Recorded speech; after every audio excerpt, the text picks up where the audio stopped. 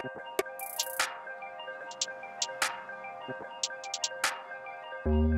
all that it's saying is true, there's a wall before your eyes. Tell me, can you see right through? Right through, right through. Down through the wires and the pipelines. We go disconnecting from the city and the skyline.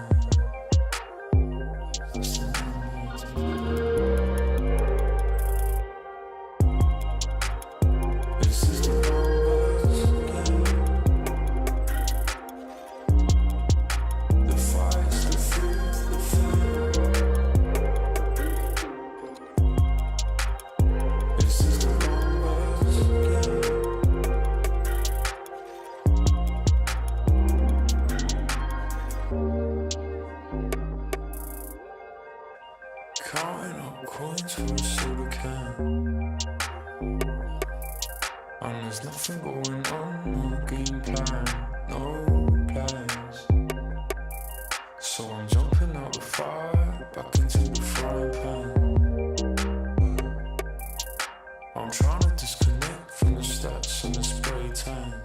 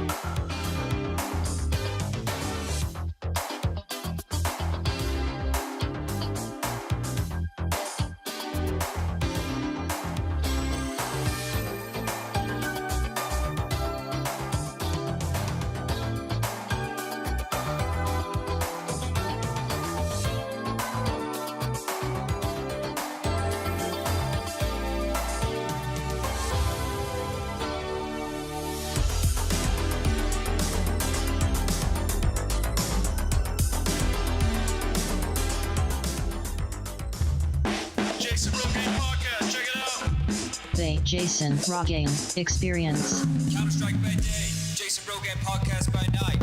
Welcome, OC, to the Jason Rogan Experience.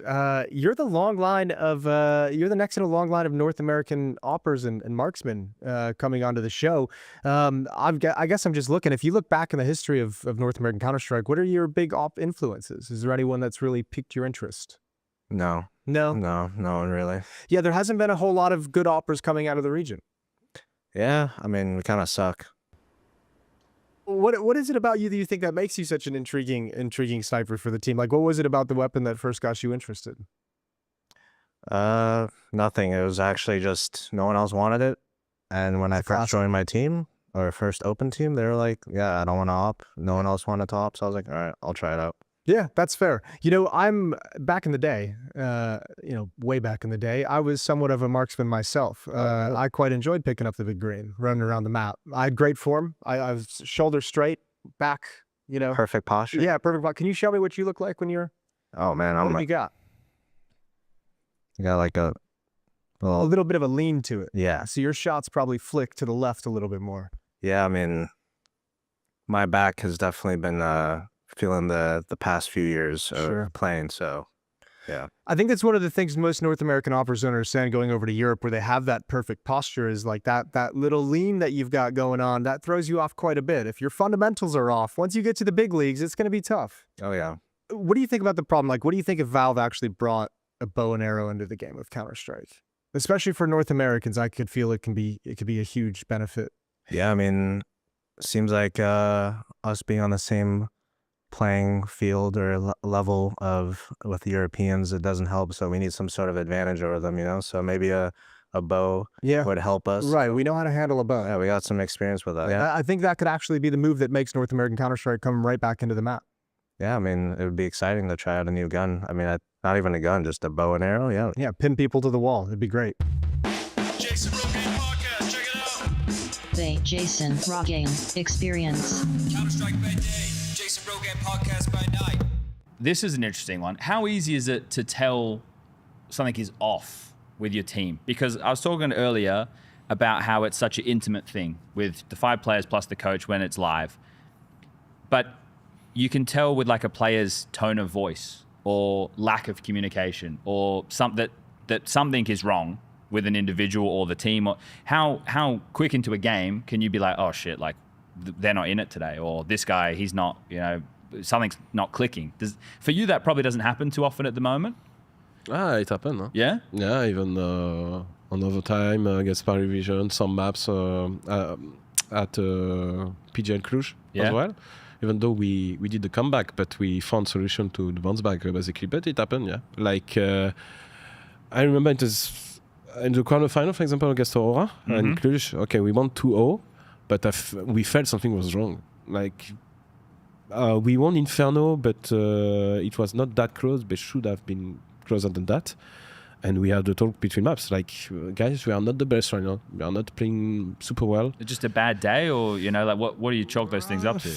Sometimes it's tough. Like, I don't know, maybe it was also after 4 or 5 days off, I think, for the quarterfinal. And yeah, we were just... Well, we needed to hype each other, basically, because it's still a quarterfinal, and you have to make sure you have to close the game. And it was a bit special, and we won some stupid ones, I will be honest. And yeah, you can feel it, basically. We have a team, when you have a game leader like Dan, he wants energy, he wants to feel the guys. And after 1 to buy round, I can feel it, something is wrong. With the energy, especially. Does his energy ever dip? Like sometimes, especially the second half of last year, his individual form dipped a little bit, and then he was taking more risks to try and, like, it looked like he was trying to force things, right? Because maybe the team wasn't doing what he wanted them to do or something like that. But is his energy ever different? Yeah, he also felt something was wrong. Yeah. You know, some other players, the energy was different or less confidence. We had 1 or 2 maps we didn't feel comfortable individually, like Train, for example. And there was a map, I don't remember, there was a map. Maybe it was Inferno a bit this time. What about now? What about now? No, I cannot say anything. But yeah. So yeah, you can feel it. It's really easy. But yeah, the problem he can have done sometimes is, yes, when he feels something is wrong, he will try to force moves a bit more. Like we have to do something. So it's the moment you need as a coach to react, say, no, we need to build something together. Because the problem with players, when they lack of confidence, they will try to do a hero play, but individually. And not a good timing, etc. So it means they are losing confidence or their feelings. So you need to adapt instantly and try to do something together as a team.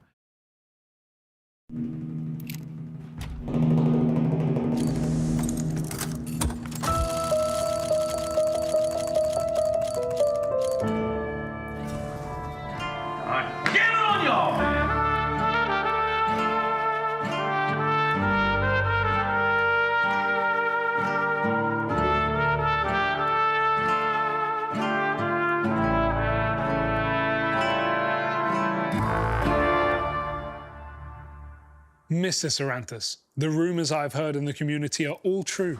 Your knife is a beautiful float. And each of your skins is more lovely than the last. Can I interest you in some coffee or a beverage? Thank you, Mr. Saranthus, but no coffee. You being a North American esports enjoyer with ties to many a Valorant pro, one would be safe in assuming you have some soy milk? I may. Then it is only right that I indulge in your soy.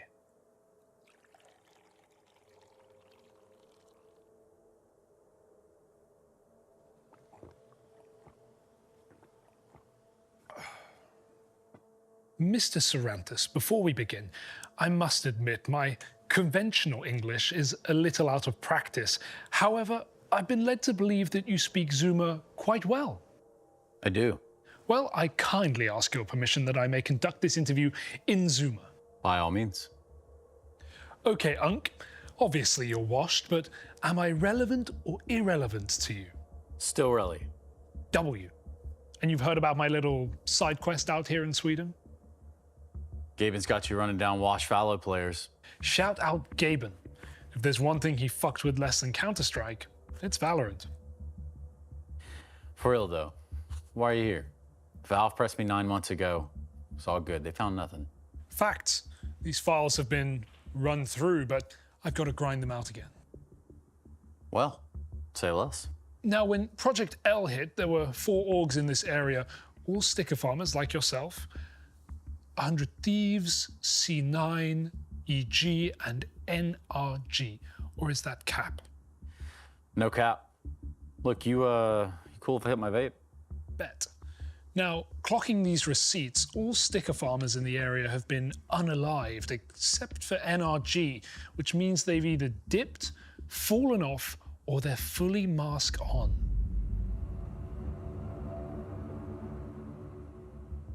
You heard anything sussy? Only possible cap. I love possible cap. It often reveals big facts. Give deets. Well, again, possible cap, but I heard they were chasing Gat in Spain. Ohio. Spain. Valo does tend to attract more Giat. Gat. Now, how did NRG vibe with, say, Team Liquid? Used to vibe for real. Had some mutual fam until Liquid ghosted them. Well, that should do it. Some more soy before you go. Fuck no. Stunner, you peeped what the NPCs are calling me out in Sweden? Yeah, but it's kind of cringe. I'm not gonna lie. But you have peeped it. Spill the tea. They call you the CEO of Mewing. Facts. Before he was washed, on God, Gaben didn't really fuck with his nickname. But why would he hate the name the Gigamogger? It appears to me he did everything in his power to earn it. Me, on the other hand, stand my title because I've earned it through hours of grinding Mastic's gun. Mocking. It is that feature that makes me such an effective leader of the Muse.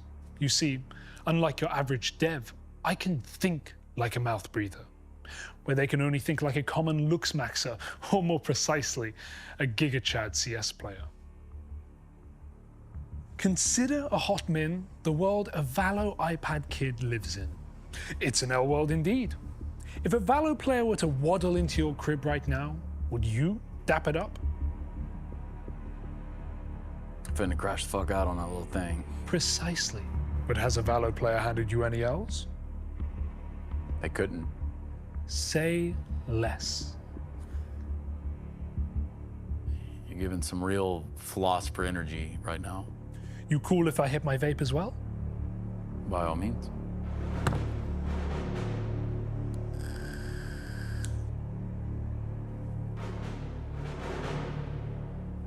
Now, my hustle dictates that my betas pull up and sweep the addy before you pass the vibe check.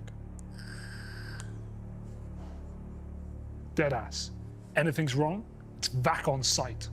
No cap. Skins straight cooked.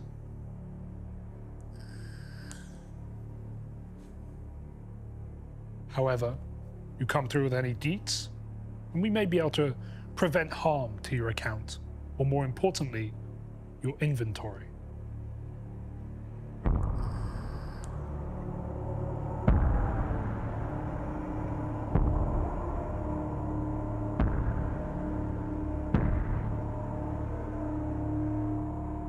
You're low-key sheltering enemies of Counter-Strike, are you not?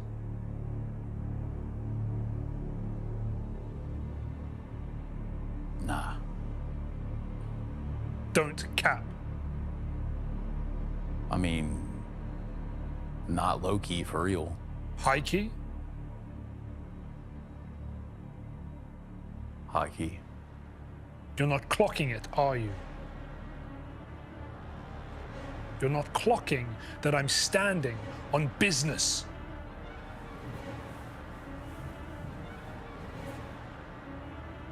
I'm assuming by the fact they're American, they've understood every word we've said and have long dipped. Well then, point out their setups.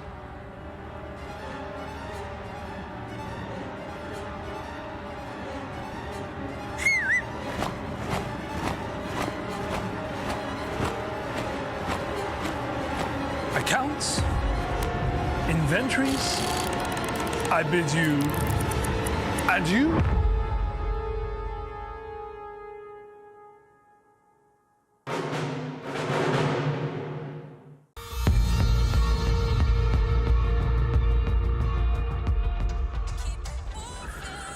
You got to speed up. He's way over the limit. This dude is spinning. Calm down, little man. We got bigger fish to fry.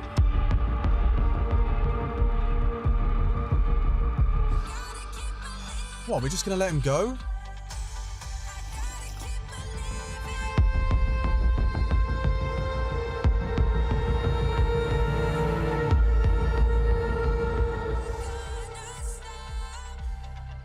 We've got movement.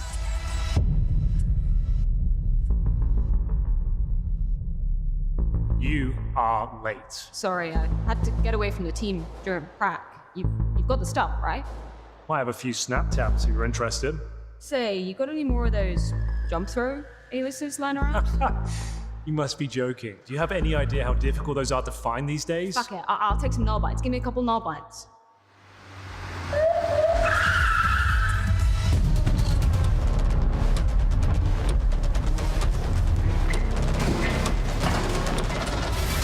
Back in 3, 1 more! Get down on the ground! Sir, get on the ground now! I will not ask you again! Sir, just get on the ground, sir. Sir, please, just get on the ground.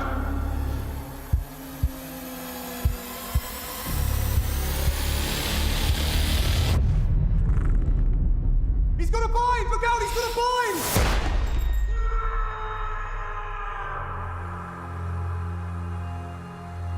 Why didn't he get on the ground? These people, they have no honor, no code. They do whatever to get ahead in life. They're not ready to face the consequences. There's that guy again, spinning. Let's go get him. Done enough for one day. Let's just let the kid have some fun. Officer down, I repeat, officer down. He just said that simple is like an energy you have to just kind of direct as opposed to change. Zywu's obviously a comparison to a simple, and you've both coached Zywu. Is it the same? Is he more coachable? Can you change his energy? What's the go with Matthew? Who wants to go first? I mean, I can go first because I had him, a little bit earlier. I think he has also developed a little bit since. But for me, Matthew Zywu, in terms of how great he is easy to coach. But he is also extremely stubborn. Okay. And when he has his opinions, it's tough to change it. When I had him in 22, I got a bit frustrated with him because we were not doing that well. I mean, it was the first time any of us tried an international roster. And I will have to also say, when I joined Vitality, this is probably one of the best decisions I've ever done as a coach. I was told before, do you want to keep the assistant coach, Matt? And I said yes, because I wanted someone on the French side, because now we're going to be Danes and French. I needed to understand the culture, the way do they respond, and I kept Matt. But going back to Zywu in 22, I felt that he was the only one, obviously with Apex as well, who really put in the hours. Okay. Every time we lost, he was sitting in the practice room playing. This is fine. But every time we lost, he was... It's fine, guys. We're going to win the next time. And then I was complaining to, for example, Magisk and Dupree, saying, you have to play more. And they were like, yeah, you've been our coach for 6 years. We are playing fine. We don't have to do that. And And I knew that as soon as Saiwu would go out and say, guys, come on, I'm wasting the best years of my career, step up, then that would be challenging, that would be challenging the other players, and they would instantly listen to him. So I remember at the end of 22, we had a meeting where I told him that you're wasting your career. I need you to be harsher. I need you to be more, a little bit more like Sasha. I need you to be not too much, but just a little bit. Yes, I need you to be a little bit. I wanted him to have that. If I asked him about the competition with him and Sasha, he was like, "No, I don't care. Just want to win." You want him to win. care. Yes, I wanted him to care. I wanted that individual mindset of, hey, I'm gonna beat this guy. I'm gonna be the best player of all time. So I needed that. He was a little bit not lazy, but. He reminds me a bit about, I don't know if you follow soccer, but Ronaldinho in football. Yeah. He was just enjoying the game. He was smiling all the time. If he lost, it's fine. You're all good. We're going to win the next time. No, I wanted more passion from him. And so, yes, I think he's easier than some of the other star players out there, but he don't underestimate he can be stubborn a lot. Okay, all right. Jason Rogan Podcast, check it out.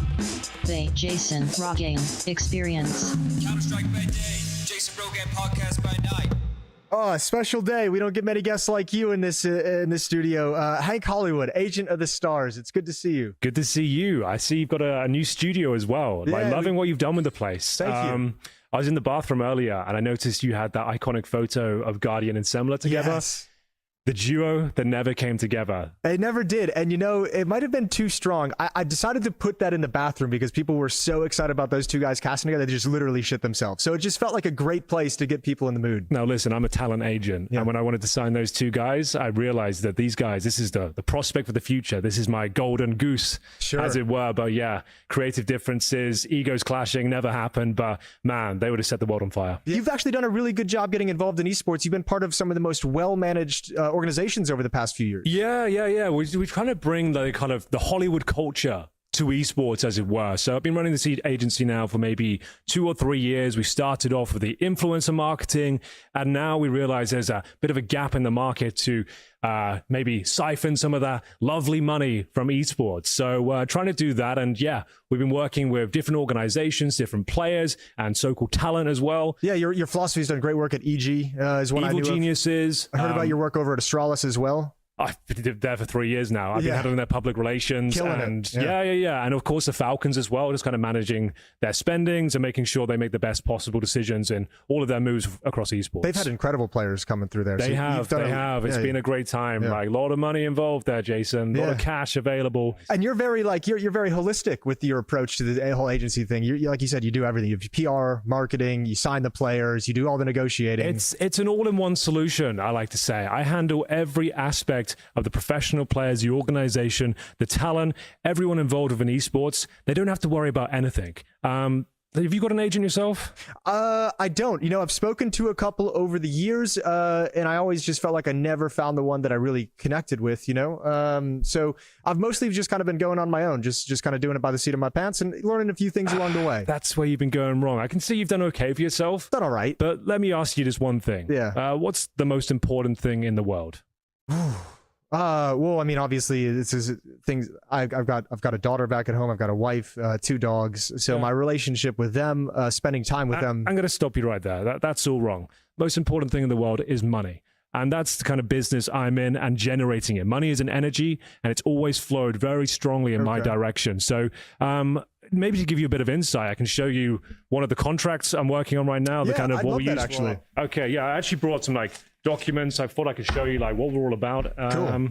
This is our standard contract for the industry. This is what I offer my professional players. And if you're interested, I could probably bring you in on a similar sort of deal. Let's check out a couple of so these. you can see this 2 is pages. Two pages. That's all it needs. If you do more than 2 pages, you're a fucking idiot, is what I say. So 2 pages is our philosophy at the esports talent management of Hollywood Esports. Hollywood Esports Talent Management LLC. Oh, yes. We're a registered company. Yeah.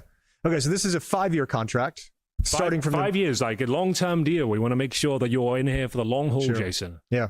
Okay. And renews automatically every year. That seems pretty standard as well. Absolutely. Yeah. Okay, and unless you decide to cut me loose, which obviously wouldn't be happening. Why would I do that? So the players that you sign obligated to play Counter-Strike professionally for a minimum of 16 hours a day. Time off is considered a breach of contract. Look, there's a lot of legal mumbo jumbo in there. Sure. Stuff that will probably go way over your head. But yes, I expect my players to turn up, grind, and stream. As soon as they finish their professional shift, they want to be online, generating clicks, generating views, and making sure that this whole movement comes together. You can see with our payment structure, it's very different than the other agencies. Like I said, I handle all the finances, Jason. I'm there. They don't have to worry about a damn thing. I will be there to handle their finances. I take all of the money and I distribute it amongst the players, amongst the organizations. Salary. Players receive 25% of total earnings from tournaments and sponsorships, remaining 75% paid to Hollywood Talent Management for administrative. Okay. What are the... Yeah. So, as I stated, a lot of legal stuff in here. Essentially, we pull all the money together. Okay. Imagine a club where you could join... and it's free money for everyone involved. Ooh. The more people that join, the more money we generate. And that's what we're trying to do right now. We've actually created a structure called Hollywood Coin, where you don't have to, like, I've got a document here, actually. So you have a look at that. Yeah.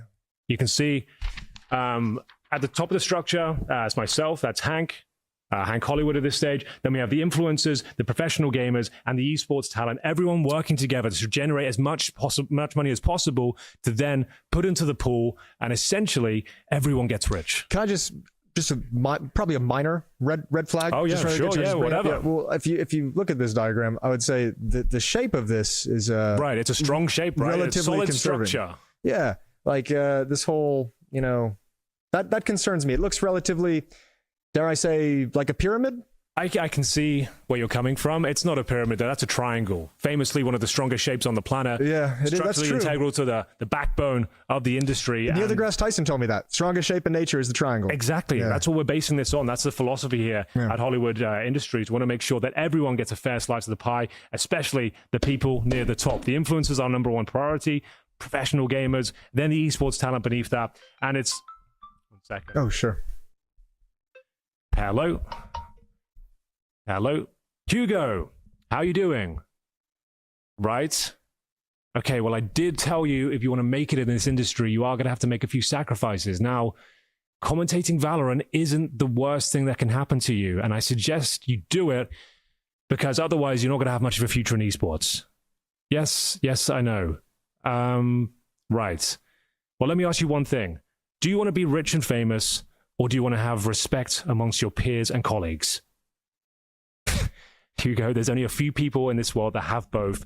And let me tell you, my friend, you will never be one of them. Accept the fucking Valorant deal or expect to never work again. Yep. Okay. Goodbye. Sorry about that. I like how you handled it. I like how you handled that. I mean, some people just need to have a little stern talking to. Some people just need to have reality spelled out to them. This guy, he thinks like he's hot shit. He's done a couple of big events, and now all of a sudden he feels like he has to be working every month. Not really my problem. No. I got him there, got his foot in the door, and he will do what he's told, like the good little boy he is. Otherwise, he's going to be in a lot of trouble financially, if you know what I'm saying. I control the money. I'm pulling the strings, and if he wants to actually make it in this world, he's going to have to do what he says. But he's happy. He's happy. Yeah. He's doing well. We signed the contract. He's got to be happy. He's going to be happy for 5 more years. Jason Rogan podcast. Check it out. The Jason Rogan Experience. Counter-Strike by day. Jason Rogan podcast by night. NACS has a new home, and it's here in Georgia. IEM Atlanta 2025 is here, and we're having semifinals. 4 teams left in contention, but when I look at this bracket, I see no Vitality. Where's the best team in the world? Michael? Well, that's the thing. We start off our quarterfinals with an absolute headliner. I mean, Na'Vi versus Vitality, that's a team that Na'Vi have not been able to beat in coming up on 3 years. So for them, facing them in that quarterfinal, they had both the crowd on their side and a world-class Wonderful to boot. Yeah, and absolutely, it makes sense what Blade said after the game, that it doesn't matter what circumstances we beat Vitality in, we need to beat them. It's good for the confidence, it's good for the storyline ahead of the major. But they know that it's no cakewalk now that they're the favorites to win the tournament. I mean, in the other side of the quarterfinals, we had GamerLegion that had a very powered-up squad as a whole. Snack seems to be leading that team quite well. And they're on a collision course towards Legacy, the team that actually pushed Na'Vi into that quarterfinals game from the groups. And we have to highlight a couple of names here, because when I look at GamerLegion, I see individual trio of Hypex, PR, and the rest all carrying really, really good numbers and, you know, kind of like stomping their way through this bracket, because it didn't start that well, the tournament for them. Lost to Sinners and then lost to Na'Vi overall. You know, it's really nice to see this resurgence in GamerLegion, and I think they can push it really deep here in Atlanta. Yeah, I mean, there is no guarantees here in Atlanta just yet. This is Navi's tournament to lose, but they'll have to face a BetBoom later on today. But before we start getting into all of those games, let's hear what Yanko, Jason, and Chad have to say, because they love talking counter.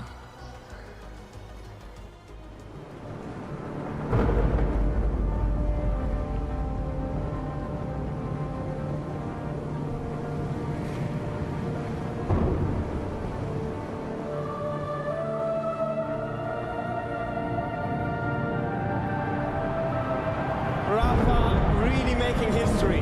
Absolutely phenomenal. And Ace is the champion of the Intel Extreme Masters World Finals. Storm's still not quite done. MC is going to take this fight, though. 3 seconds left. Last 2 rounds of matches got to start it well for ESC. And this is a massive move for Zez, but he's not content with just the Nexus kill. He wants to win. And it's all done. I'm Charlotte's winning. Unbelievable Rogue with a 4-0 victory over Classic. And they did it again in the grand finals. It's Na'Vi! Give it up for your Intel Extreme Masters World Champion!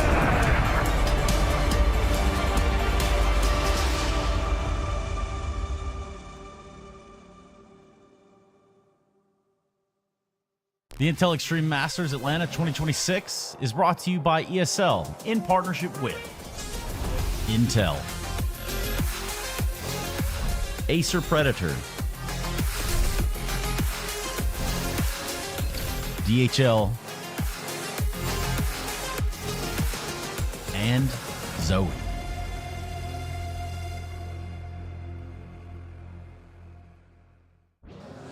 All right, welcome back, everybody, to the Intel Extreme Masters. We're over here once again on the DreamHack floor. We're at the Intel booth.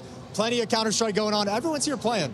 We've got a little bit of a situation here. This is me showing up for the BYOC event. What are you here for? I'm not quite sure, but I want to impress. Nice. Not as much as Yanko. And you really want to impress. I'm trying to oversell my company to a venture capital firm. Okay, perfect. That's what we like to hear.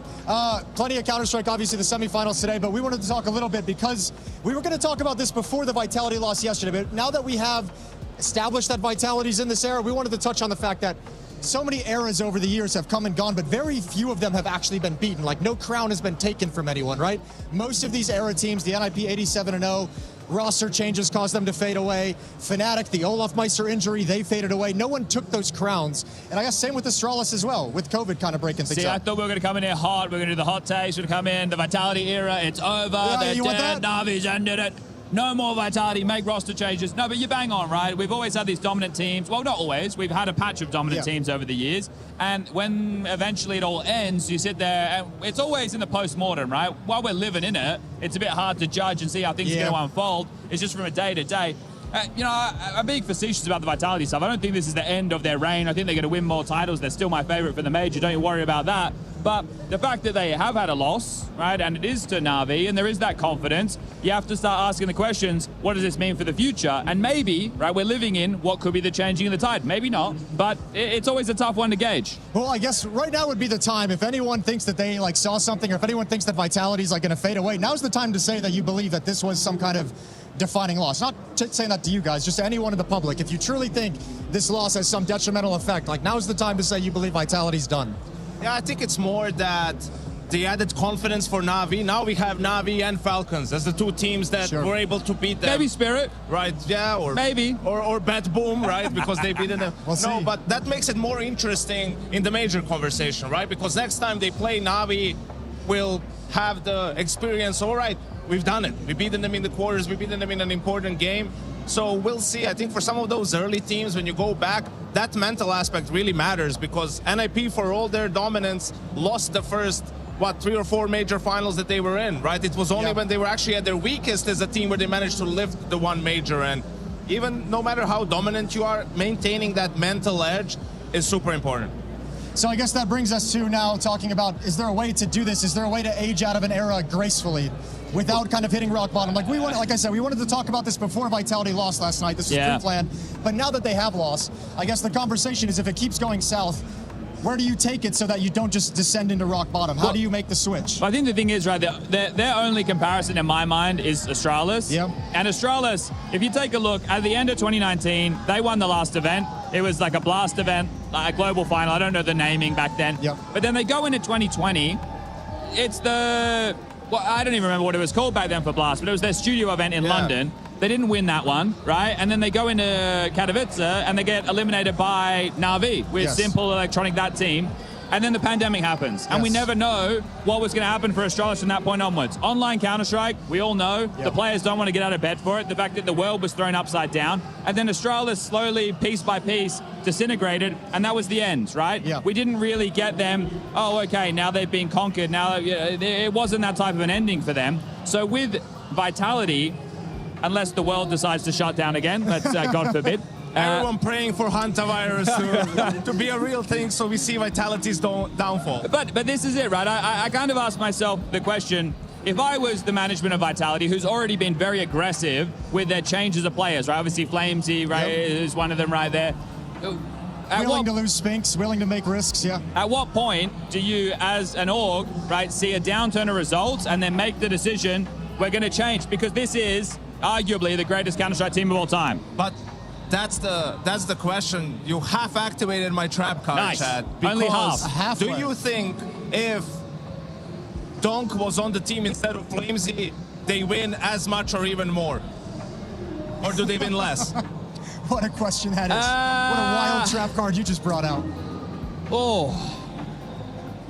Because the premise is, it's not just, obviously they have skill, they have plenty of skill to go around, but it's how they mesh as personalities. It's the perfect balance of players. So now it's like, you can argue there's a better anchor out there than Mezzy, there's a more skilled, entry aggressive rifler than Flamesy, but how will they mesh with the rest of the team? Do they have the same type of personality? Do they have the selflessness that's needed? Like the dynamic that they've been able to achieve in Vitality is very unique, and it's very dangerous to try and mess with that, exactly. Well, and Donk's never had to play in that situation where he's not the guy getting everything needed, right? Like he plays pretty hardcore of, I'm the one going out first, I'm the one with the resources. So that would be an interesting comparison. I guess my angle to your question would have been from like the reverse side, which is how much time do you give a team to refine itself if you do see the downturn? How much time has this team earned now? Yeah, exactly. And I think if it was me, this is my opinion, it's not even what I think that Vitality would do. I just think that I would let this team ride it out.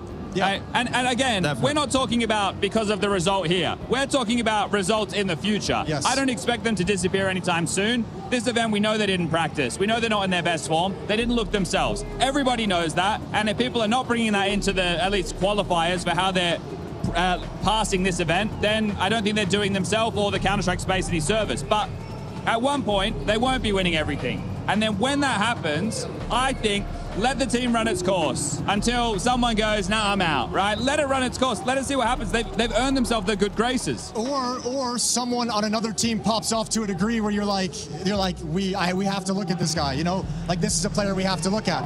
Blows up, has huge impact in a specific role. Maybe someone is having a downturn in Vitality and you say, well, this guy might be worth the conversation or the glance of what's possible to bring him in. So, I mean, there's that angle to it as well. Or do you try and keep it running, right? Because we know that they've now started this academy team. So do you want to try and take players from there? Do you want to, like you're saying, do you want to grab someone else who's on the market? And then at what point do you make that choice, right? We're living in a land right now with this conversation where there's so many variables and choices that you could make. But Vitality, because we've seen them be aggressive before with roster changes, it wouldn't surprise me if the management does the same thing. But how long of a period of time is a bad period of time in modern Counter-Strike? 6 months? A year? 2 years? I guess it'd be a major cycle, right? Which is about 5-6 months? I guess now because the VRS, if you're starting to fall out of contention, you have to make changes. But also the results would have to be worse than what they were second half of last year because they were still making top fours. So you would have to sort of start not making the playoffs, or start losing to some teams you're not really supposed to be losing, right? It will have to be a significant fall off, which first of all, at the moment, you have a hard time seeing happening, even if they don't win everything anymore. So yeah, I think it's still going to be a whiles away, solely based off the fact that there's not really, outside of Apex, anyone obvious to replace to make the team younger, which is what they did with the Dupree change. And then there's no one who's unhappy on the team, like it was with Spinks, that you needed to make that change, was almost forced on you. So yeah, I think they'll be riding it out for a while. Yeah, I think so too. I mean, this has been the most, I mean, I don't know if I've ever seen a team win as much as they have in the past year and a half. Even the Astralis team didn't win this much, you know, like the amount of trophies that Vitality's racked up is just crazy. It all gets tough out there, right, with this conversation, because the Counter-Strike world has a short memory. Yeah. It's what have you done for us lately, right? And, okay, they lose their top 4 streak at this event, right? They were 21 consecutive. They were hidden for 22 if they won that series yesterday.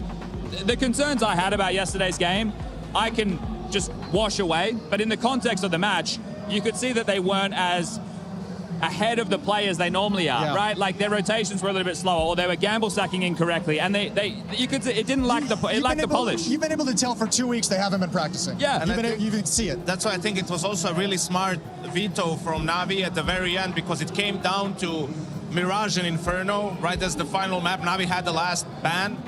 And you know, historically, Navi, Mirage is their playground. It's the worst map statistically for Vitality this year, but they went with Inferno.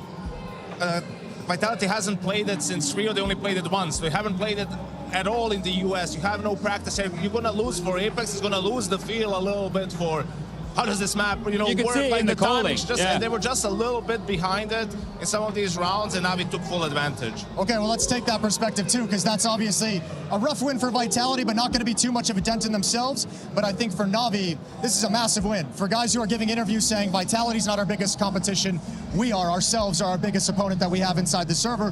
This is a huge mental hurdle to get over. First win in what, like 2 years against this team? They'd only won like 1 map in the last year and a half. Like, it was a crazy one-sided rivalry. So for Navi just going into the major, this is massive, right? It opens the conversation. I think broader, Yanko obviously talking about the Falcons earlier in the year.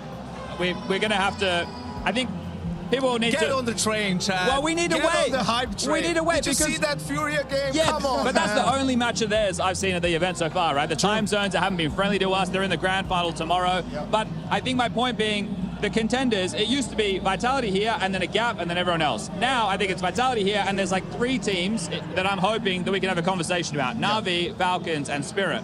And the mental edge for Na'Vi by winning that match, they understand, if people read the Blade interview, they understand that they weren't practicing, they know that, but it's the fact that they can prove to themselves, we can do it. And even when they were practicing, Na'Vi was slowly getting closer and closer. And they were the only team who were saying the entire time, we want to play Vitality, right? Like, we want that task, we want that challenge. If you win a tournament and Vitality isn't there, it doesn't matter, right? So, like, they had a very good mindset about it, and like you mentioned, like, regardless of the state, it's a huge win for them, huge confidence boost, and yeah, maybe it does something really significant for them going into the major.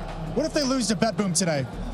If Navi loses to BetBoom, does all the positive they just gained go away? Boom, it's just the Green Reaper, like taking everyone down. Like, if you're Navi and you're riding this high, finally beating Vitality, and then you just get trucked by BetBoom today. It's a very Mao's move. It's very Mao's coded. I don't know how you recover on like the post-game talk with the team. Here's the thing, the reason why Navi was able to beat Vitality was their guys stepping up. Like, wonderful, having another great series and being more consistent, because to be the best, like, your ceiling is determined by the players. Your players need to do well. Makazi has been having a great year. Wonderful being more consistent. And then you have Bit usually as that third guy, you know, finding impact, being the veteran presence.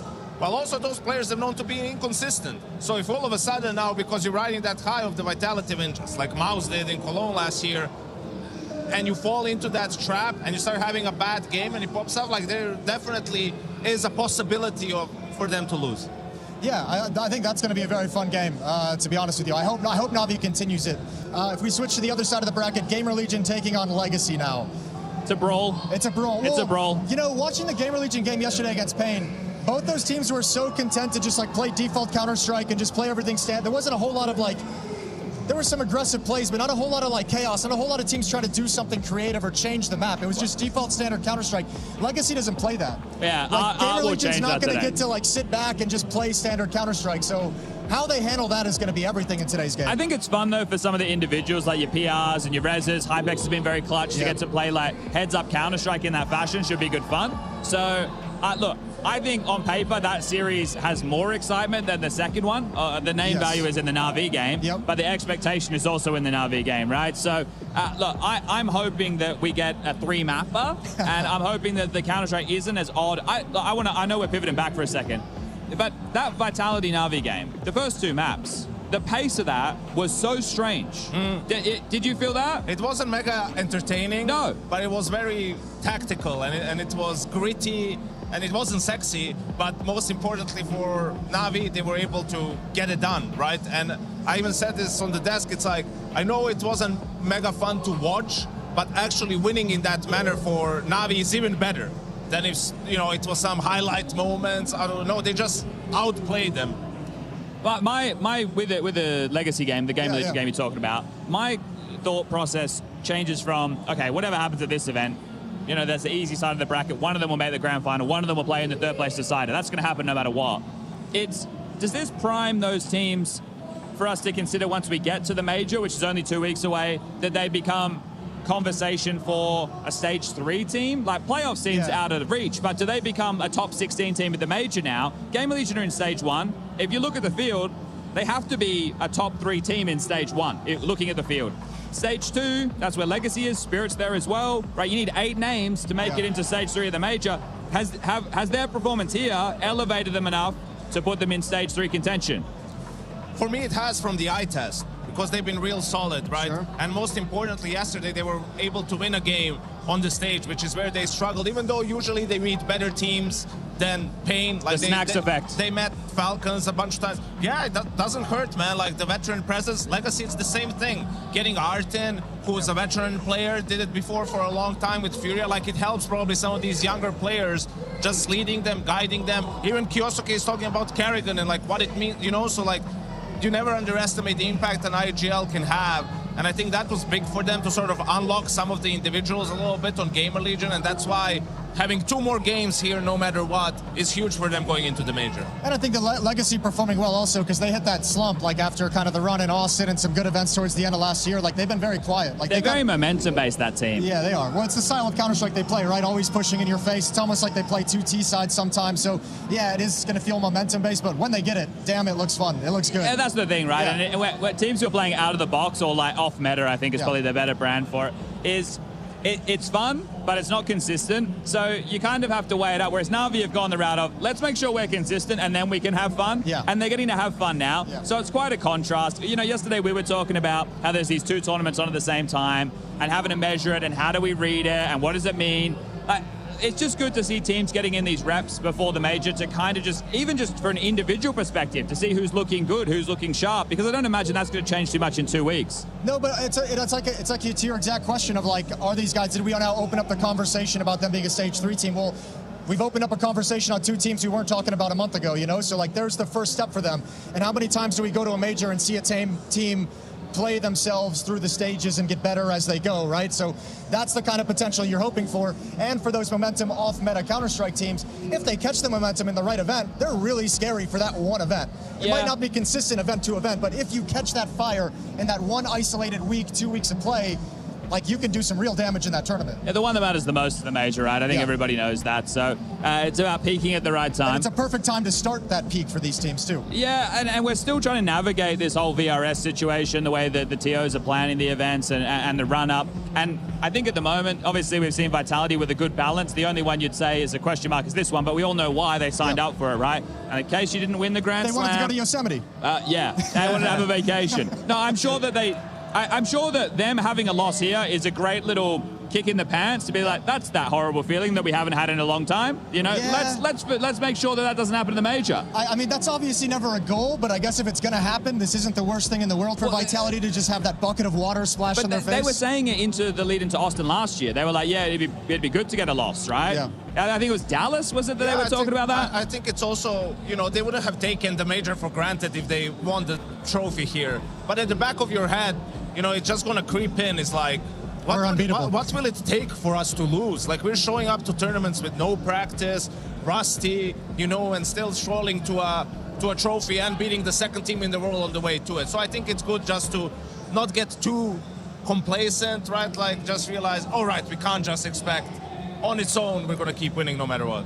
Well, they got a wake-up call yesterday against Na'Vi. Na'Vi taking on BetBoom in the semifinals. Legacy taking on GamerLegion, our first semifinal of the day. We're out of here. Pre-match starting now, and we'll see you in the games.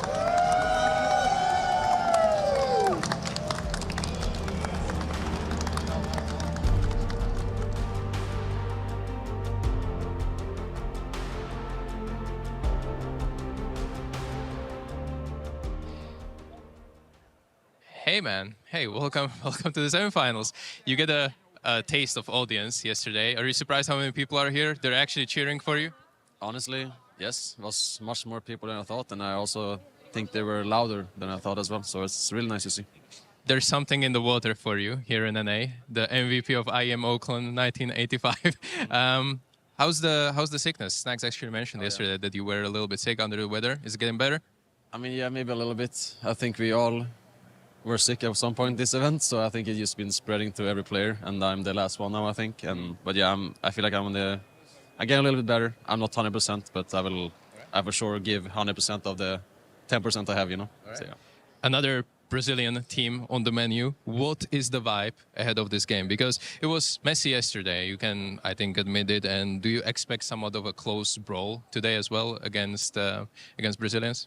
Yeah, I think Legacy is it's a team that is difficult to play on stages, I think, because they're making all these like smoke plays and like risky plays, and like they're taking timings everywhere, and like they're playing with the sound. And I think that's going to be the hard part today. And we just need to be aware of like every possibility on the map, and I think that's the way we're going to beat them. The way you're talking about the game, I can see you're locked in already. I love it, and good luck. See you on the server.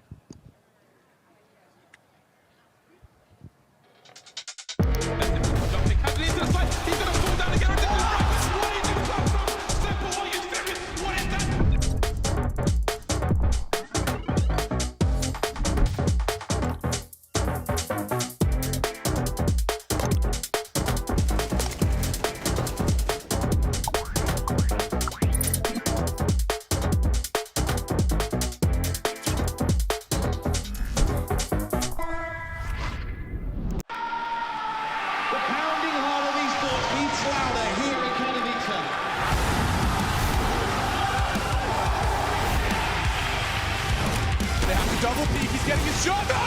Unbelievable! Something special to throw this decoy, and that's exactly what happens. Katowice! We are back!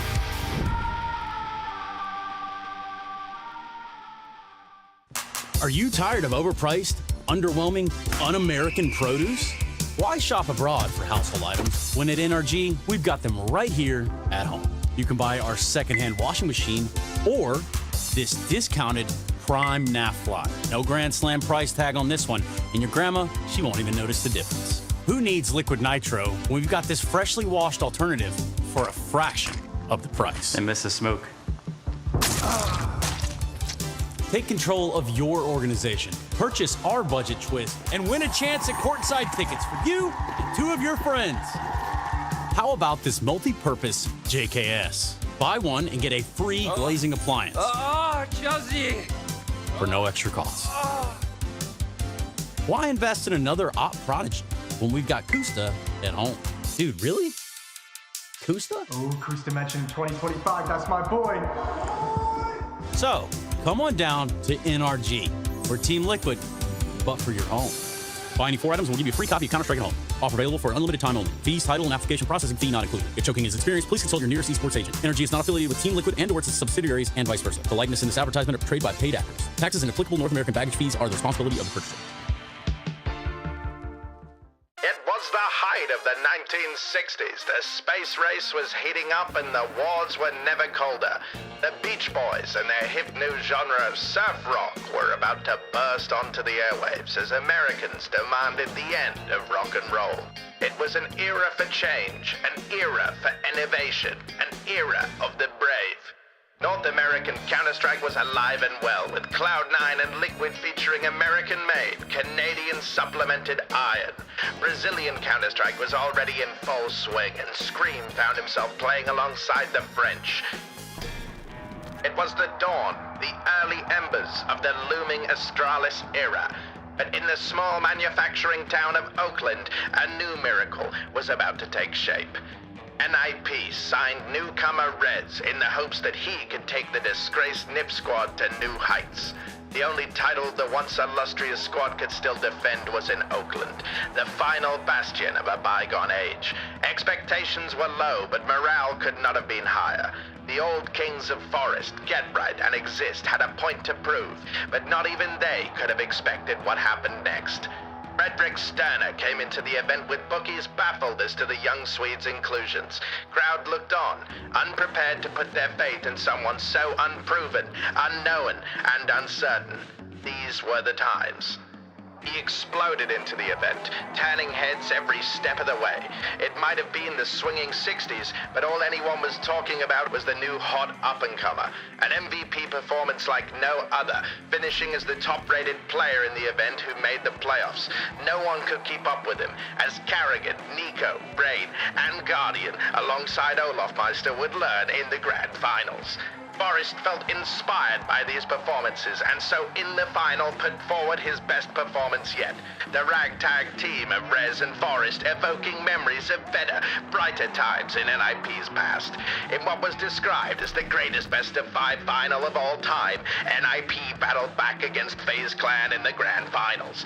A lesson they would surely remember, an experience they would never want to repeat. Rez ended the event giving NIP their last ever trophy win. A true visionary, a true believer, and a new golden age for Swedish Counter-Strike.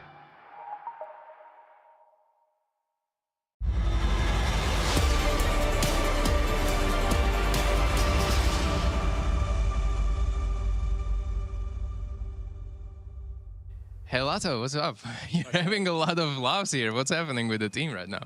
Bro, I think we are in good shape in this tournament. Everybody's playing so well, and yeah, I think we do some damage here, and let's go if we can do in the grand finals as well, in the semifinals, sorry. Yeah. I mean, this is wild contrast to you compared to IEM Rio, right? What's been happening these past 2 weeks? This feels like a completely different team. Yeah, I think we do some changes inside the team. We change our coach and our analyst, and we change our mindset as well. And I think it's the most difference between the teams. Okay. And also your win against Navi, who took down Vitality, obviously, yesterday. That was a big talking point. I want to ask that this feels like you are the next big threat to put them down. Do you feel the same? What does this do to your mindset? You just mentioned it, so I'm curious. Bro, I don't know. I think we only go step by step. Yeah. We don't think about the teams, and we only want to show our game and show we are growing up in the game. And I think that's it. It's a step by step for us, and let's see if we can do it. GamerLegion were actually taking down your Brazilian fellows yesterday, Pain. Is it time for revenge for Pain as well? Of course, we need to revenge our friends from Pain, and let's go. Yep. Vamos, see you on the server. Vamos.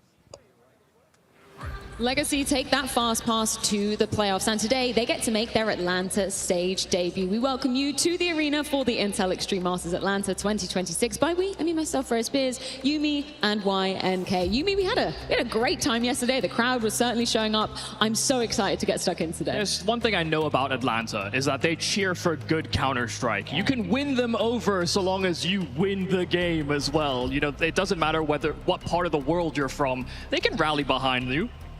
Also, you know, talking about that, I mean, the good games that are happening. I'll see for GamerLegion, they've had a great tournament so far, right? Like they've stepped up. I think winning a game in the playoffs with the crowd is super important with the young players that they have. They struggled to do that last year when they would make the playoffs at some of these events. And yeah, Legacy, absolutely. There's a reason why they're straight in the semifinal, taking down Navi in a 2-1 affair, and we'll be looking to sort of go even deeper here in Atlanta. Yeah, before we kind of recap the brief history of Legacy, I think we should take a look at their results so far at this tournament, because I think you're totally right, Janko. That was a very impressive showing versus Navi. Either way, they were guaranteed to make it into the arena, but that's no small team to be taken down, even in that situation. Yeah, also considering the context, right? The loser of that game was going to go and play Vitality, so you really didn't want to lose that series. It's not like maybe some of these other seeding games where, you know, there's not as much on the line. So, yeah, I think they've done a great job here in Atlanta so far. Yeah, but they've had some struggles, right? They've definitely had to go through the ringer and get themselves through the paces, because adding art is not something that was super easy for them. You know, they started off with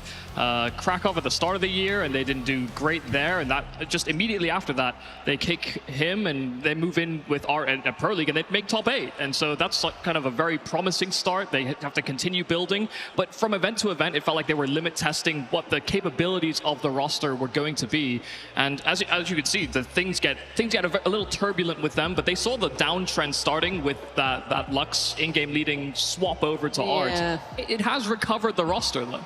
When we talk about, I guess, the lackluster results of Legacy so far, you're totally right, Yumi, that switch up. It's always going to be tricky when you're bringing in a new IGL, but Rio as well. That was why I'm so surprised to see this other side of Legacy, because, I mean, Brazilian teams on Brazilian home soil, it just never seems to bode well, but theirs was exceptionally bad. Listen, Freya, there's too many distractions. I'll tell you that. Like, as someone who coached Brazilians on a Brazilian team in Brazil, like, there's so much going on when these guys go back there. Like, you spend so much time abroad, so all your families are there, all the media is there, you do 100 interviews every day, right? Like it's very difficult to just focus on the Counter-Strike. And then also we heard from Lato a little bit, you know, they didn't have the best mindset, they made some changes to the coaching staff, and I mean, it's been a resounding success from that point on. Yeah, no, I mean, there's been a lot of compliments I think we could offer up to Legacy in terms of how they've adapted their game plan. There was a time where it was very Pain-esque in a way when they had Lux, who served on that roster before. It felt like he was walking in his footsteps, but now there's tactical versatility, there's pace changes. You still have Art getting up to his shenanigans, but they're actually more calculated than I think they ever were before. Can you give me like an example of something that you've seen that has been most impressive to you about this switch up? Because I think we used to tout Art as maybe a little bit overactive, you know, overzealous to be getting into. Crazy, you can say it. He was crazy. It was crazy. You can just say it like that. And I feel like he's tempered himself a little bit. Where has this kind of worked out in Legacy? I mean, the maturity I think started from Fluxo. You know, he's working with younger pieces in some respects, but then he moves into a Legacy that actually had won some events moving out of last year. So for him, a lot of that success in terms of his individual impact has been on that CT side, where he can still be quite aggressive. He's still trying to set up his teammates, but he's become less self-sacrificial than I think he was once upon a time on that T side, where, yeah, you would see him just running through smokes and sending it down mid with an SMG and hoping that his team could sort of bring him out of a bad situation. I think he just got humbled with his time in Fluxo, right? Like, you went from playing with K Cerato and Yuri and being on the best Brazilian team and always playing these tier 1 tournaments to failing to qualify for them, you know, and having to play Brazil lands or online Counter-Strike, right? It's not as fun. So getting this opportunity in Legacy, which also, by the way, came out of nowhere. I mean, it was a shocking move in a way, and especially a shocking addition, right? I think he understands, like, this is a massive opportunity for him, and you need to be able to change some things, change your philosophy a little bit. Of course, he's always going to be an aggressive player, but you don't have to be crazy. You can just be an aggressive player. You don't have to live and die by the sword, because Exactly. you're 24/7, right? I don't know whether we can bring that graphic up once more, because there were some interesting numbers between CT side art versus T side art. What are you reading into with those? Yeah, I think that's where, you know, it's going to be more difficult, obviously, on the T side, right? Like, you're sometimes going into the unknown. Your goal is only to create space for yourself to get traded, for your team to be able to get into the bomb site. And then City side, it can be a little bit different. You can catch opponents off guard. You get some more support. And we've seen in some of the games, some of these Nuke games that they played on City side, like, they don't give their opponents any space. Like, what? You're not going to get to Secret. Even if you try to, we're gonna get lobby in exchange, right? And you can never sort of go through your motions on the T side when you go up against Legacy, because their whole plan is just to disrupt you the entire time. I think from those CT numbers, though, let's temper our own expectations. I mean, the type of impact he's had so far in this tournament has been substantial. He's getting a lot of success, 80% in that CT side opening gunfights. Is not something that is sustainable, surely. You know, he's got other pieces on this roster that have been able to step up to that plate before, and I believe that's where most of the heavy hitters should be coming into action. But if Art can find those crazy impacts, then power to him, I guess. He's done it again somehow, Freya. First he had Serato and Yuri, now he has Dumao and Lato. You know I'm flying the flag for these boys, but it's going to be 5 years now, so hopefully they can start, you know, achieving their potential in a way, because you know there's only so much you can talk get about. some trophies, get some medals to them. Potential, right? Finally. Maybe this is the way, but we'll see. You know, I think it's always been can't ever build the right roster. It's always one or two pieces are sort of falling a little bit behind, or you're struggling to find a proper IGL and all of this that's probably held them back a little bit. So you're really hoping like that with this roster they can unlock that potential and make some deeper runs. It does feel like the South American region is slowly, like a lot of these moves you would have anticipated to happen 2, maybe 3 years ago. But it feels like there's been this exodus of players that actually are sort of building big teams within the South American region right now, whether that's a 9Z, a Legacy, a Pain. I feel like they've gotten high prospect acquisitions that should make these teams better. Well, speaking of Art, let's go ahead and hear from him, courtesy of Stico.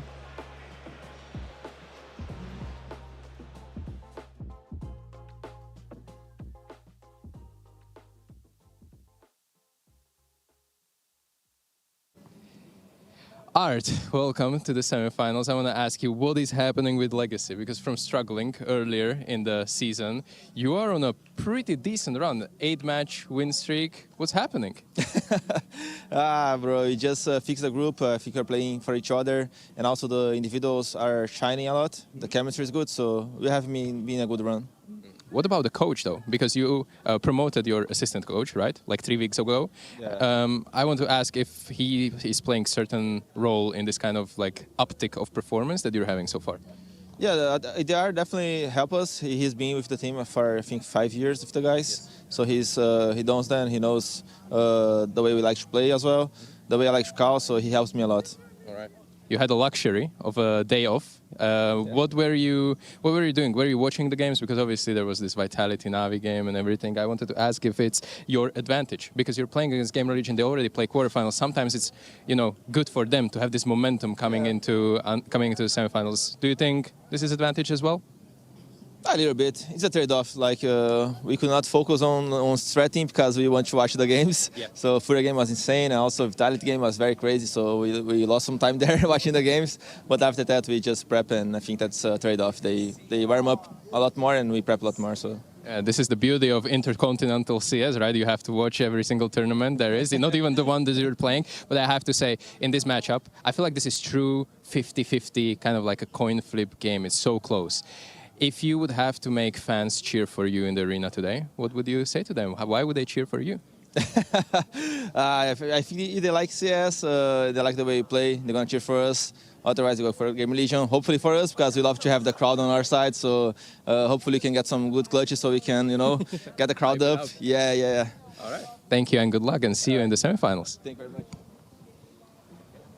I think Art's figured that out. That's certainly the key to winning the fans' hearts here in Atlanta. I do just want to touch upon the fact that, as Stico obviously said, no official match yesterday. Just from your experience and perspective, Janko, how would you typically spend that day? Like, are you watching your potential opponent play live? Is that something you go back and review in a demo? Like, what's the most efficient way to do that? I think it depends where you're at as a team. If you feel like you need more practice on some maps, you probably try to get some scrims in there. You're not going to have a complete day off. There's no point in doing that. You don't want to lose the edge that you have and then the momentum that you had, right? So whether you end up watching the game live, you know, or you just go back and rewatch it and do your prep like you do for any other game, that depends. It allows you, if you want to throw some curveball in the veto, you have that extra game. Like, let's say one of your weaker maps is also a really weak map for them, then you can get 2-3 scrims in, add a couple of things for your opponent and maybe surprise them in the veto. Yeah, I mean, best case scenario is you're saving yourself a night of prep when you get that extra day off, because you don't know who you're going to be facing in the next round anyway, I'd imagine, right? So, yeah, I mean, I think everybody understands that this is a fairly open tournament as well. So, especially with Vitality out of the equation, everybody should be working extra hard to get the extra bragging rights of attending a tournament with Vitality at it and still being able to take the trophy. And particularly when you look at that GamerLegion versus Pain series yesterday, full 3-map affair with Pain actually started off by taking GamerLegion's map pick. Just some initial takeaways from reviewing that game. What are we looking at for GamerLegion in that? Pure real life game. I think that was the difference on that first map, you know, opening like his first stage game with an ace. What more could you wish for? But I think the quality from GamerLegion shone through in the end, and I think it's even more impressive for them, the fact that they came back in the series and were able to close it out. Like, I was really impressed with them this tournament, because the eye test, you know, seeing how they play, very good on the T side. They have different ways to attack you, sometimes with set rounds and faster pace, sometimes even with defaults and just playing slower, and they just make less mistakes than they used to, less self-inflicted injuries, and that's been the main reason why they made it all the way to the semi-final here. And they've got an AWPer. I mean, GamerLegion for the longest amount of time had struggles finding an AWP that worked with them and worked with the system. And this Hypex that we're getting coming into the playoffs, this guy, I mean, might be the best AWPer in the tournament, if maybe not for also an incredible, wonderful on the other side of the bracket. And this guy called Zybo, but... Dead now, of course. He's gone. Yeah, he's gone. He had a rough game. He had a real rough game. In terms of Hypex and what we've seen from him so far, obviously, as Yumi said, some beautiful clutches coming out in really important moments. Would you compare him to any kind of AWPers gone by in yesteryear? Does he have a particular signature style at the moment, or is he still figuring that out? Yeah, I don't know. I think a lot of these new AWPers, like, they're just very versatile, you know, because you have to be. In order to be good, you have to be. You have to be able to have impact by being aggressive, finding opening, just understanding where the opportunities are, where the advantages are in the round. You have to be great at positioning, and also sometimes, actually most of the times, you have to be calculated and not get carried away and be overly aggressive, which is something we see with a lot of these AWPers, the young AWPers, like sometimes re-peaking too much. Like, you already gained an advantage for your team, now you can just chill and let the round develop, but they keep going for more. So I think Hypex falls into that category, as you're even seeing from this reel. Like, you see some of the aggressive moves, then you also will see sometimes him just sitting ticket with the AWP, right? Like, because that's what you have to do, and in order to be a great AWPer in today's game, you need to be able to do it all, really, in a way. Especially when everybody thought that the AWP was just not as strong as it once was. Outside of the top 4 AWPers we had in the circuit, everybody was struggling. So it's not just about being versatile. They also have to be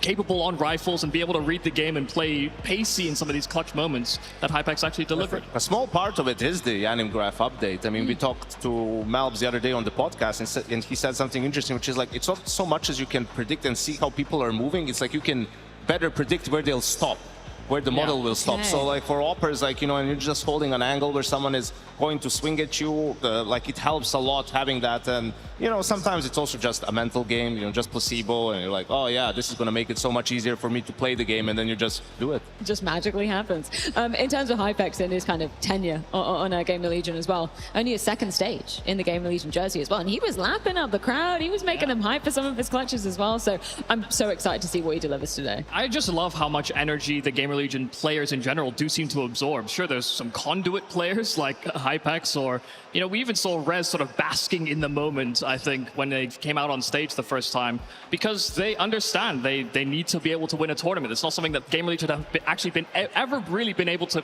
properly threaten because of some of the other teams at the event. And with the more recent rise from 2025 into 2026, everybody's living in the shadow of MOUZ, Falcons, and obviously Vitality. So this is, I mean, a really good opportunity for those guys to not only build that extra confidence, but show that they have a winning formula in moving into that major. I think it's important, like the mix that they have now of experience and youth, right? Something, it's the big peach and Snacks is hungry. Like, he's back on a tier 1 team, and, you know, like, seems like the perfect fit for this lineup, because he has a calming presence. He's obviously a veteran player, has won it all in his career. And when you look back to last year and when GamerLegion did fall apart at times, or especially in the playoffs against these better teams, like there's just too much inexperience. It was only Rez, right? And then everyone else is sort of young and doesn't have the same level of experience. So getting Snacks in there, especially as the IGL, because he gets to control everything in a way, right? Like he's the one who's going to tell you in the middle, hey, I want you to do that. And then the player doesn't need to worry about always coming up with a play on his own and making decisions all the time on his own. Like sometimes you get guided a little bit by your captain, and that can really help alleviate some of the stress, and you can play with more freedom. Yeah, I guess the problem we've had is that as we've started to pick up more and more young players, because there was a while in Counter-Strike Global Offensive where that just didn't happen. We wanted to recycle older players because we didn't want to have them crumble on stage. But as we've adopted new rookies, some of them have been exceptional, but others, yeah, they need time to build into those tournament wins. And yeah, it feels like right now, I would agree, Snacks is able to stabilize the ship of what had been a very turbulent time for GamerLegion and a lot of those rookies. And they've had to battle through some, I guess, lower tier events in the process as well, which is why it's such a relief to see them kind of finally managing to make a big stage and take down some of those big names. In terms of the other individuals that are helping out, though, have to give it to PR and Towson as well for showing up incredibly consistently here. Yeah, I think Towson, especially because it was sort of at the midpoint of last year where some small role changes happened and he just took over. Like he sort of became the highest rated rifler, the best rifler on the team when they were struggling through some different periods. And PR, yeah, I mean, ever since he came onto the tier 1 scene, came over from the Mouse Academy roster, like he's been incredible for them as a player, a bit disappointed during the transfer period, perhaps giving into it. Like, oh, I thought maybe something would happen, but I guess I'm sticking around. But obviously, with the addition of Snacks and them playing better Counter-Strike, you know, as a team, it allows for himself to shine a little bit more. It's also just a positive influence when you're thinking about those CT sides. They're anchors on separate bomb sites, and both of them have usually been able to find a lot of success across their map pools. So it's, I think, reinforced the capabilities of players like Snacks to be a little bit more tricky and get some advantages, or fighting for aggressive mid controls a lot of the times on these maps as well. I'm just thinking about that, you know, graphic with, you know, Splinter and the Ninja Turtles, but I don't know what Rez is in that. Like if Snacks is Splinter, what is Rez, Freya? There can be two of them. I was going to say the older one, but no, Snacks is they're all older. like, they're all brothers. Well, let's cook on that whilst we hear from PR, courtesy of Stico. Saved. PR is here with me ahead of this semifinal. I have a question because this is another tournament, another deep run for GamerLegion, and you are at just 18 years old, gathering all these valuable experiences. Can you talk us a little bit through the emotions, what you're feeling? A little bit nervousness, maybe a little bit of jitters? I mean, I would say the nervousness got better, like it's getting better, like especially on the stage I can feel it, like the difference like last year, and if I have to compare it with now, it's way better. And yeah, I'm just happy that I can feel the experience this young, and it's gonna help me. I mean, I don't remember what I was doing when I was 18. I was probably playing some CS, but not at the level that you are, obviously. Legacy should be a little bit of way more dangerous than Pain, at least on the paper. When did you do prep against them? Is there something that there's some strong side? Rez mentioned actually in the vibe check before that they're like smoke pushes, you know, playing this annoying kind of CS. Do you feel this that way as well? Are you ready for it? I'm ready. I was rewatching yesterday, you know, and we can smell a little bit the Brazilian vibe.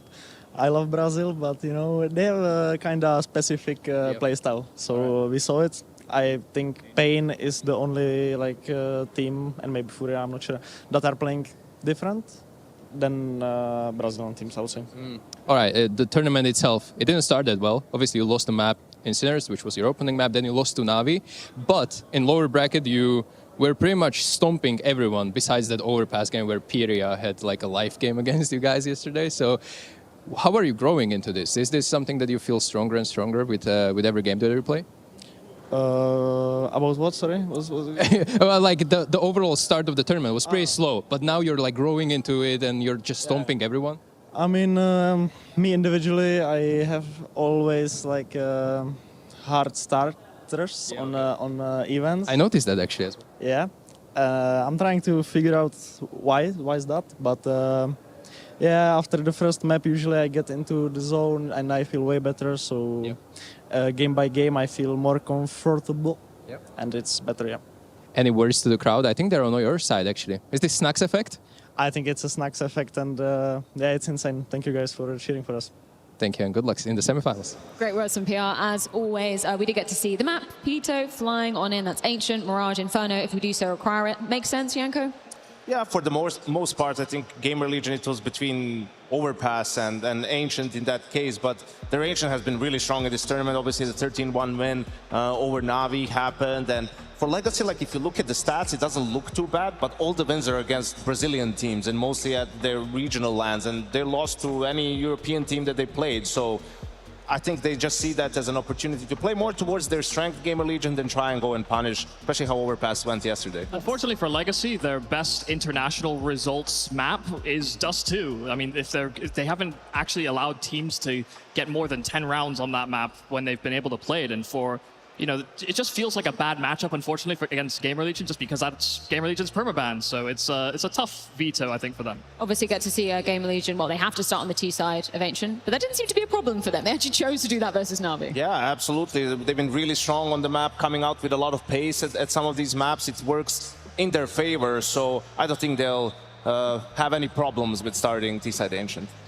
Yeah, I love the explosiveness. I love the firepower that they often bring forward on these types of maps. And there's a lot of open opportunity for playmaking on Ancient. And I've been able to catch the flair of someone like PR or Dumao on this map before. It's going to be a brawl, though. I'm expecting these guys to try and go ban for ban. Well, we have got GamerLegion and Legacy ready to take to the stage. So there's only one thing left to do. It's time to officially open semi-final Saturday.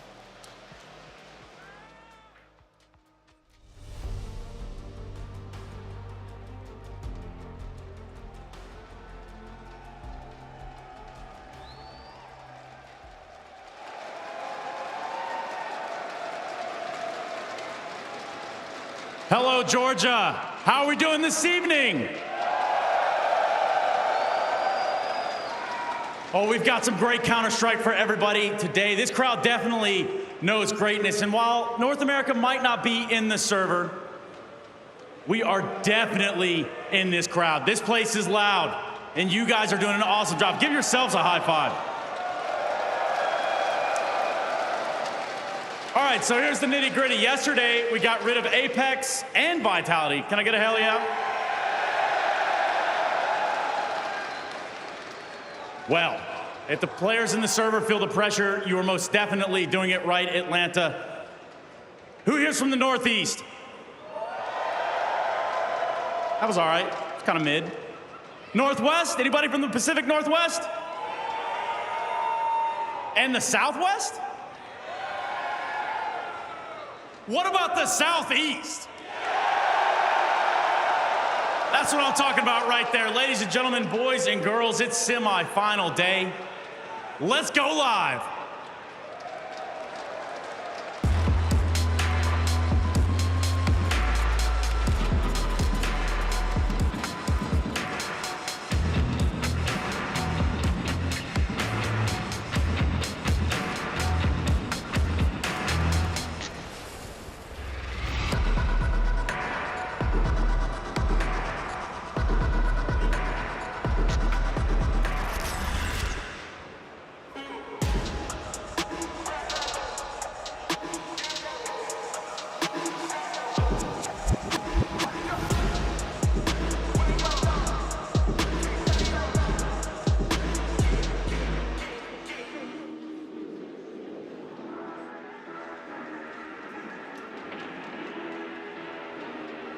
Atlanta, Georgia, welcome to the stage, your semifinalist, GamerLegion!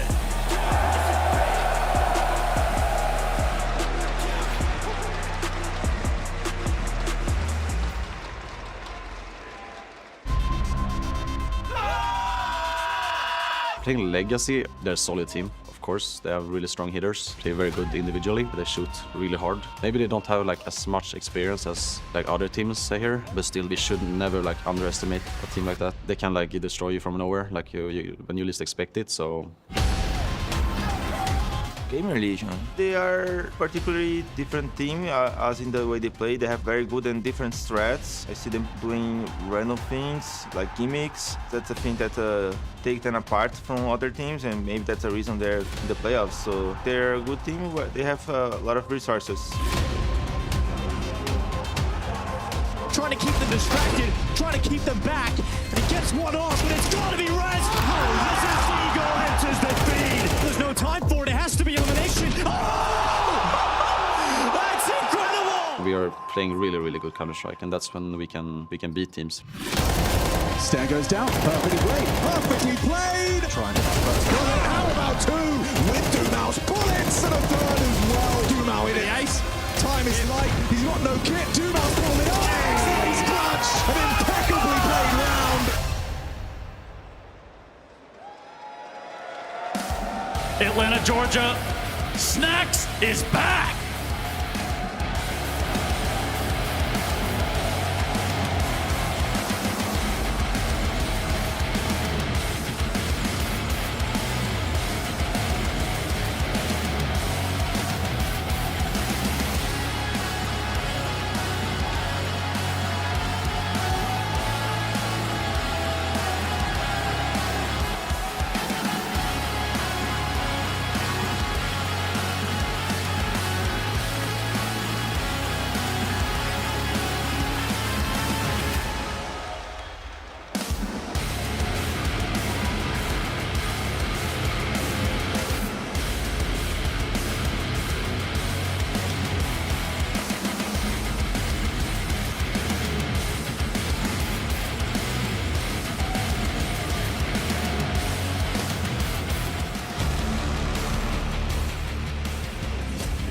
Now joining us on the stage, representing Brazil, it's Legacy!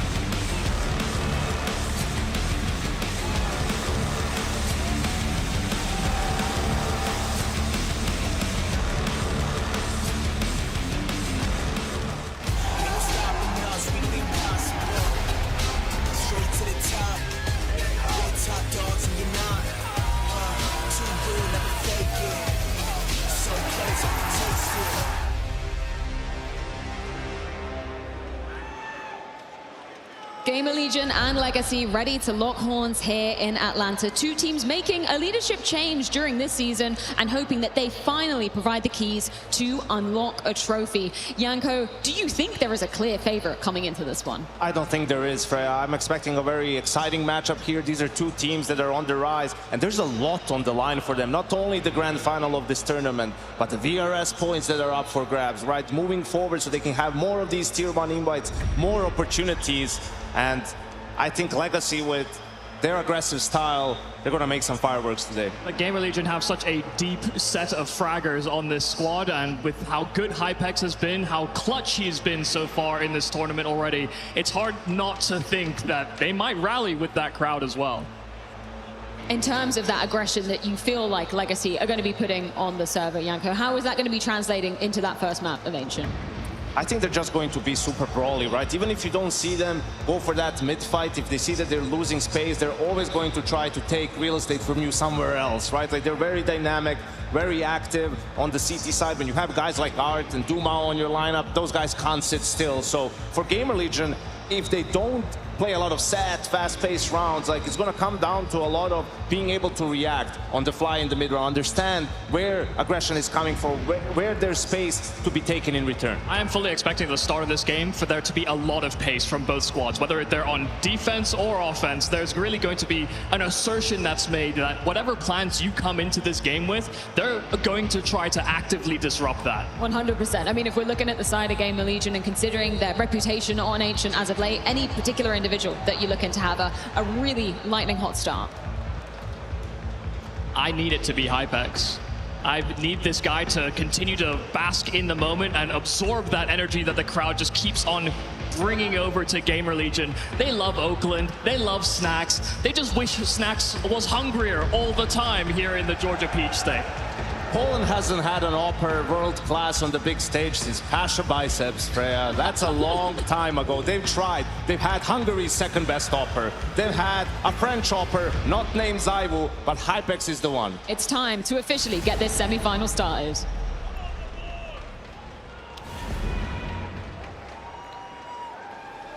GamerLegion versus Legacy. An opportunity presents itself here in Atlanta for two teams trying to get back into the conversation. Two players trying to re-enter the conversation. Legacy have Art, an in-game leader who took a hiatus away from top-level play but has come back reinvented, and with Legacy looking better than a long time ago. We've now got GamerLegion with Snacks suddenly back from his G2 tenure with a second crack at GamerLegion and a chance to get into a grand final. Big names at the helm for both squads, but it's the supporting cast that's blowing things up on both sides of the map. Dumao and Lotto. Every single event seems like they're building towards that potential we know they've had. Towson, PR, Hypex been mentioned. Rez having a resurgent year in his career. Firepower on both sides. And in these semifinals, we're gonna find our first grand finalist tomorrow. No Vitality, the best chance you've got. This is for the grand finals, semifinals of the Intel Extreme Masters Atlanta, kicking off here on Ancient.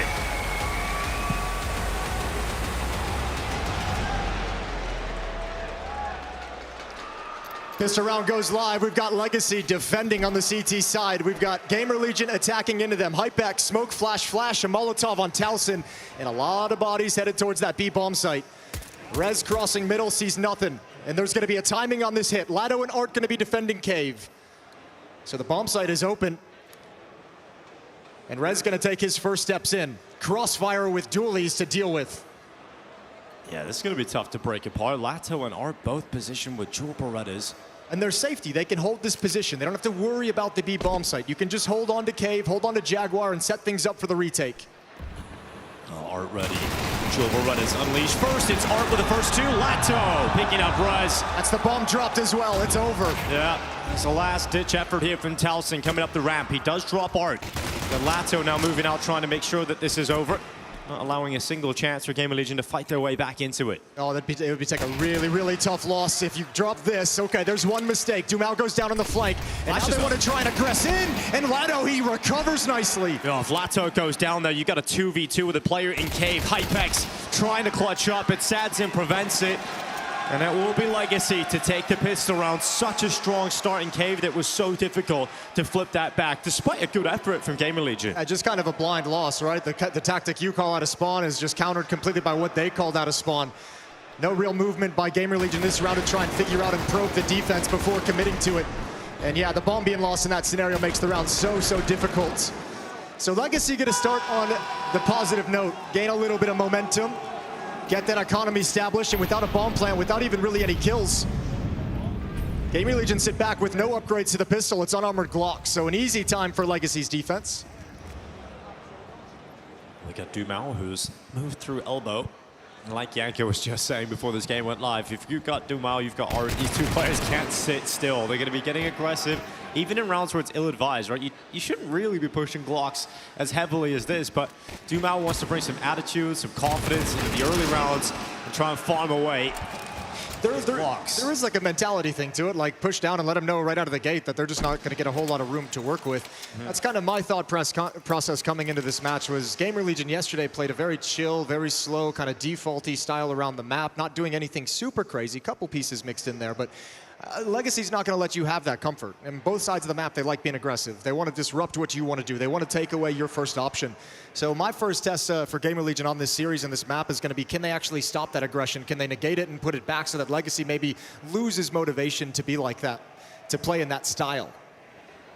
Well, listen to take Talson away. And now the final player left, PR, who has picked up the MP9 earlier, has dished out a little bit more damage than they would like. Sending the rifle in, the replenishment of the reinforcements, and that will be a 2-0 lead for Legacy. Yeah, really clean start here. Plenty of money built up for the Legacy side. AK-47s and weapons coming for GamerLegion in the first gun round. We'll see how Snacks wants to play this one and how they want to address the mid situation. Well, we heard Freya sort of highlighting the fact that GamerLegion have quite the reputation here on Ancient.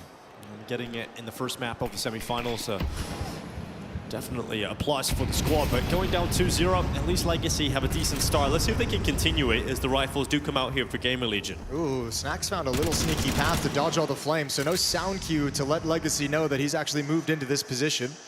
He himself listening for footsteps to start piecing together what the map looks like.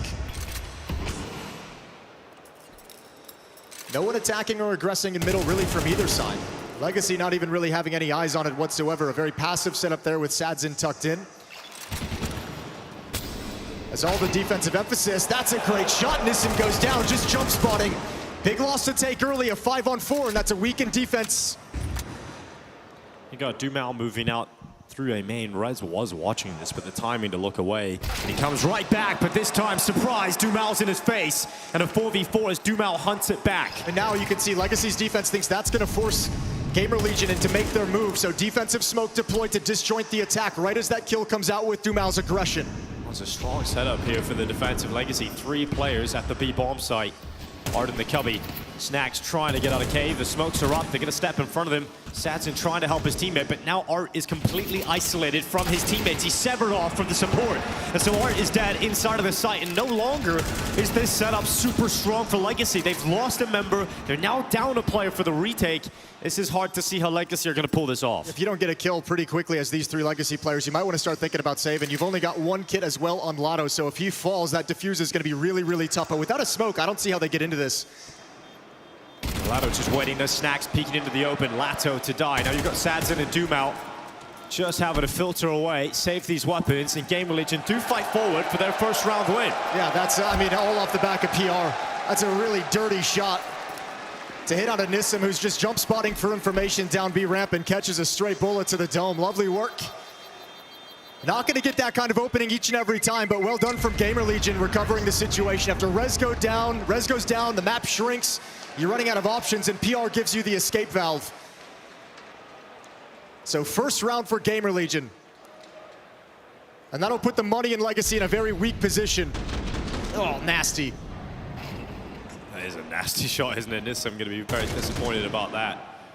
And tough for Art as well. You can see him, I mean, between 2 mines, especially when those smokes come up. Yep. Really good job. GamerLegion was good with utility yesterday in the quarterfinals. Big reason why they were able to overtake Pain and win that series to earn themselves a semifinal berth. Yeah, their set pieces are very strong when they decide to go for them. Got nades coming in from Nissim.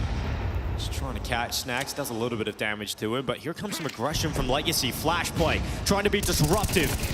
And that's going to be Nissim with the first. Snacks to trade it. Art with a wall bang. He'll be very happy with that, coming away with the advantage without even having to see his opponent. Yeah, there's that disruption. Got the reaction from Rez. There's that disruption we talked about with the defense from Legacy. They're not going to sit back on their heels, so Rez has a little bit of a play, but a gap in that smoke. Sadzin, oh, you're in real trouble. I can't believe he's gotten away with it. I cannot believe he got away with that one. That's ridiculous. Well, Legacy, a good job at being disruptive here, completely breaking apart Plan A here for GamerLegion, forcing them to try and find solutions. And, you know, if we talk about GamerLegion being a set-piece heavy team, loving those executions, relying upon the utility, you need to be in the position to be able to throw that utility and be able to move in as a team and as a unit. If Legacy are just pushing you down the ramp, killing you, you miss a crucial piece of utility from that execution, then you've got to react on the fly. Yeah, that's what I brought up kind of at the start, is if you can't handle what Legacy's going to bring to the table, I don't think GamerLegion's going to get options to run their playbook all that frequently. So Talson is able to cleave 1 off, still has 3 to find, and then caught from behind. Dumal with another lovely push. You know Legacy are going to bring that style of your GamerLegion, but How do you combat that? Like, how do you force them to respect you so that you can get that space to play your game and set up your executions? Well, they might be able to negate some of it. Again, yesterday they played kind of slow, far back in the openings. They didn't really do much on the maps for 30 seconds. The hard thing is you want to gain control of certain portions of Ancient, so you're kind of forced into this. They knew aggression was coming, right, with that smoke down towards double doors. That's kind of the giveaway, especially how shallow it was. Just a nice timing to find. A little bit delayed from Legacy before they pop through. Smoke down to his elbow, though. Break it open, try and give some vision here to Hypex. Art prevented from moving forward beyond Jag. We'll have to sit behind the fire for just a couple of seconds, but you know he's going to start moving as soon as that fades away. Legacy is also a very momentum-based team. When they start having these successful, fast, aggressive plays, they just keep going back to it and they keep getting stronger. Good spot for Mart. Sees a little bit of information, a little bit of damage onto Rez with the spam. And GamerLegion just now, 1 minute and 12 seconds on the clock, starting to make their first move out middle. Bomb is on its own and aim on the back of Towson. So they're going to try and meet up through Donut. Sadzin and Dumao to defend, and they haven't had a whole lot of attention, a whole lot of love sent their way yet in this map. First real test. Hypex missing the opportunity, and then Dumao peeks up. He gets away with 2. That's huge from Dumao at the red room. Now PR at least sending 1 shot back, but here comes the next move. It's Art walking out, back turn to Snacks. That's a free kill on the Deagle.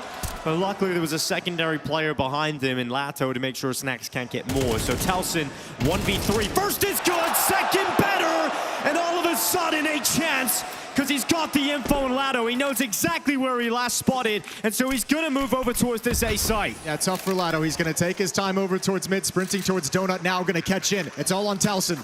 Going for the reload, crossing into the open. But now, where does he think Lato's going to come from? He's got the read. He's looking towards Donut. He's got the right idea. But Lato coming in slowly. Comes down to timing. Will Towson look at the right spot in time? You better believe he will! Towson steps up with a stellar 3K. And that can get GamerLegion going in this first half. Oh, they needed it, and we saw it yesterday. That was what kept GamerLegion in the games, was the clutches from Hypex. Now you've got Towson delivering the goods. And this round was so perfect. Everything looks so good for Legacy. Up until this moment, the double swing feels like textbook should have been great. But a 3-on-1 dropped, and Towson gets GamerLegion fired up. That's what Yanko was saying before this game, you know, talking about how Towson showed glimpses last year of him starting to step up and hit another level. Well, getting to see Towson show up in an important game like this is going to make GamerLegion so much more deadly. Oh, just these clutches in these moments while Snack starts getting this offense up and running and online. It's such a nice luxury to have. And look at what it's done to the money of Legacy. Now it's not all the M4s. Now it's not all the pop flash peaks and the aggressive smokes for pushes. Playing with MP9s, a pistol, very light on nades. Gonna be a tough round for Legacy start to finish. Well, tough start here for Rez, who's down to 39 HP, getting spammed down. Here comes a reaction from Legacy. You're gonna be going aggressive in towards A main, coming towards Towson again. AK out, Dumao, close left. MP9 in close quarters combat. Towson doesn't want to get involved in that fight. He's letting Hypex come beside him. It's interesting, Sadzin isn't coming back at all from the A-bomb site to help out, despite the fact that Dumao's been spotted. Molotov takes away the fight he was looking for, but good negation with that smoke. Dumao's controlling this situation very well, alone with an MP9 against 2 AKs, and he's winning it out. Excuse me, 2 rifles, an AK and a Galil. Well, while that's happening, we're seeing more players in GamerLegion get in position towards Donut, right? So Dumao's going to start dropping back, but GamerLegion have put 3 players in Donut, ready for this A-split. First contact coming through Donut. They're blocking each other. Sadzin and Dumao, a little bit of confusion, and they're both going to die, and that's the A site wide open. Yeah, that's a huge mistake. I think Dumao's thinking that they're going to stand and fight. Sadzin wanted to back away, but they had to make a decision on either Donut or A main. Dumao had controlled the situation, but with an MP9, he can't stop everything. They just get stuck between 2 decisions. And this round looks real rough. A great composure from GamerLegion too, right, for those A main players to keep Dumao distracted, keep him pinned, but don't offer up your life. Let the Donut players get in position and let them take first contact. You see how confusing it was for the defending players. Yeah, no one took control of the situation from the Legacy side between Sadzin and Dumao. Nobody made the call. So tied up at 3. Money's going to be gone for Legacy. They'll bring this M4, MP9, and 5.7 into the next round, but that's basically going to be all they got. Sadzin and Dumao, they'll have to figure out if they want to invest afterwards. You mentioned Legacy being a momentum team. Well, the last 2 rounds have surely taken that momentum completely away from them. This could be the point where GamerLegion start to turn up the heat on the T side. And all of this ignited by Towson's 1v3, forcing a timeout now out of the defense. Burn one early to talk things over. First conversation with the coach, trying to figure out how exactly they want to work out of this scenario. Not a whole lot to play with in this round. I think they'll have to sit it out. They'll have to look like GamerLegion is going to take a small lead before they can fight back. Haven't seen the op-out on the CT side for Legacy quite yet either. So we'll see how that changes the defense or changes the way GamerLegion moves around the map. But really, this slow style from GamerLegion is going to be really, really effective as long as they have control of the economy. Because Legacy will be forced to play it passive without a whole lot of resources to execute any of their ideas. Let's put them in the driver's seat now. Round 7. Look what you've got if you're Legacy. You've got Sads on USP, Dumal's on a P250. At least you've got an M4 here for Nissan, but that's gotta be the winning piece. And they're on the right side of the map. They stack B. And here comes Towson charging in, trying to open up. That's the rifle going down first. Trying to get their hands on it is Lato. And he's picked it up. He goes into the open, but he's out of bullets. And now out of life as Snacks takes 2. That's the site overwhelmed. And GamerLegion, it's a little scary for a second because they're running into the stack that's designed to deal with them, but they batter through it. It's a nice change of pace. That's just a vibe call from Snacks, feeling like out of the timeout, take away whatever they're discussing. It felt like with the way that they were positioned and stacking, they were going to move into some kind of a play to be aggressive towards lane through Jaguar. Obviously, with the B rush, you don't get to execute that idea. So Sadzin will hustle in with the USP, the last one to fall, and he will. GamerLegion take a 4-3 lead here on Ancient, opening map of the semifinals in Atlanta.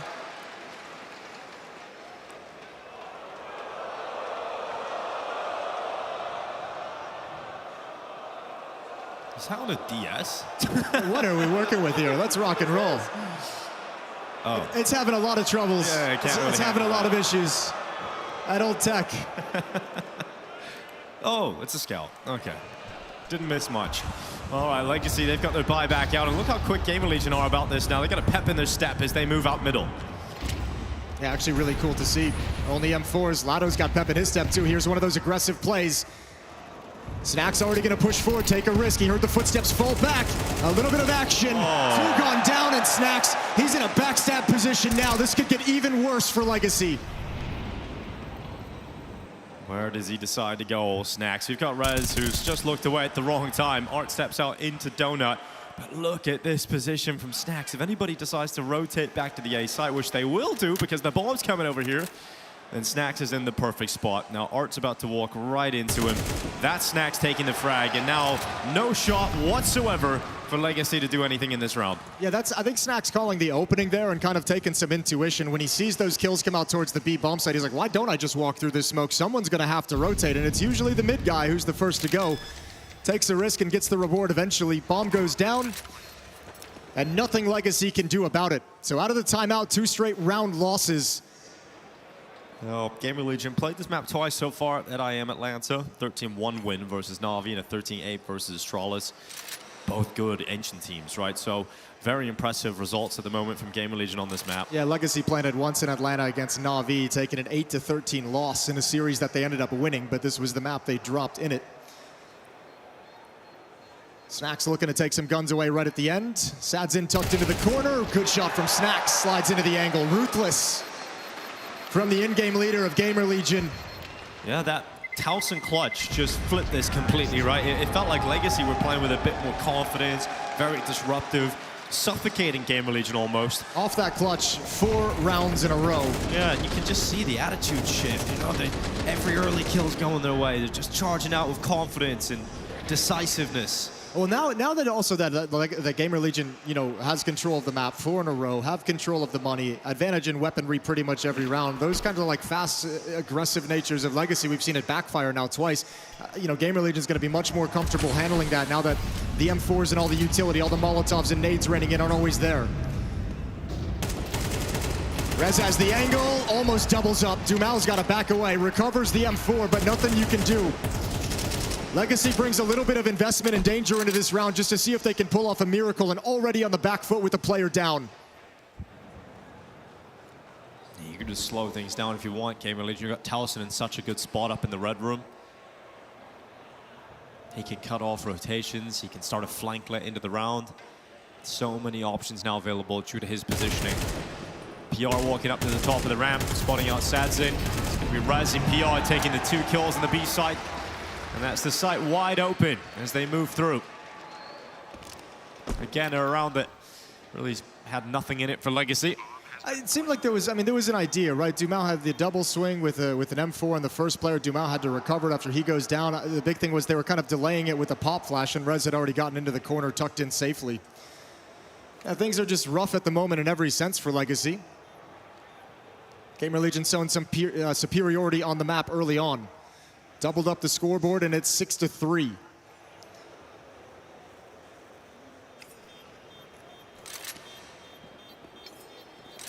You mentioned this, both teams trying to re-enter the conversation, and both teams that have had some slumps, that have had some lineup changes, that have had some periods where they've struggled. And it feels like at this event, yeah, that is kind of the goal, re-enter the conversation, and they have. Both interesting teams, Art playing very well, having Legacy playing very well up to this matchup. They haven't dropped a series here in Atlanta at all. Wins over M80, Astralis, and Na'Vi. GamerLegion as well. Snacks has this team turning around. They've shot up the rankings throughout his tenure here. Losing to Na'Vi early on, but Liquid, Astralis, and Pain have been their victims on this path. Pain in the quarterfinals, eliminating them and now meeting their fellow countryman Legacy in this battle. Second timeout used by Legacy to discuss things because it's going horribly wrong, but for the first time, we're gonna get the op of Sadzin in play. And we'll see if that can change the way this map goes. We'll see if he can have influence and slow down GamerLegion, because this onslaught right now, Snacks feels like he can do whatever he wants on the map.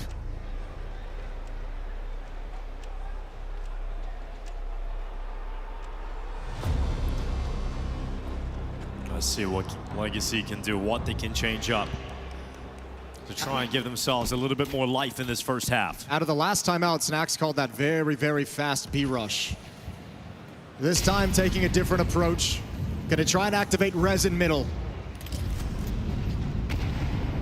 Smoke breaks open. Sadzin's up, not spotting any targets. Yeah, I think they missed Rez crossing yet again, so gotta be careful of how wide you swing that in middle when that smoke blows open, but Rez now making his move. Moving ever closer to red, and it's going to be Snacks just annihilating Art on the other side. And that opens up the avenue for Rez. He was already making this move. He gets to keep going. This is a really nasty timing to hit. Lado and Nissim coming over to control the situation, but they can't. It's so quick, and elsewhere, Towson's going to frag. No chance. Absolutely none. Legacy getting destroyed on Ancient, and GamerLegion showing us why they like to go to this map time and time again. They're not even in it at all here, Legacy. I mean, this is surgical.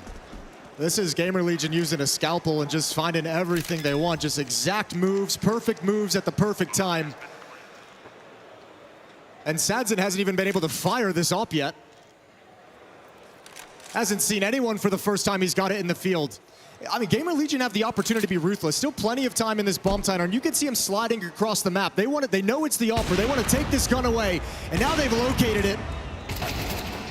And now they've got it. Nothing for Legacy in the next round. GamerLegion has just been absolutely, comprehensively dominant. 6 rounds straight.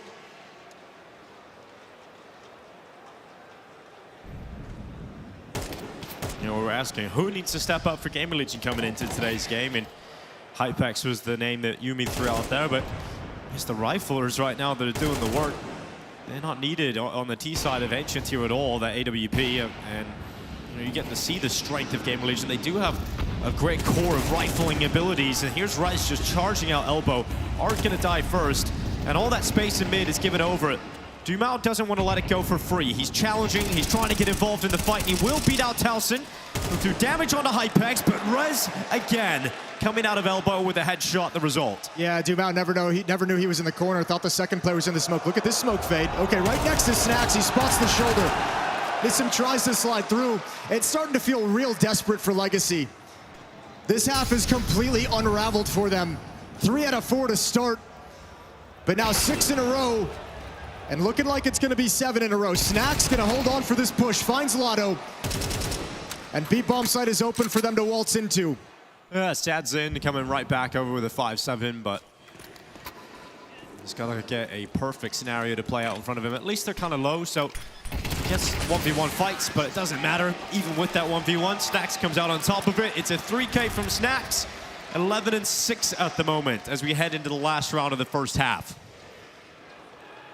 I think NAF went home, dude. 5-round lead. I think at this point, if you're Legacy, you've tried so much, so many different looks with kind of the pushes and aggressive natures. I think you almost just sit back and play this one static. Just play a standard round. See if GamerLegion can actually push up and beat you. You probably feel they can at the moment, but the aggressive stuff certainly ain't working. Sadzenet is up yet again in support over in middle. Well, Rez is out elbow again. Aims the swing.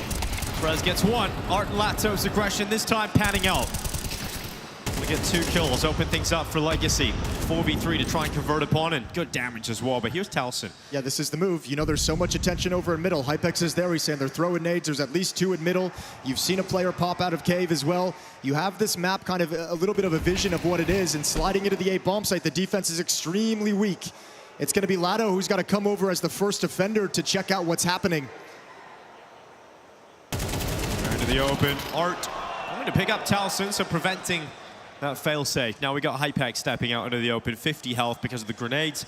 Lato seems to be arriving at the perfect time to catch him though. And even then, Hypex wins that headshot. So it's still doable here for GamerLegion somehow, especially with PR coming over through middle. I like this. There's time for Hypex to just back out of this bomb site completely and let PR play next. Oh, Art has been spotted. PR, can he move up on this? Good positioning, he gets to it. Oh, you can't let this one go, Legacy. This would be back-breaking, spine-shattering. Finally, Sadzen gets a chance, though. Yeah, he comes over, but he's blocked by the smoke. And just at the perfect time as well, as GamerLegion start to arrive towards the bomb site. Ooh, I feel like that was risky, but he gets away with it. Sadzen going over towards Temple. Nissim crawling in as well. No kit. Bomb planted. Hypex and PR both going to back up and play doubled up in Donut. Only flashbangs for Hypex, the only utility in play in this clutch. If GamerLegion win this, it tells you exactly how this half has gone. This should have been Legacy's round all day long, but somehow a 2v2, a winnable situation. GamerLegion going into the open. Nissim wins the duel, so it's got to be Hypex.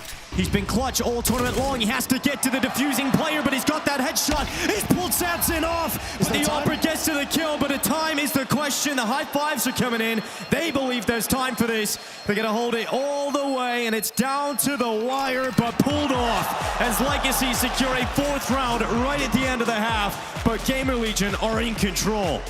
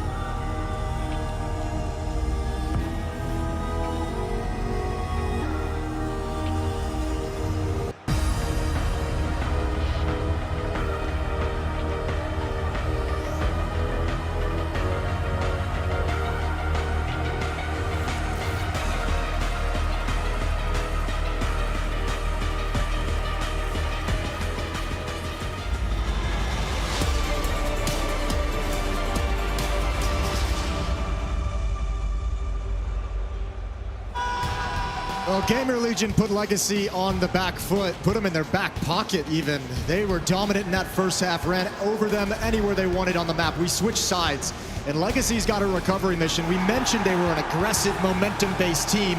GamerLegion never let them build up any of that, so it's got to start here on the T side, on the offense, where they get to dictate the pace, and they get to dictate the action. And what does Art have in store for us? Pistol round is live. Dooley's on Hypex, Nate Flash on Towson and Snacks. Sad's in with the full kit of utility, and Legacy's heading towards middle and the A bomb site. And they're coming out towards Donut, where you got PR and Rez and Snacks to be the early warning system. So now they know Rez turns to fight, but he takes 99 damage on board. He's on 1 HP, and then Art and Dumal sent kills across the server. Is another one picked up here for Legacy. This is crazy. This pistol round is actually really weird. I don't even blame GamerLegion for getting absolutely deleted. I don't know if that was all by design or if it just worked out so nice. Throw in the utility at the A bomb site. You kind of fake that you're going to come out A main. The Donut defenders kind of turn their gaze for just a moment, but then Legacy sinks back as if they just wanted to sense it like it was going to be a hit. Everyone got pulled out of their positions from GamerLegion and just picked apart. That's actually really disgusting.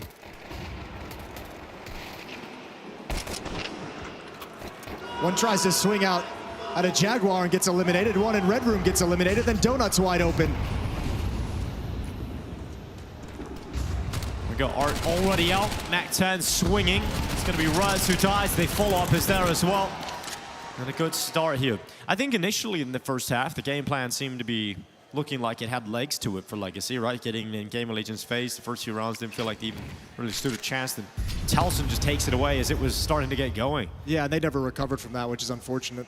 I don't know if you guys can tell from this round, but it's going to be a little bit of a different flavor in this half. We're going to see a lot faster pace at the openings for Legacy than GamerLegion had in their own offense. Are just running out mid with the Mac 10.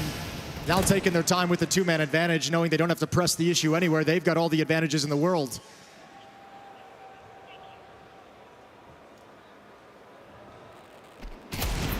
Ooh, a shot from Snacks. Dropping back into the cave in behind the smoke for the time being, but PR is coming up next. Oh, he had a chance, but 1 second longer, and he had a really good opportunity to take another kill there for GamerLegion. Yeah, Lado wasn't even considering it, but Dumal had his head on a swivel. He swung for that as if he knew someone was going to be there. Everyone coming up B ramp now. Snacks, that Deagle's got to do way more. There's one. Okay, Snacks finally getting taken down by the Mac 10. Some stylish shots, but isn't getting unraveled around completely here. So Legacy, that's back-to-back halves where they've won both of the first rounds. Unless Towson, once again, can steal this away from them. It's not over yet. Yeah, Flash goes out. Towson on the 5-7. He's got a 1v1 fight, but Dumal confident steps into the open and lets out a yell as Legacy have a good start in both of these halves now. The gap is just 2 rounds. I think Dumal and Art are going to have a lot to say in terms of how this half goes for Legacy. Both of those guys are the top performers for their team. Dumal 12 kills, Art 11 kills in this map so far, but the kind of plays they decide to make, especially with Art kind of moving quickly, the kind of space they take, I think is going to give a signal of how this Legacy team is playing and how confident the squad feels inside the server. One more round of a little bit of an easier competition. It's unarmored pistols for GamerLegion. They do buy up 3 Deagles. Giving themselves a chance. PR heard the footsteps of a lot of Legacy players coming over to the A bomb site, so there's going to be 4 defenders here. But again, it's only the pistols. Need some great shots immediately, and well, unfortunately for GamerLegion, it's Art who has the great shot immediately. It's Snacks getting taken down at the temple. Hypex trying to find the Deagle on the ground there, unable to pick it up. Initial damage is good from Rez. In fact, he gets the kill, and then suddenly GamerLegion erupt with 3 frags. Art having to fight on, takes another bit of damage, but Art is doing everything. 4 kills, finally dead, and Talson again stopped. So close, but not enough for GamerLegion, but all these rounds looking very difficult for Legacy. Yeah, that's a message. GamerLegion a step ahead, a little bit of information, and they get a lot out of it. Great shooting from PR. Done incredible damage to Legacy, forces plenty of rebuys. So going into the first gun round, Legacy's money is on an edge. Rez gets that first kill, but the deagles from PR. So nice. Everyone's springing. That's a beautiful shot for Art. Even the jump giving away the information. But it gets so much more tense now. Legacy felt like they were starting to cruise and build up.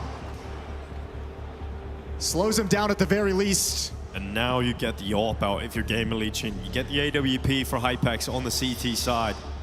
No challenge over on the T side, and that's apartments. All rifles, AK-47s out for Legacy.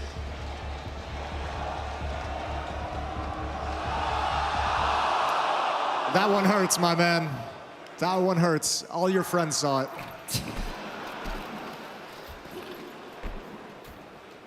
Well, a little bit quicker again here from Legacy. Got Nissim just trying to get out towards elbow. Util goes through, and they're out. They use a lot of utility to get out through elbow. A big part of their game plan, and they still take a death. Yeah, even with the smokes up. Tons of chip damage, and Reg just snatches one away.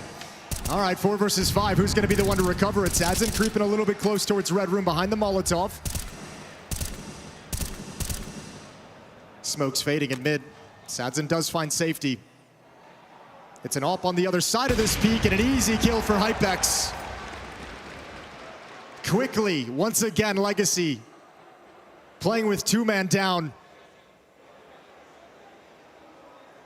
Bomb is dropped all the way back at elbow. So at the moment, they're looking to find some success, something with the space they've taken, but they're always gonna have to go back and get the bomb. Yeah, that's the tough part. Now Lato being blocked. Snax is falling back, trying to draw attention and set up Talson for this kill, hoping that if Lato is to stroll into the Jag, he's not gonna check Talson's position. He's gonna be preoccupied about Snax just on that right side. He actually does get past. I think it's his idea to go get the bomb, so he sees no reason to be the aggressor. 35 seconds. I don't know. Okay, they don't realize. They didn't realize that mid was this open. Rez standing back turned.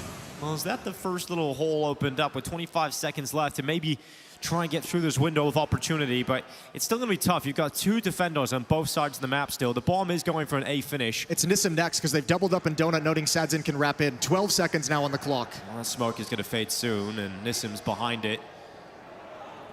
Just ready for the fade. Now Hypex going in to address the issue of the site being overtaken, but he gets spammed down by Sadzin, spraying away, trying to get a second.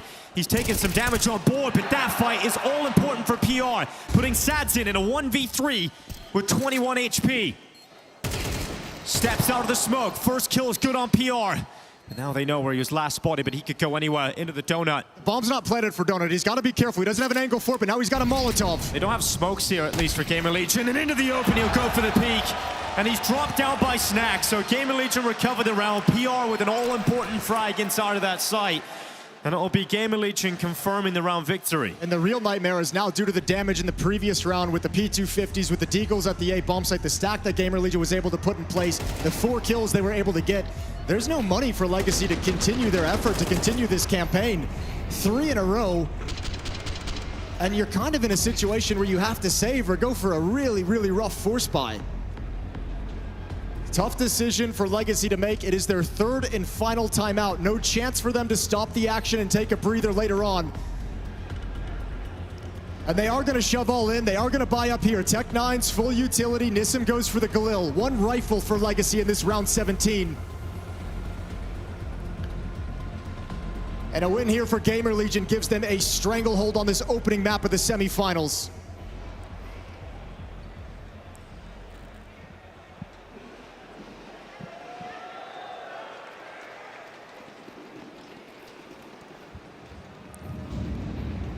Off they go. Straight up into the B lane. You've got Lato trying to get in behind the flames. The smoke used so he can get towards Jaguar early and throw down the Molotov to prevent some aggression from the CT side. But Towson, got to be careful, pulls out utility. Now gets the rifle, and then running him down, he sprays away, and he only gets the one kill, but stepping in is Rez. He gets traded as well. And Legacy was some success getting into the B-bomb site. Those are some critical trades that Dumao gets. Really nicely done. Otherwise, they're stuck behind the smoke and getting mowed down. PR's going to try and get a wider angle. Dumao has fallen. Low HP. Molotov forces him into the open. Snacks gets them all. No need for a retake. Oh, Snacks got away with that. Like one player coming in through Jag, it looked like he was dead to rights, right? He's focused on the side players. Snacks is able to not only react to that player coming forward into the cave, but also the other two in the site. Yeah, great awareness, all that experience as well. Snacks just very comfortable. Smoke pops. If Dumao doesn't get that trade, the round's pretty much done. This one's a thing of beauty as well before Rez can survive. Opens up the opportunity for danger.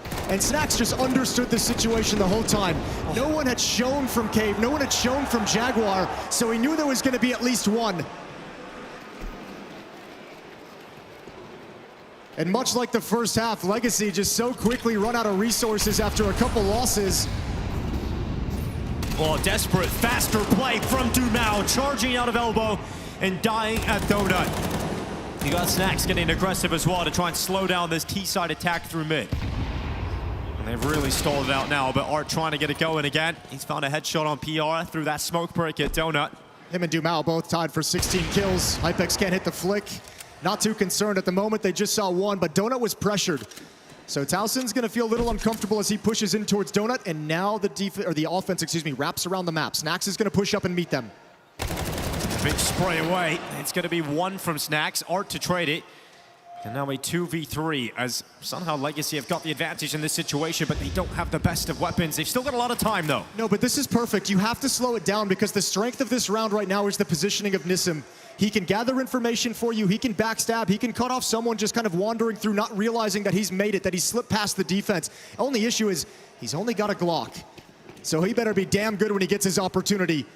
And it's going to be Towson stepping forward first. He clears it, though.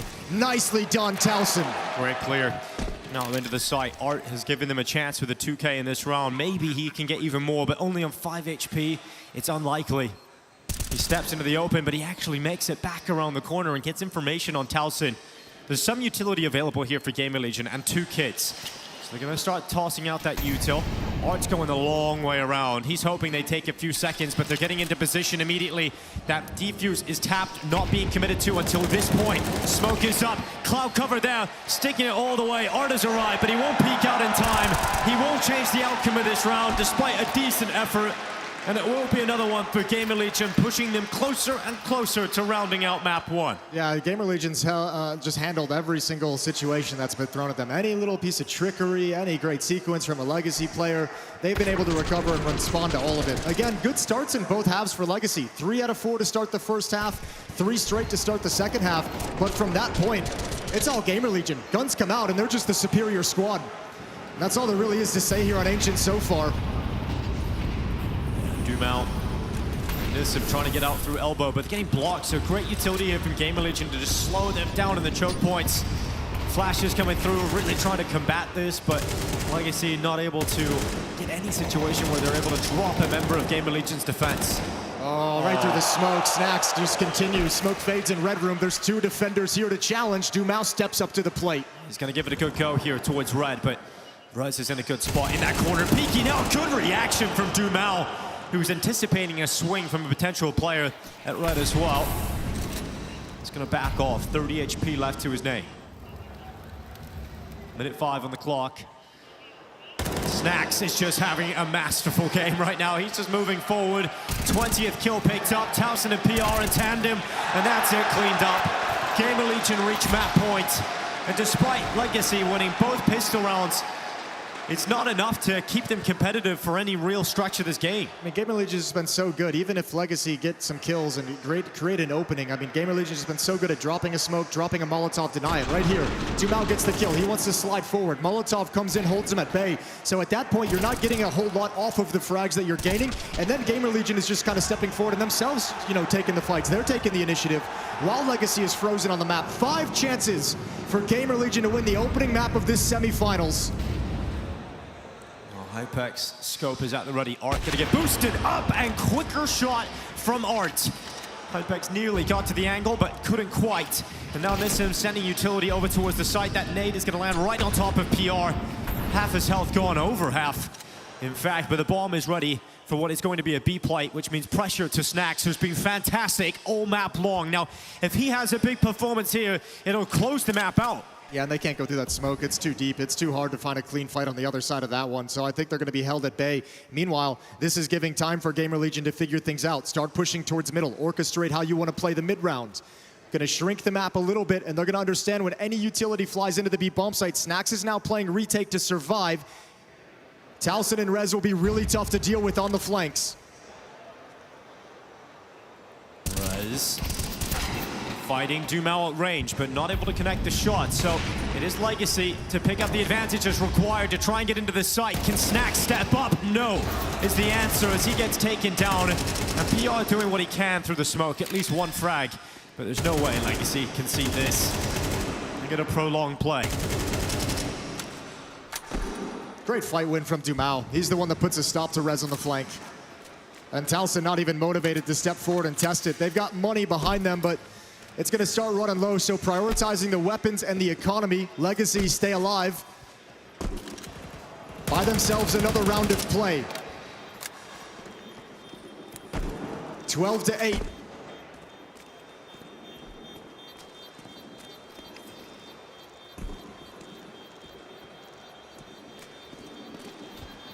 And some of this is Legacy kind of playing themselves into the game. Art has 19 kills, Dumao has 18. Those guys have been stellar start to finish. Everyone else has been a little bit quiet. Kind of like what we saw to GamerLegion yesterday, where Hypex was carrying them through some tough stretches. Legacy right now is Art and Dumao trying to keep them alive in this, and hoping your op of Sadzin can wake up. Hoping Lado can wake up, your top performer of this event so far. If you're on the Legacy side, you're looking for them to start having impact if you want to tie things up and force an overtime.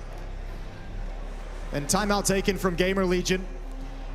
Their final buy before money is really in a weird place. So a conversation, how they want to play this, how this is going to be set up, and probably emphasizing the idea of saving a couple weapons if the opportunity is there. Don't let everything get taken away.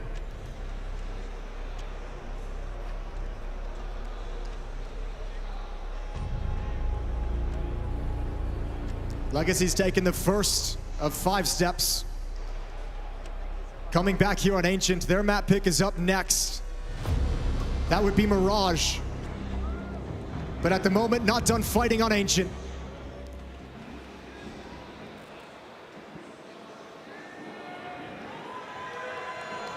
The problem is, for Legacy, even after winning a round, you've still got a mountain of cash to fight against, so GamerLegion just purchase up and get into a good buy. But there's Snacks going down first. Much better here from Legacy. Fantastic openings.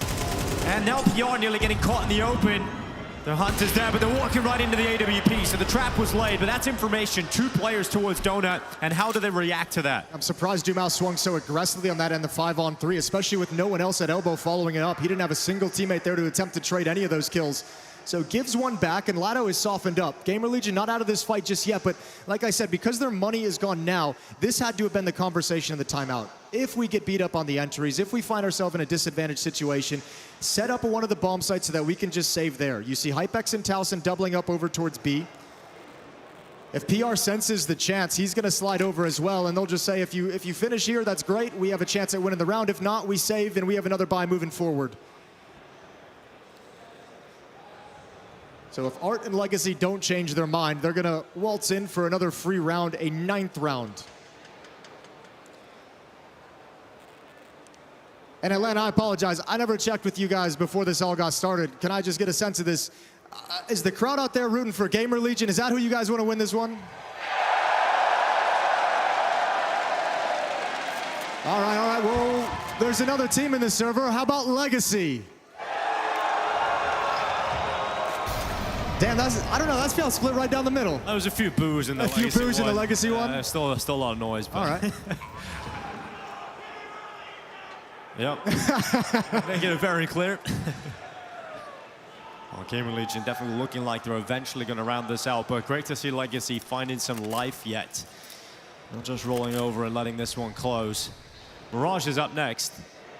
So Legacy, if they can play themselves into this, obviously expecting them to be a lot more competitive on that second map. You know, it's great to see Art come into this team and actually perform with Legacy. It was a huge question mark, right? Like, how is he going to change? How is his playstyle going to change? And it was interesting from both sides, too, because Legacy, their initial rise was like marked by Lux joining that team and taking up the in-game leader duties. So it was kind of surprising to see that change happen. It kind of came out of left field, it felt, from the outside. And then one CAC.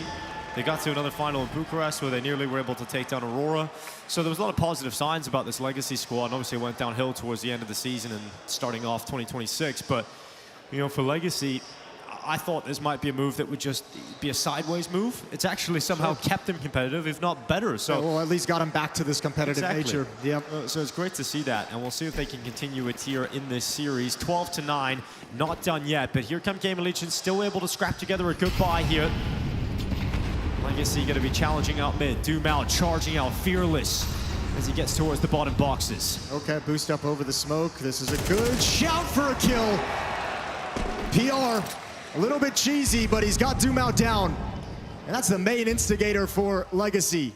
18 kills, no longer in play. And neither is Nissan. Snacks again through the smoke. Had a lot of those in this half, hasn't he, Snacks? A wall bang, a smoke kill. And now Legacy fighting for their life here on this map. They're trying to come back into it. Art and Sadson have done a decent job, but they've got to deal with Rez. And Rez is still standing, looking to round this map out in favor of GamerLegion. And he's got both of them.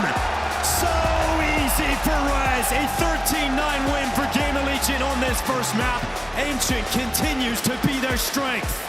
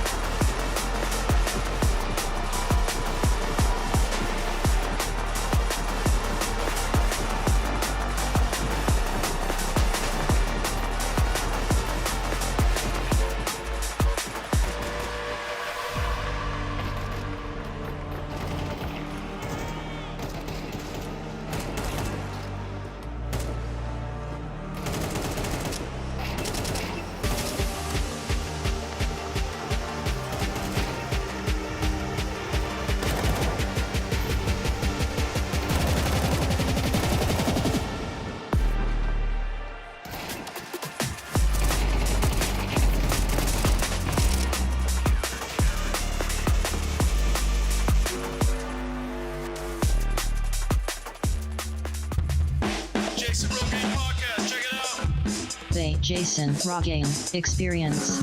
Counter-Strike by day, Jason Rogaine podcast by night. All right, welcome to the Jason Rogaine Experience. As a man, obviously, who's very obsessed with what he puts into his body, being that my body is a temple, I'm excited to have you here because we obviously get to talk to someone who's been so good in terms of not aging. Yeah. How have you managed to stay so long as the young veteran? I mean, I think I put a lot of effort in my health and keep my face really young as it is. I can tell. Yeah. So I think a big part of it is probably my resident here in Sweden, living in Sweden, trying to stay away from the sunlight as much as possible. Yeah. Staying indoors, playing a lot of online tournaments. Like I don't try to go out ever. Almost, I stay inside, keep away from the sun to keep myself young. It's an interesting strategy too, because a lot of people try and qualify to stay in more events and go deeper in tournaments. But you're sitting there like you can lengthen your career if you just don't go deep into the playoffs. Yeah, I don't understand like why people don't focus more on this. Like this is like the most important thing in life. I think just looking young. And they're putting a lot of mileage on their bodies. Mileage you obviously don't have to carry with you, which is great. Yeah. Like I think this is the most important part of me. Like this is what defines me. Can we talk about diet a little bit? Because out here in Sweden, obviously, you guys have this beautiful land and known for your moose meat. That's an important point, actually. I think I usually, like on weekends, after we play our online qualifiers, I usually go out hunting with my friends. That's a big part of like keeping my body as it is. Right. Yeah. Now, talk to me a little bit about the whole fish thing. You guys have this this fermented fish. I imagine that has to do something with keeping the skin clear. All that fish oil. You don't even take the supplement. You just get it right from the can. No, I go to the sea. Oh, really? Fish it. Yes, I fish like straight from the source, and I eat it raw. That's beautiful. Yeah, that's perfect. Okay. That's how I like it. Now, I would say, like, for me, have you ever looked into, like, stem cells? So for me, like, I'm really a big fan, a big proponent of stem cells. I'm a big proponent of the ice bath in the morning. You're talking about the moose meat. I've had that as well. All of this seems to just do great stuff for keeping the longevity of how you're looking young, which is something that you've been able to accomplish. Stem cells, I don't believe in that much. I would say it's probably just the Swedish atmosphere is all you need. Now, one thing that I've heard, that this has been a little bit of a conspiracy, but I wanted to talk to you about it. You were in the NIP roster for so long, while Swedish Counter-Strike was struggling to bring in new players and new people. Now, I've heard that you have some kind of a thing going on where you actually kind of take the power, the life force of the younger Swedish players coming up to the scene to make yourself a little bit more powerful in longevity. Like when I play with young players, I try to always, the first thing I look at when I get a new young prodigy in my team is like, how do they keep themselves young? And if you take that away from them, then all of a sudden you will get to reap all the rewards. Yeah, of course. I think that's the point of everything, and for my career. Well, that's beautiful. I think you've done a great job. Thank you. Keep going. Keep it up. Stay young. I will. Jason Rogan Podcast, check it out. The Jason Rogan Experience. Counter-Strike by day, Jason Rogan Podcast by night.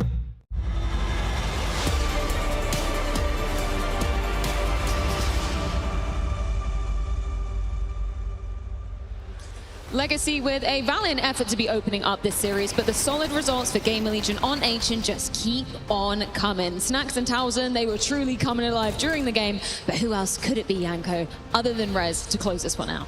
Yeah, definitely so. And I think even the game was more dominant in GamerLegion's favor than the score showed, right? Legacy winning both pistols, that's the only reason why they were anywhere close in this game. And when it came to the gun rounds, GamerLegion just much better. They were very well prepared. We talked about the aggression that was going to come in from Legacy, and you could tell they knew how to counter it and weren't caught by surprise by any of the moves that Legacy was going. We also just saw the contrast in how things were going for them on that CT side. Sure, GamerLegion were losing rounds, Legacy were coming back into the game, but when GamerLegion were on that attack, they did such a good job of actually shutting those rounds out before Legacy could even really properly consider retakes. They're either getting gunned down on the rotate, or they just felt like they had no assets really to get a foothold back onto those bomb sites. GamerLegion on CT almost always had a way back into rounds. And when we look at the T side to begin with for GamerLegion as well, 7 in a row, totaling to 8 to close things out, Yuumi. You're kind of in for a bad time if you're Legacy after that. Yeah, I mean, it was just, there were a lot of these high impact moments that occurred through the game that,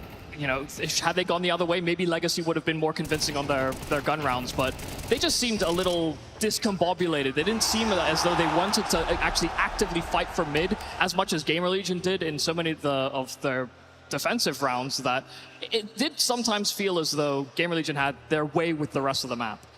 They're playing with a lot of swagger right now, GamerLegion. I think they have a ton of confidence, right? Like that, even if things go wrong, they're off to a slow start. Like the playbook is there, the answers are there for them to come up with, and also the players just individually, you know, going for plays, taking initiative, not being scared, and they're delivering in crunch time. Should we go back to the moment where they kind of begun that streak of two-side rounds? We got round 5. What are you looking at here? Yeah, I think it was huge because, as we said, Legacy won pistol, right? They lose the first gun round, but then they get the reset on GamerLegion, and this is their final buy.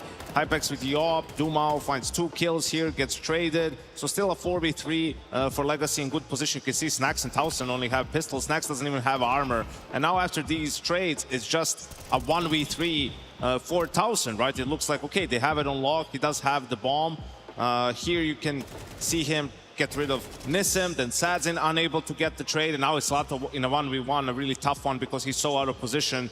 He does have a smoke and a kit, but Towson isn't even gonna let him use that, right, and wins the round in a huge moment, which flips the half and the economy on its head. He plays such an audacious position in that spot as well, in the 1v1, open to everything, but also wanted to cover everything, and just knew as well that he could have nestled himself away into a corner, and Lato is going to have to consider that as an option too. You know, the casters were talking about it too for the side of Legacy.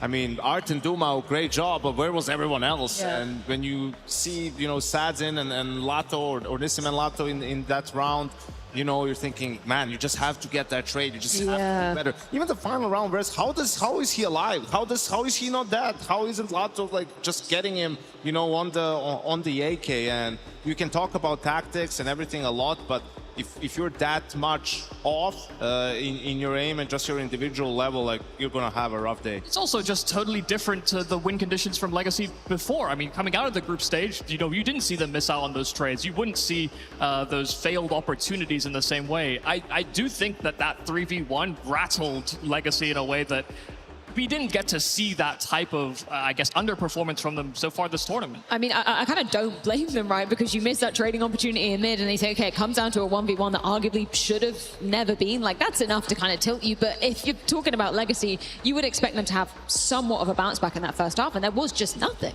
Oh, I think we also prefaced it before the series, right? Like, their ancient stats it's worse than the stats show, right? The wins come against lower tier opposition in Brazil. Like, they've struggled against teams in Europe. And I think this is the benefit of being the high seed, right? Like, you get your opponent's map first.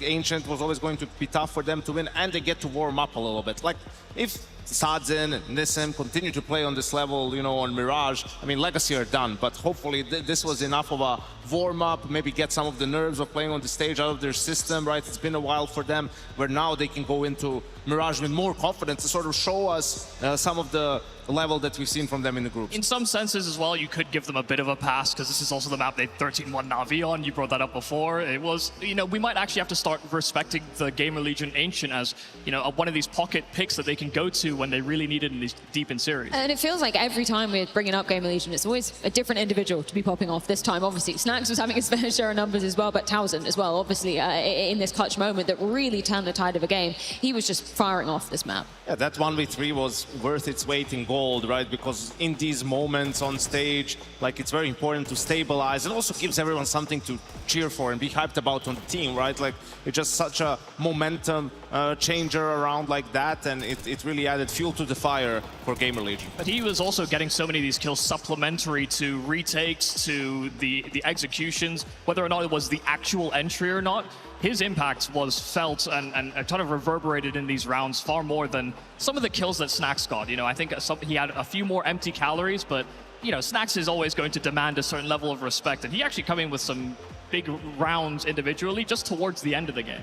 Snacks and empty calories, name a better duo. But I mean, he's still doing it. In 2026, he's still out there. He's still doing it. Had a great CT side as well with some multi-kills, you know, from Cave, dancing around it.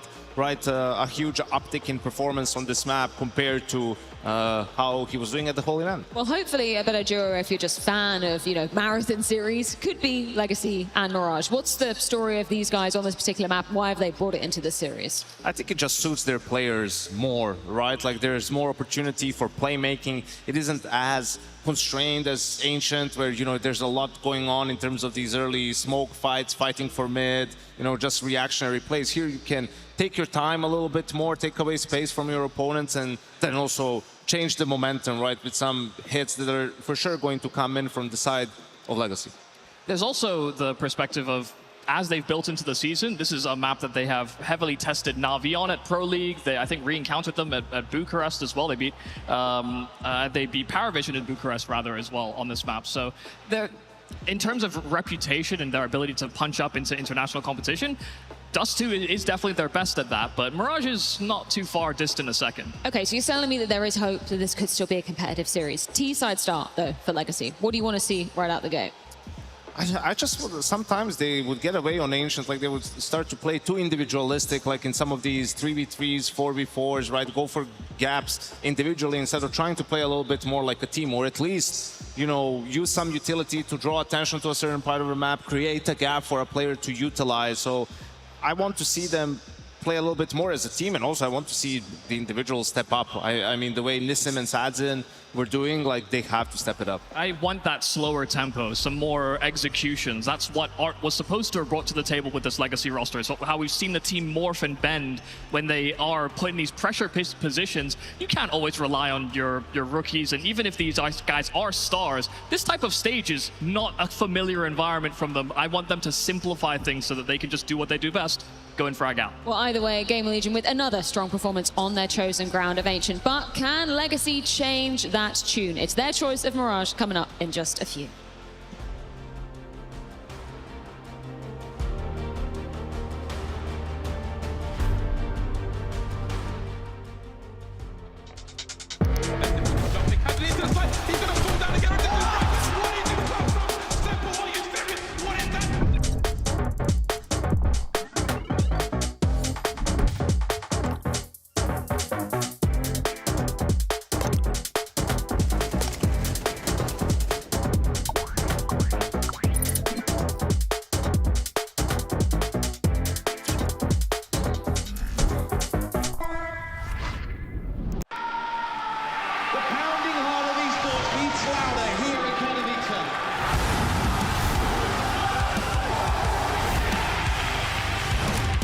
Double peek, he's getting his shot. Unbelievable! Something special to throw this decoy, and that's exactly what happens. Katowice! We are back!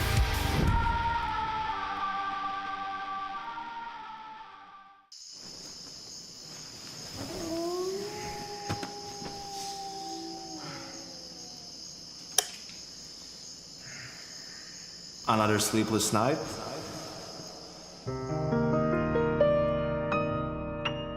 Well, I've got the perfect solution. My new audiobook, Resident Sleeper. With just a few minutes of my analytical audio therapy per night, you can become a resident sleeper too.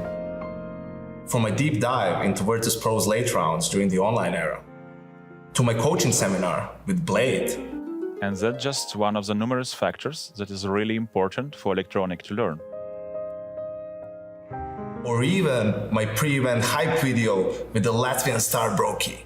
So Broky, you won Katowice this year, you won Cologne, you won the first major. No one's ever done that before. Now you have an opportunity to win the second major of the year and clinch the Grand Slam as well. How excited are you? Yeah. Just a few minutes of Resident Sleeper and you'll be lights out.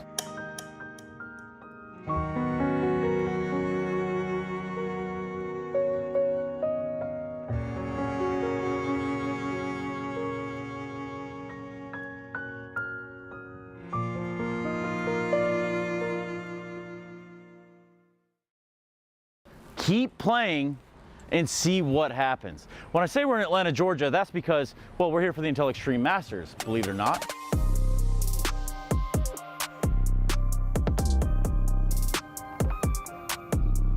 Is this thing recording? We're talking about video games. Watch out, man. Cameraman about to get himself hurt out here. It's just about time to find out the final people here that Atlanta may be able to tell me about Counter-Strike 2. It's been a long day. It's hot as heck out here. Someone out here will absolutely know about Counter-Strike. What's up? You play video games? Yeah, same. People play video games against one another as a team or maybe even a solo component sometimes. It's weird. I know that it's not all the time you get filmed doing your job, but I'm just going to have to ask you, what do you know about Counter-Strike? What does Atlanta know about Counter-Strike? I'm not as tapped in as I once was with Counter-Strike, but I have a lot of fond memories of playing in high school. We used to stay up all night on school nights just playing Counter-Strike, me and my 3 best friends. We have a big tournament this week here in Atlanta. Oh. You know what I'm saying? Yeah, where's gonna be at?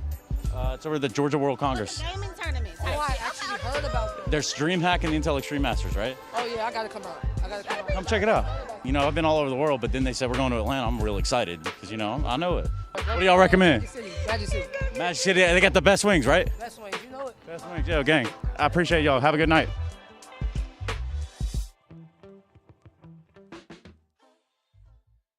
How hungry are you, Snacks? I mean, not much actually. It was. I had a Brazilian barbecue yesterday actually.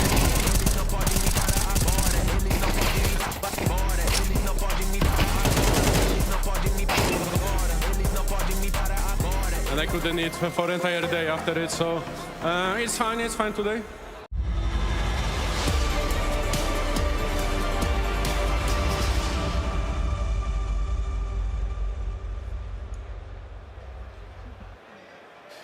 Well, Snacks may have had Brazilian barbecue yesterday, but it turns out it might just be all you can eat, Jason.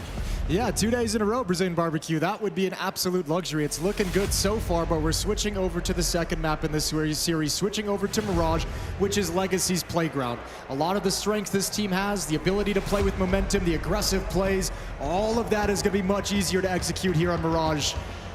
Where on Ancient, they really struggled to pull it off. GamerLegion was able to put them in their pockets, slow them down, take away their game plan. It's going to be a much harder thing to do here.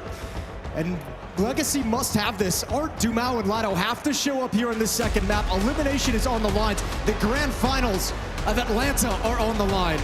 Well, Art and Dumao showed up, and we are asking where are the other players. Mirage, Yanko was saying, is more well-suited to the individuals of Legacy. We're expecting them to show up. We're expecting them to deliver and actually get in to this semi-final. If they don't, and GamerLegion can perform, then it's GamerLegion heading into the grand finals of the Intel Extreme Masters here in Atlanta. We'll see if Legacy can put up a fight.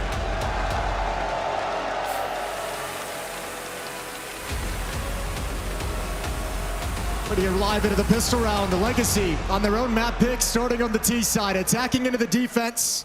Must-win map for the Brazilians. Instant window smoke chucked out. And Legacy is going to head a lot of players, 2 towards the halls, 3 towards middle. Nissim going to join up with Sadzen and Lotto. They want to attempt to split this B bomb site.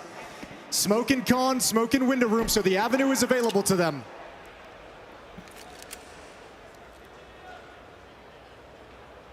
Really taking it slow in case there's any kind of aggression. Here's the utility to show that they want to have some B push. Actually, this is all going to be a fake.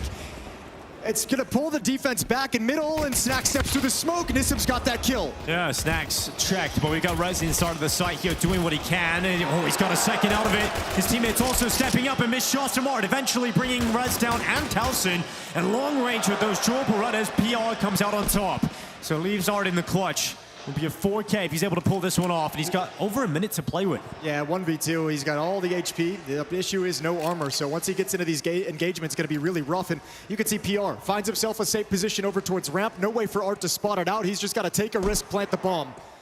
Actually, PR even pushing towards CT spawn, so it may feel like it's going to be a finish at the B bomb site, but he'll be wrong. At least securing, at a minimum, the force buy in the next round, but Art getting flanked out from the ramp at the moment. Look at the amount of positions he has to worry about. And PR now coming out of the ramp. Art has actually tucked himself away. He's safely hidden. He might think he's being sneaky, but PR knows he's not ramp. Yeah, he's clearing, he's getting closer. Now considers where Art might be and sees him just poking around that corner. So Art, no chance to win out the clutch. And there'll be GamerLegion picking up the pistol. It's a little bit different from the first map as well. We've seen Legacy win both pistol rounds, win both second rounds. This time they've got to start on the back foot, but at least with that bomb plant, Art's able to secure them the force buy. Yeah, scary prospect. You got ran over when you had hot starts in both halves on Ancient. Now you don't have one here on Mirage, so you're going to have to grind it back. Interesting idea, the kind of like fake execute in the B halls to let the short players play first, but those USPs at a range, Rez does an awesome job of getting kills. Legacy could never actually scale into the bomb site. I think running that so late, smokes in mid faded as well. There was a crossfire at distance into the bomb site at A. So they'll try again with the bomb plant. Scout in the hands of Art. He's got a tag, taking damage himself, but brought Snacks down to 39.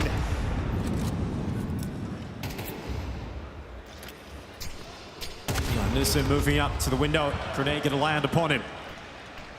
Advantage siding with GamerLegion, and damage done to Art. That's a really risky way to try and find an opening in a round that you're not bringing a whole lot to the party. That's one of the rifles you brought in lost. In fact, oh, Towson gets greedy. That's one back, and they're going to go with it right through the smoke. Yeah, trying to get out towards Rez, who keeps his head tucked away. The flash is coming through. He dodges most of them, but he can't dodge Dumao. Who just goes again, and this time on Snacks. Great second kill from Dumao. That opens up the bomb site, and suddenly the round is wide open for Legacy and shut for GamerLegion as they have to back away and save their weapons. That's exactly what Dumao was doing on Ancients, and he's brought it back here into the second map. That's a disgusting second kill to secure the round. 3 kills for Dumao overall. And Legacy, after losing the pistol, get it right back. Now, we know Dumao is a great player, but the reason that we talk about him being so deadly is because he usually comes as a package deal with Lato, right? It's that duo that you always talk about with Legacy that keeps them competitive, that keeps them a threat. Lato was missing on that first map, so you'd love to see Lato get into form here on Mirage, and if you have that 1-2 punch of Dumao Lato popping off here for Legacy, it's going to be a very different story. Especially because you've had Lato throughout this entire event. He's the third highest rated player statistically, or actually I should say he's tied for second with Kvem and Zaiwu, 1.27 rating. So yeah, missing a piece of the puzzle that's been there for you every step of the way up to this point. We'll see if Lato can find his way into the game. This is an opening provided by Taliesin, just being a little bit greedy. Really wanted that AK-47, thought they'd fallen back, thought they were done with the spamming. That angle for Rez is just way too hard to deal with, but that's a thing of beauty. Yeah, Dumao ready for every fight. And not even the classic Dumao yell. He realizes so much work needed to be done here. It's gonna go down into the underpass. You can see the damage he's inflicted single-handedly. You've got Snacks on a Deagle, Taliesin on the same, and a 5-7 out for Rez. Yeah, Bai's a little bit busted for GamerLegion. A little bit of a trap set, though, at the top of Con. 4 players for GamerLegion. It's Snacks alone at the B bomb site playing short. Hypex, PR, and Taliesin right at the top of Con, and Rez in the window smoke. There's PR spamming down. Lato dead. Art and Sad's able to get a couple between them. And finally, it's Legacy making sure cleanup time doesn't go against them. Now you've got to turn towards Connector, and they do. They deal with it. Now they know where Taliesin is. Nissim slips down into the site. He's got some cover and some time to let his teammates come and split on Taliesin, making this almost impossible for the Dane, and he will drop. So 2-1 lead here for Legacy, despite losing the pistol. That force buy works out perfectly in the second, and they're able to follow up with another win. So 2 rounds in a row, and GamerLegion out of money to fight here. Nice thing for them, Hypex sitting at 3,400, so he'll have the AWP in the next round. Give Dumao a couple more sequences like that, you'll start hearing him. He'll get out to you. I mean, you could just see the importance of that bomb plant from Art in the pistol round as well. The fact that he's able to get that, that's why Legacy are now 2-1 up. You get enough money to get Dumao on a Khalil. Yeah, it's a huge change, isn't it? It's a nice extra tool to have. And now you're just going to take a 3-1 lead because it's USPs and 1 Deagle. Yeah, get another trap set up by GamerLegion over off to the B bomb site. 4 players are here, a little bit of a boost up. But the rifles will just end up being too strong when they get into this. So, I mean, you're at kind of it's a weird situation now with the way that this is played out. With the pistol round won by GamerLegion, like, Legacy doesn't get it, but now you could say after converting the second themselves, they go back to getting that start that they had, the good start that they had on Ancient. If not better, right? They're going to get themselves that nice 3-1 lead, a full eco here on this side of things. Good turn from Art. The trap was laid, but there's still plenty of players here, so a better weapon available, and GamerLegion will be happy to pick that up. Art's fine with that, though. I mean, you spotted 2 more, you get 2 kills and you spot 2 more players, so you know at most there's 1 defender here. Now everyone's hustling over. The M4 is going to be a little bit late to join in, and Snacks will want to prioritize keeping that. Yeah, the pausing connector is actually giving time for GamerLegion to start rotating a couple of these pistols over. The Eagle hasn't been able to do much. The USP desperately trying to upgrade.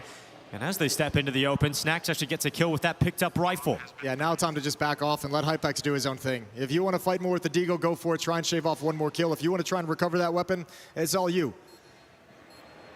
Snacks actually shifting over towards short to maybe grab 1 more kill down the stretch.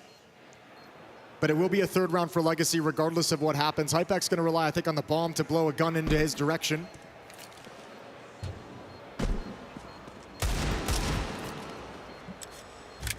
Poking and prodding, he's going to hop into the window, actually. Nissim goes forward and realizes that's the move he's trying to make. Prevents that weapon from falling into the hands of GamerLegion, and Satsin successful on the hunt, stops Snacks from getting his free gun as well. So that's a 3-1 lead for Legacy. We'll see immediately coming into the next round, Hypex is invested into the AWP. So that's going to be coming out with rifles around it. And remember back to the first map, it took like 8-9 rounds before we saw Sadsin with an AWP. It was deep into the first half before he was able to pull it out. He's got that out right at the start. So both sides playing with the sniper. Round 5 begins. Everyone's got the buy they want. Sadsin with the AWP is going to head over to the A bomb site. He wants a pick towards the ramp, and he drops the bomb. Maybe misses the timing as Snacks has already crossed over.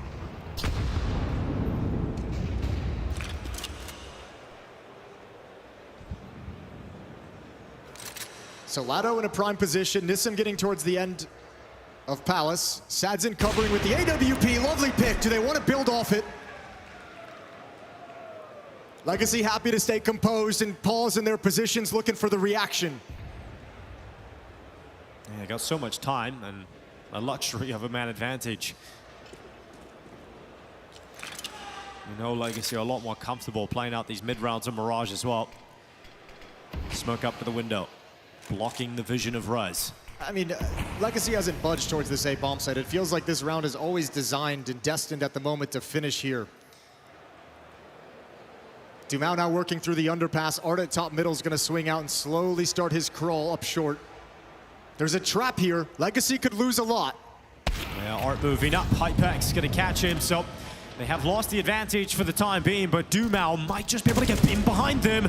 Great quick headshot on Towson, misses the Molotov and backs away into the underpass. Now you need to rely upon the hit towards this A side. 30 seconds left.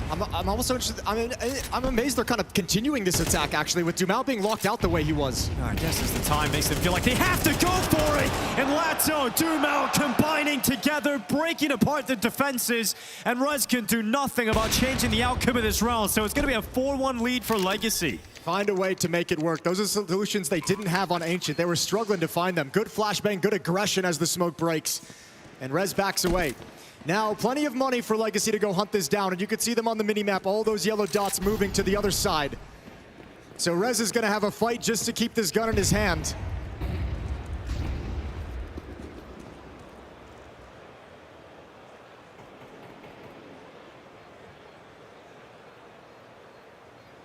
Now starting to push in. Legacy want everything to be as easy as humanly possible. Taking the gun away, force the rebuy, force the money even lower, break it entirely. They'll get caught at the end. Rez one kill traded. They're doing such a good job at hunting these rifles down as well. Not letting anything go for free here. Legacy have really made this such a difficult start to the half for GamerLegion, who don't have a lot of money here. They don't have enough to get a full buyout, and it's Dumao again. Great first shot, misses the Molotov here, and obviously makes it a little bit awkward, but he combines with Lato. And that's the combo we were mentioning just at the start of this map, right? If that starts to get going, that 1-2 punch, this makes a very scary half start to look very real for Legacy. Let's see if Legacy, they're doing exactly what GamerLegion did to them, which is just kind of outplay them and pick them apart, make this defense move, make this defense never know what's coming. And look at the change of pace again. Now we just have a contact slide out. Art spotted one, and he's got both. The recoil gives him a gift. Yeah, great work there for Art. And that's the site completely taken. Yeah, bombs drop back in T-spawn still, so it'll be a little bit of time. Meanwhile, Legacy happy to keep being aggressive, making sure they can control this side of the map.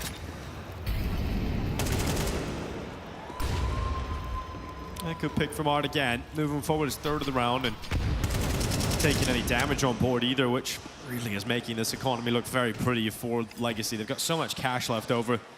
It's going to be a very tough half for the remainder of this for GamerLegion just to get into it. And Art, his fourth, why not go for the ace?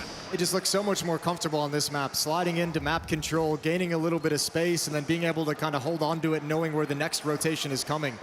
This T-side is looking real nice so far. Well, Art's going for it. Snacks, and Art's going to take everything away. That's an ace. Wow, yeah, the anti-eco ace. Well done from Art. Yeah, it takes every single frag in towards the site, and 10-4 start from Art. I mean, continuing his good performance. He had a great first map, even in a loss, right? Yeah, you've mentioned Lotto being absent on that first map. Art was the one who picked up the pieces there. Him and Dumao were the two-man army, just not enough to make that competitive in any sense. But here, doing a good job, Art, of being the engine. 5 kills in this round. Just picking them one by one. And a timeout is called from GamerLegion. They're first because obviously they're stumped. Op is going to come back out from Hypex. I will see what Art wants to do with this lead in a timeout, right? We saw GamerLegion on map 1. Every time Legacy called a timeout, a little bit of a change of pace, an uppercut rush towards the B bomb site. Does Legacy want to do something similar, or are they just saying GamerLegion has to figure out how to beat us here? Congratulations. I see. Hypex's AWP could start to make the difference. We talked about him not really being required over on Ancient. This is where you do want him CT side of Mirage.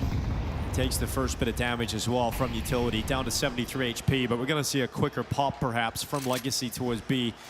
Got 2 players in middle, 3 towards the apartments. Smoke takes away the vision.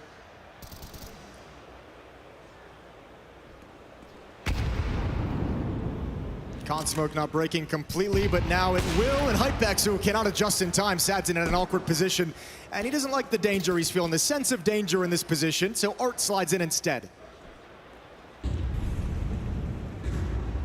Townsend to step out in behind Art, whose head is turned, but the B pushes come in, and Dumal rapidly chasing that trade kill. He's got it on Townsend. Hypex stepping out, he's got the angle, but he's about to be blocked out by Smoke. You start to feel helpless here if you're GamerLegion. You can't hold on to the B site. And you can't it's hard to see a world in which you get back into it. And now Dumal has pushed again, taking the AWP away. And it's now in a position where you don't feel comfortable to go out and go and get it back. Yeah, Snacks and Rez had already called for the save when all that went down. Legacy just doing a great job. This is Art pulling everyone towards short. Opening up the B bomb site avenue. GamerLegion looking flustered here. They don't know where to position players. They're 3 steps behind now. They've come in with a great Mirage here, Legacy. A really strong T side. They've lost the pistol and nothing else. You can see why they brought it here. Obviously very comfortable. Haven't seen GamerLegion mix in any kind of aggression towards mid, right? We've seen a few traps, but haven't seen any pushes up mid. Haven't seen any pushes through underpass, palace pushes. Might be time for them to mix some things up and see if you can create a play that slows Legacy down, slows this attack down, or at least get yourself to play around with an advantage. Haven't had many of those here on Mirage. Oh, quick utility into middle here for Legacy. Top mid smoke, window smoke, all put in place, and they're gonna start sprinting into the connector. Look at Dumal already here. PR handles that pressure. Rez won't though. Art with that second layer, and now that he is trying to get it through short to the B bomb site, the smokes are breaking open, revealing kills for Legacy. Spraying away, Snacks staying oh my just God. outside the window. The traded position, Snacks gets into it. It's absolute chaos to kick off this round. Snacks is doing what he can, but he's burned out of the window and forced into the underpass. I almost can't believe that he's alive. Only Snacks could do that and still come out on the other side with a chance to fight. Townsend, everything to do in the open. No trade, no trade. Townsend with the double. Yeah, flash to the sky as well. Townsend trying to save his team. It's got to be Lato. He's been quiet the whole time in the semi-final, but this would be a great time to get loud.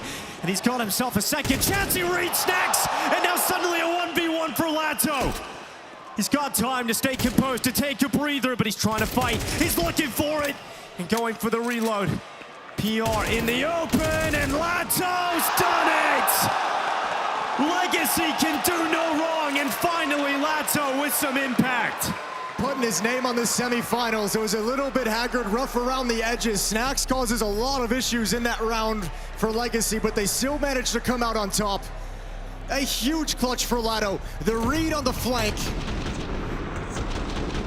It was a 1v3 for Townsend that ignited GamerLegion on Ancient the first map. Now a 1v3 from Lato is going to let Legacy continue to dominate. From the GamerLegion perspective, you got to feel like you can't catch a break on this CT side now. You had to fight so hard to remain competitive in this round. Then Townsend steps up inside the B bomb side, and then suddenly Lato just rips it out of your hands. You think Snacks is the insurance policy coming through the apartments as well, but Lato reads it.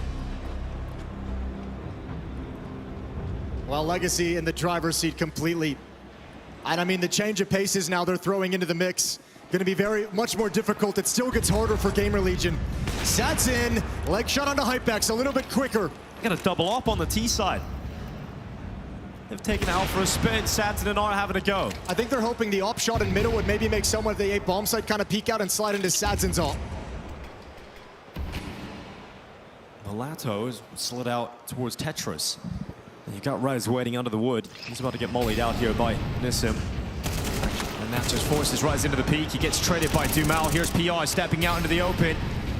Playing behind triple. Hypex coming over to try and help him, but PR was so committed to trying to win the fight against Dumal, but he's just so razor sharp right now as Dumal wins that fight too. And credit to Nissim. The support flashes coming out of Palace has been excellent. Excuse me, he nails it.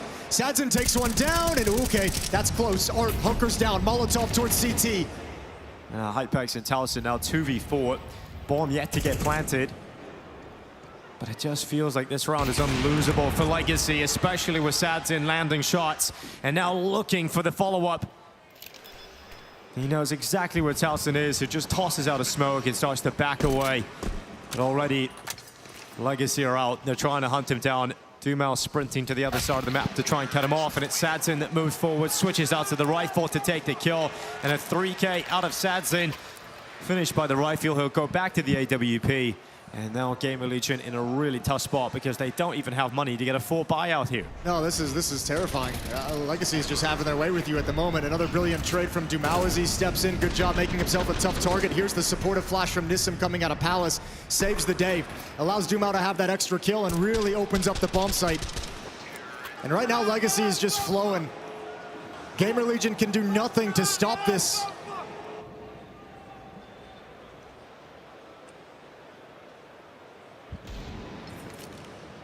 Good start. The Deagle of Hypex rings out onto Art at Palace. Okay, that'll put you on notice. That'll slow down the pacing. That'll slow things down and make Legacy reconsider.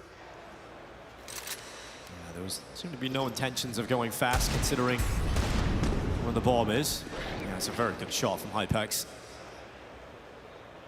The bomb still all the way back in T-spawn. Dumao plants his feet. Let Snacks try and peek him and challenge.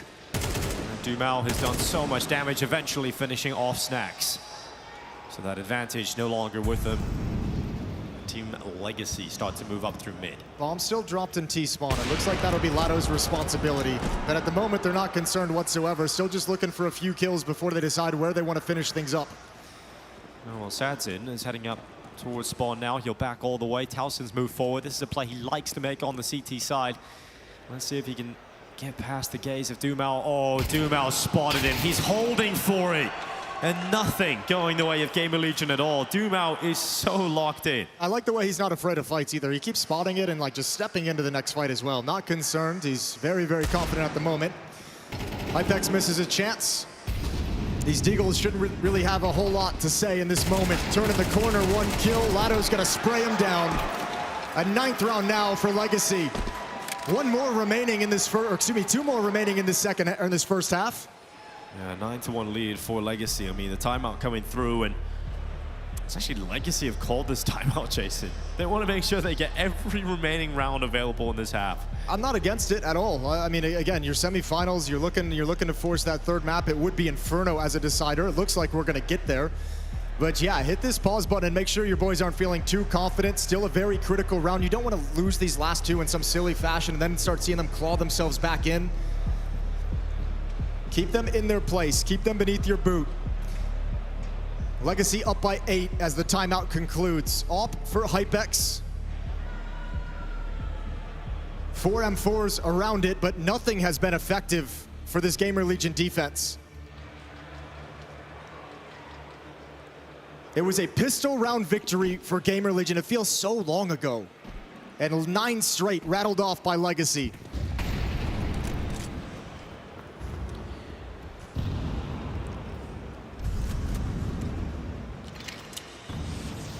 Rez unleashed with the flash going in towards ramp. He can't win the fight. Nissim had his head turned.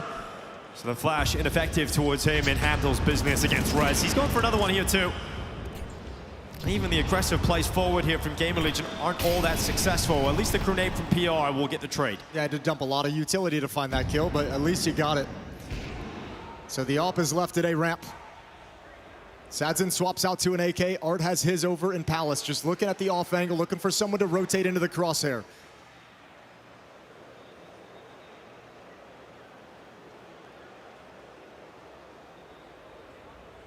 And Legacy changed their position of attack. So much attention towards A ramp. Bomb is picked up now. Dumao going to start sliding into the underpass to join up with Lado, who's going con. The real issue is the bomb isolated and alone. If he can't get past PR, it's a huge issue for Legacy. Yeah, PR goes into the open. Sadzin has fallen, so yep, it's looking open here for GamerLegion. If you don't win this one, what round are you going to win? Art goes down at Palace, leaving Dumao on his lonesome. Only coming through connector now. All of his teammates gone. Under 30 seconds left to play with. Look at how much slower this round is compared to most of the Legacy rounds when they lose that first player, right? Oh, okay, there's a tap. I don't think there's enough time for this, but let's give him some chances. Style points, maybe. Hypex shuts it down before it can even begin. Double kill for the GamerLegion Opper. PR with a triple in the round. If Dumao gets one more kill there, it can really affect the buy here in the next round of GamerLegion, but they do have enough just to scrap out a really strong buy. But last round of the half coming up, GamerLegion, 3 rounds is the best they can hope for. It's still going to be so tough to see them come back and have a strong enough T-side, but we'll not put it past them. We'll not count them out yet. That's why Legacy called the timeout in the previous round to try and secure all the rounds available in this first half to maximize their chances of seeing Inferno. Heavy towards middle. 4 players coming out through top mid for Legacy. Could be a little bit of a fight here. I don't think Rez has seen these numbers too much. Might get surprised. Smoke not broken open. That's Dumao just stepping around the other side of the smoke. Rez falls with ease. Window smoke to completely control the middle of the map. It forces Hypex to be aggressive to clear out this point of attack. PR has slid over towards Ticket. Lato collapsing upon Towson. A 5v3, a great start to this round for Legacy. Nice shot from Santin. The flick up, PR stood no chance. And he stands no longer. The only player that can do anything about this round now is Snacks. And he's hidden away. In behind the bench. Hypex at least getting 1 kill. He can make his way over, but it's got to be Snacks to deliver if there's any shot at this 3rd round. They know where he is. He only manages 1. So Hypex will be on his merry way over through CT spawn, arriving now at the market. But Legacy getting defeated 13-9. It was a comprehensive victory over on Ancient for GamerLegion. We said Legacy would be more comfortable here on Mirage, but this is on another level. About to secure double figures in the first half of play. And we're starting to get ready to load up Inferno as that 3rd and final map, because Legacy are going to leave this half with a huge advantage. The Brazilians are back and they're playing the Counter-Strike we've seen from them all event long.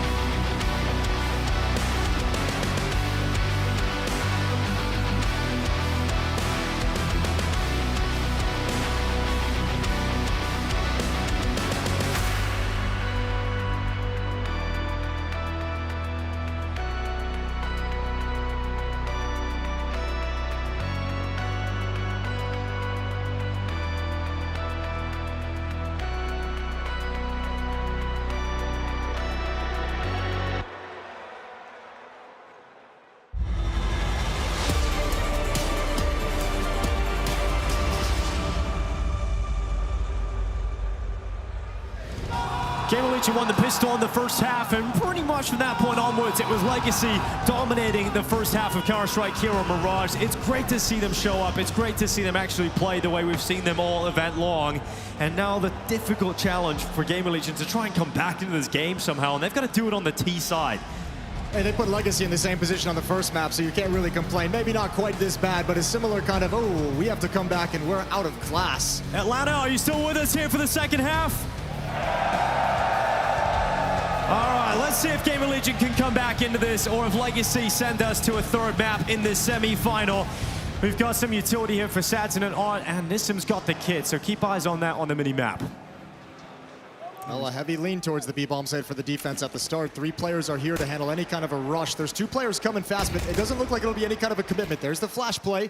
Nissim doesn't want to commit to the fight, and okay, he's going to get one regardless. Towson goes down 5 on 4, and there's nothing GamerLegion can really do. They're spread around the map at the moment.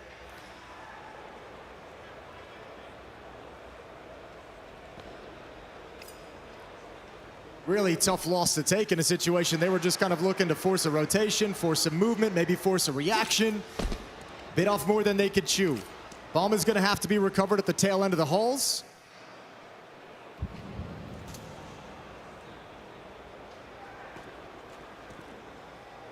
And I guess at the moment it looks like GamerLegion, the idea is to try and execute kind of an improvised mid-round split. Through middle to short and into the B bomb site. Resin, PR, and Halls. Hypex and Snacks in middle. Smoke fades away at the window. Art receives some Molotov action towards his feet. We've got Hypex going into the ladder run, but they don't see him. They don't check Dumao because of the distraction set up from his teammates. And now PR and Rez are also falling towards the apartments. It's not only a pistol win for Legacy, but it's a dominant pistol win. They do not lose a single player. 11-2, and we might as well start loading up Inferno. Yeah, the legend of Dumao. Triple kill in this pistol, 17 and 8. He showed up to play today. Excellent on the first map in a loss. Excellent here in the second map in what looks like it's going to end up being a dominant victory. There's no chance in this pistol round. They had 0 chance of getting anything done. Dumao's just nasty.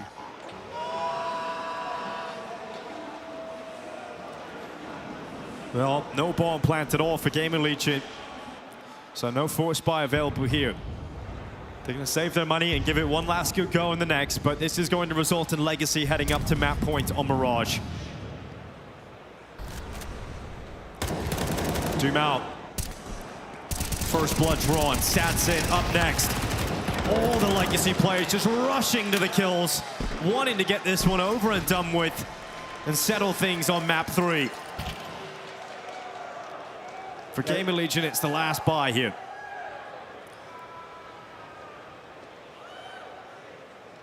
Well, a 10-round lead. I don't really know what to say. Nothing to sell you for here. Let's see if GamerLegion can maybe wake up and give themselves something positive to talk about between the maps. Otherwise, it'll just have to be a complete reset of the mental game.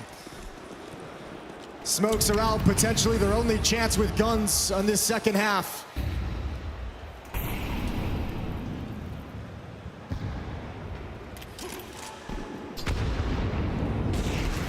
Well, there's Snacks. Good start. Opening kill on Sadzi.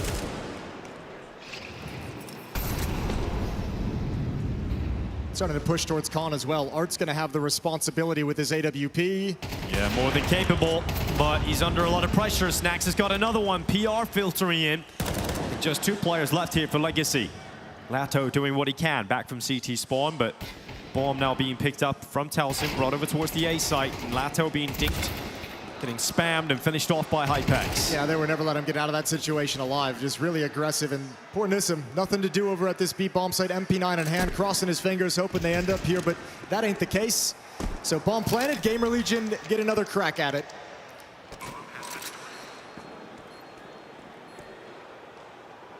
It's really just scraping together this third round, but a nice one there, picking off Art in the window and just scaling with ease.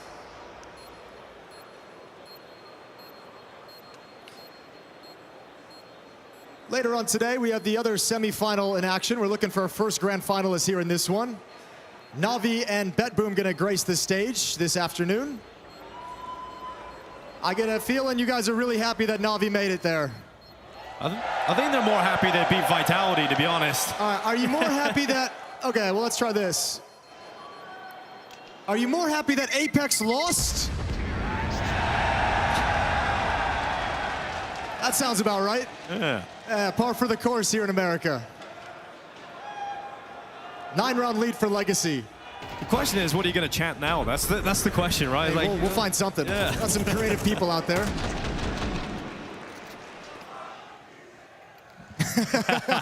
I guess you could just do that one too.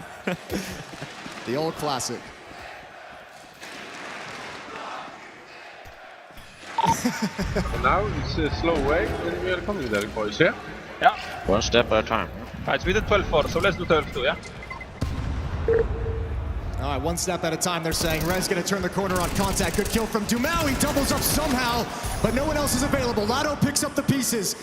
3-on-2 very quickly into the round, and Snacks left alone with the bomb. Quickly, Hypex is shifting over, but Snacks doesn't want to dedicate himself to this. Oh, it's going to be very tough to win this 2v3. Snacks coming out of the ramp now, needs this headshot. He does pick it up, takes a lot of damage on board, but Snacks is gone, so it's gotta be Hypex. I haven't really seen him have that big clutch moment today, and we won't see it here on Mirage. A great performance from Dumao has delivered Legacy a dominant Mirage victory. A 13-3 as they send this semi-final to map 3. Inferno decides who's going into the grand finals in Atlanta.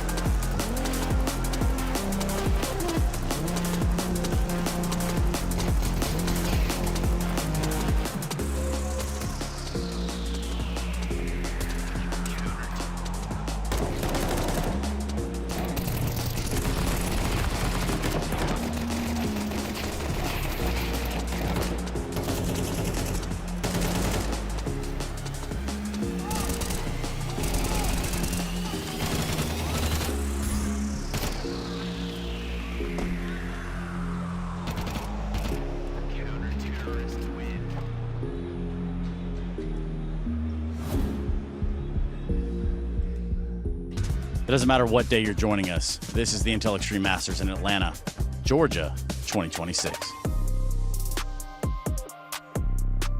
Mic check, 1, 2, 1, 2. You play video games, man? So violent for no reason. Hey, yo, what's up? Y'all know anything about Counter-Strike video games? You know about Counter-Strike? I'm on the Georgia Tech fencing team. Tell me what crossroads there might be between Counter-Strike and fencing. You know, Counter-Strike, you're in a clutch situation. It's kind of like the 1v1 situation of you and your opponent in fencing, just going in for the last stab or that last quick scope op. All right, bet. that was good. What do y'all think about people playing video games against each other competitively? Oh, I love it. I like the smack talking they do. Who are your favorite Counter-Strike players? I gotta go with an OG, Kenny S. What would you say to Kenny S if he was watching right now? You're my inspiration. I think about you every match when I'm fencing. What do you think about that?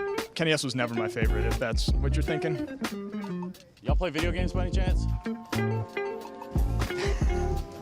Oh, he didn't even realize it. I mean, Jacob, when you rolled up here and you saw this mic flag, you said, oh, I'm going to bike a little bit faster now, or what did you think? I thought I may as well get as far away as possible from you, as fast as I can. Did you have fun at Media Day? I had a blast at Media Day. Media Days, You did what? You had blast at Media Day? Just kidding. No? No? All right. Bye.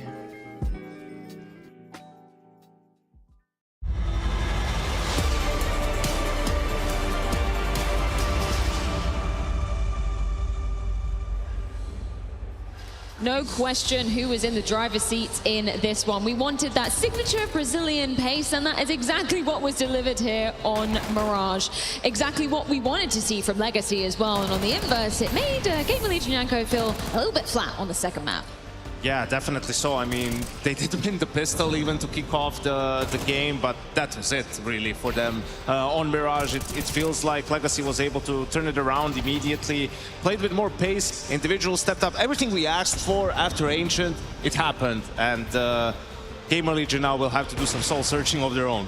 Yeah, those anchors I wanted to praise so much coming into this matchup, they struggled to find the right position to sit in to to alleviate any building pressure on these bomb sites. We didn't get those pop-offs, but even in that second half pistol that's showing on screen, you know, they just lackadaisical clears. They're not clearing angles properly. You see head in hands after that pistol as well, because they know they're the ones that made the mistake there.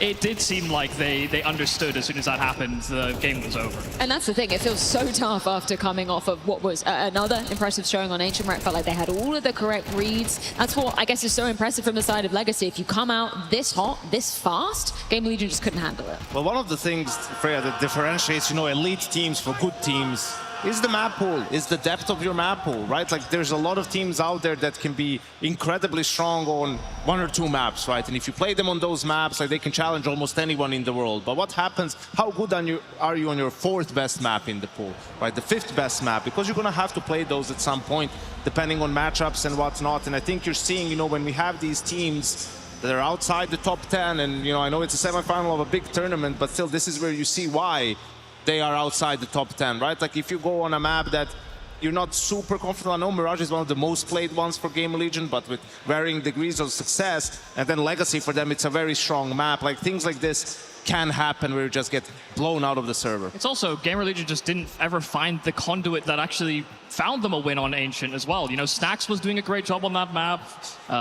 We had Towson doing great things as well. Everybody was pretty poor, in fact, on the map. And I think, you know, especially with how much praise we were giving him coming into this series, where is the Hypex that actually stole the hearts of, I think, a lot of people in the audience here? Because we're not really getting that same impact on stage. It's a very good question. Maybe he gets to show up on that third of Inferno, maybe. But we're getting hype from Dumao, right? He kept it going, and early on, right, he was the deciding factor really to give momentum to his team. We can jump into some of these rounds, and I know Gordon Gecko said greed is good, but not in Counter-Strike, and you'll see GamerLegion pay for that fully. Towson is actually going to do a good job of battling with this early aggression, him and Rez. You know, they get the kill. Dumao now lurks. Towson. I hate this from us. What's over there? What's this? Ah, I'm dead. And Dumao just pounces immediately. Like, they just capitalize that. They're 4v5. They have no control. This is their best bet. Some nice flashes here. He gets the better of Rez. That's the second entry. Boom, Snax. See you later. Third entry, and that's the round. Done and dusted, really, from this point for Legacy. That was huge, right? Because they were struggling. You know, even on Ancient, they struggled in gun rounds. Like, they won both pistols. So here, to be able to get another strong start, I think was crucial for this T side that they had. Yeah, it wasn't as though GamerLegion didn't get into some winning positions within this game, but there was always someone that responded as well. There was, I mean, not as many kills or not as much impact from Dumao, rather from Lato, compared to Dumao, but Lato had a very big moment as well on that T side that could have potentially been the way back into the game for GamerLegion. And that's the thing, right? And when you're looking at the hesitation time, I guess, from Legacy in this one, it felt second to none, right? They made a decision and then they went full force for it, and that paid off so many times. Yeah, certainly. You know, that it's really important as well in Counter-Strike. You know, a great call can turn into a terrible call if it's executed 2 seconds too late, or if you hesitate, right? Like, you have to be decisive. You have to trust the call. You have to, you know, trust your instincts as well. You're not always going to be right, but it's much better, you know, if you have a bad read, but you still go for the round, you know, with the decisiveness, it has a much higher chance of success than if you have the best read, but people are doubting, they're a little bit slow, they don't trust it 100%, like, it can go horribly wrong. Let's look at Art trusting his instinct in this one as well. Yeah, this was also just indicative of the feel that Legacy had for the rounds. I mean, this is against an eco, it's true, but the fact that you're taking a risk by fully contacting out ramp where there could be a deagle, there could be a scout or something posted on this angle, and for Art, he gets away with absolute bloody murder here because he finds that the head of one, accidentally kills the second guy as well from the spray, and he just instinctively knew that he could continue to press the attack. He understood GamerLegion wanted to make something happen in a round like this where you have so little, and he caught them before they could even get started. This is just Art relapsing a little bit, Freya. You know, it happens. Like, he's different now, but every now and again, you know, the old habits, they start pulling on you, right? Like, could have been a scout in Ticket, could have been so many different things. He just decides to contact walkout ramp against pistols, but this time, he gets an ace. Old habits die hard. I guess Jason will also attest to that one as well. Let's move on to a moment where GamerLegion felt like they might have had an advantage, and then a 1v3 comes in. This was sort of the final nail in the coffin, even though it was so very... early. I know, but exactly because of the fashion in which they lost. Like, when you're losing these sort of rounds, doesn't matter which map it is, right? When you lose 5v4 against Pistols in the second round, when you're losing 3v1s that, you know, you need to close out. Like, the game is getting out of hand at this point, and a bit more pace from Legacy with this mid-control, mid-fight turning into a B-split, flashing through the smoke. PR still gets the kill. You know, a lot of chaos going on, smokes being broken, fights taking place back and forth. Like, that was a nasty shot from Nissim. Then Snacks rolling back the years, just playing around the smoke, staying alive, finding a kill. What is our doing? Get used to it.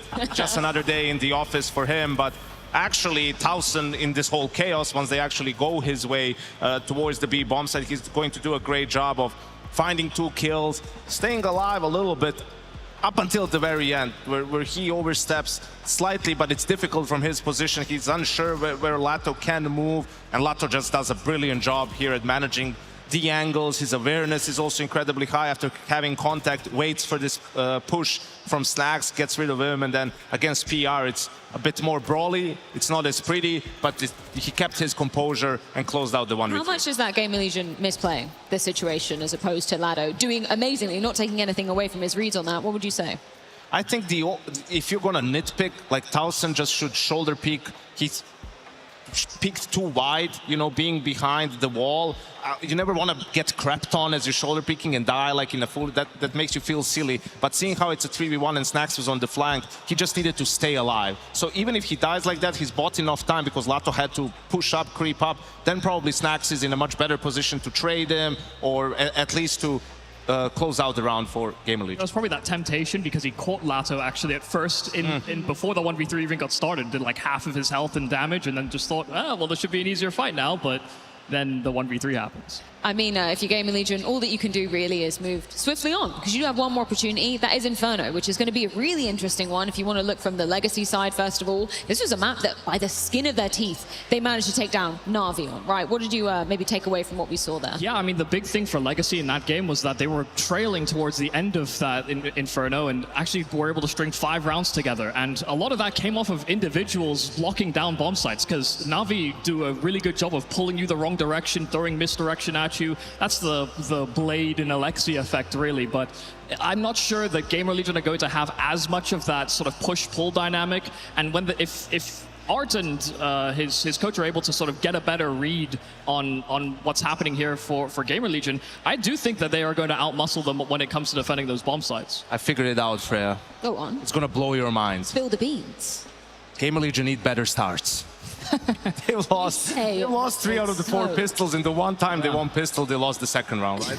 So it's just been really hard. Always had to play from behind in that sense. On Ancient, yeah, they did a great job, and they were very dominant in gun rounds. And Mirage, okay, it was a struggle. They got stomped. But Inferno, it's going to be a bit more of an even playing field, right? So if you end up in another situation where you're giving this momentum to Legacy, and for Legacy especially, they're a team that likes to be aggressive, you know, likes to get in your face. Well, that's much easier to do when you have 4 or 5K in the bank, and you know that even if this round that you're going for some aggressive play doesn't work out, you can still buy. Inferno, you need the utility, right, to be able to do really anything on the map. So the economy plays an even bigger part on this map. I think what will be difficult for GamerLegion coming in is that they're very prep heavy. We've seen how they've benefited from that in their previous series, but I think Legacy have actually been doing a good job from map to map, changing the way that they're attacking. You know, in one game I'll watch their heavy B attacks, rushes, heavy util sets. But against Na'Vi, they really tried to put pressure on that long side and forced sort of kind of overreactions from Na'Vi in that game as well. So I'm not sure if there's going to be something special cooked up, given that it's the decider map in the series. Not everybody has anti-strats that far deep. Rez was rolling back the years, you know, on this map yesterday. Yeah, right? that's Like true. he was absolutely lights out. And I think at the end of the day, it does come down to the players in some of these clutch situations to deliver, right? It's going to be hard to out-call completely your opponent. Rez is one of them. PR, this is a map where he had, you know, early on that put him on the map. No pun intended, but playing the T side from apps and all of that was able to just be really, really obnoxious on the lurk, right? So that's where you want to see their guys deliver. So you're saying it's going to be GamerLegion heading to the grand final? No, I am saying not that. You're saying it's Legacy going to the I didn't grand say final? that either. What are you saying, Yanko? You're not being very clear. I'm not, you know, Freya, like, I don't need to say anything, but I think it's going to be Legacy. It's your job to say something. Well, thank you for that, Yanko. Something. What about you? I'm Legacy all in. They're playing exciting, aggressive. You're in Atlanta, not in Rio. Don't be confused. I'm not trying to pander here. I'm choosing them because Art's on a redemption arc. Well, either way, maybe we should translate this chaos into the server, but not before we head things to a very short break. When we return, we're going to find out who is going to be the first grand finalist here at the Intel Extreme Masters Atlanta.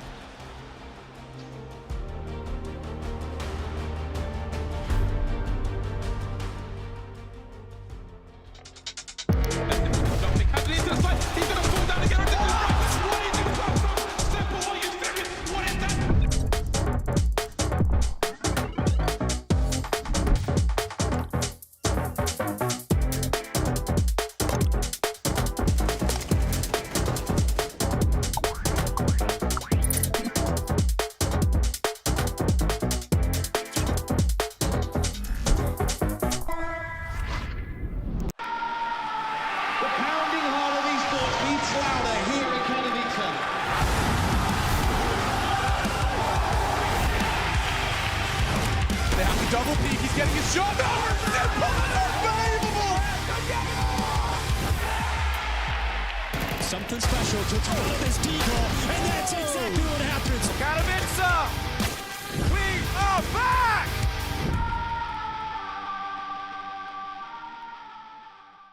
Hi, I'm Henry G. Greer, new general manager for Team Falcons. And today, I'm going to give you a peek behind the curtain as I build a colossus on Kolex's new fantasy mode. We're going to kick things off with a triple pickup. Kisuke, Monesi, Nico, my boys. Welcome to the team. And I'm biased. Sue me. So, Daniel is a personal friend of mine. Lovely lad. Seems the site has a technical error. Cut! Right.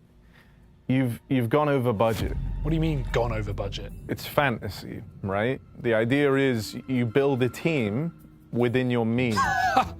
Well, that's not very realistic, is it? Look, it's classic fantasy. You can pick any player within reason, and you can build your roster. The best part, with Kolex, you can win actual prizes. Yeah. That's all great, but one question. This budget thing.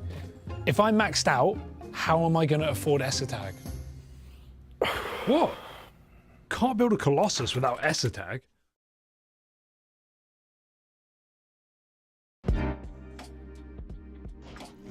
Does your moisturizer suit your narrative? Why should age determine expectation? Save your skin with the all-new Potential, a skincare range by Res Valley. Potential defends against the 4 symptoms of underachievement.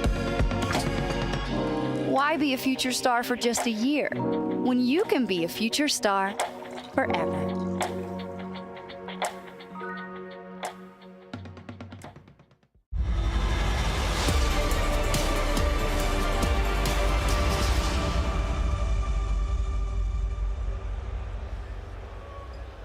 Well, 2 dominant map victories back-to-back, Ancient and Mirage, but it does even things up with GamerLegion and Legacy deciding who is going to the grand final here on Inferno. Tough to predict with teams being so dominant on each other's maps. Their picks have just been no question of who's the better team. Now we go to Inferno.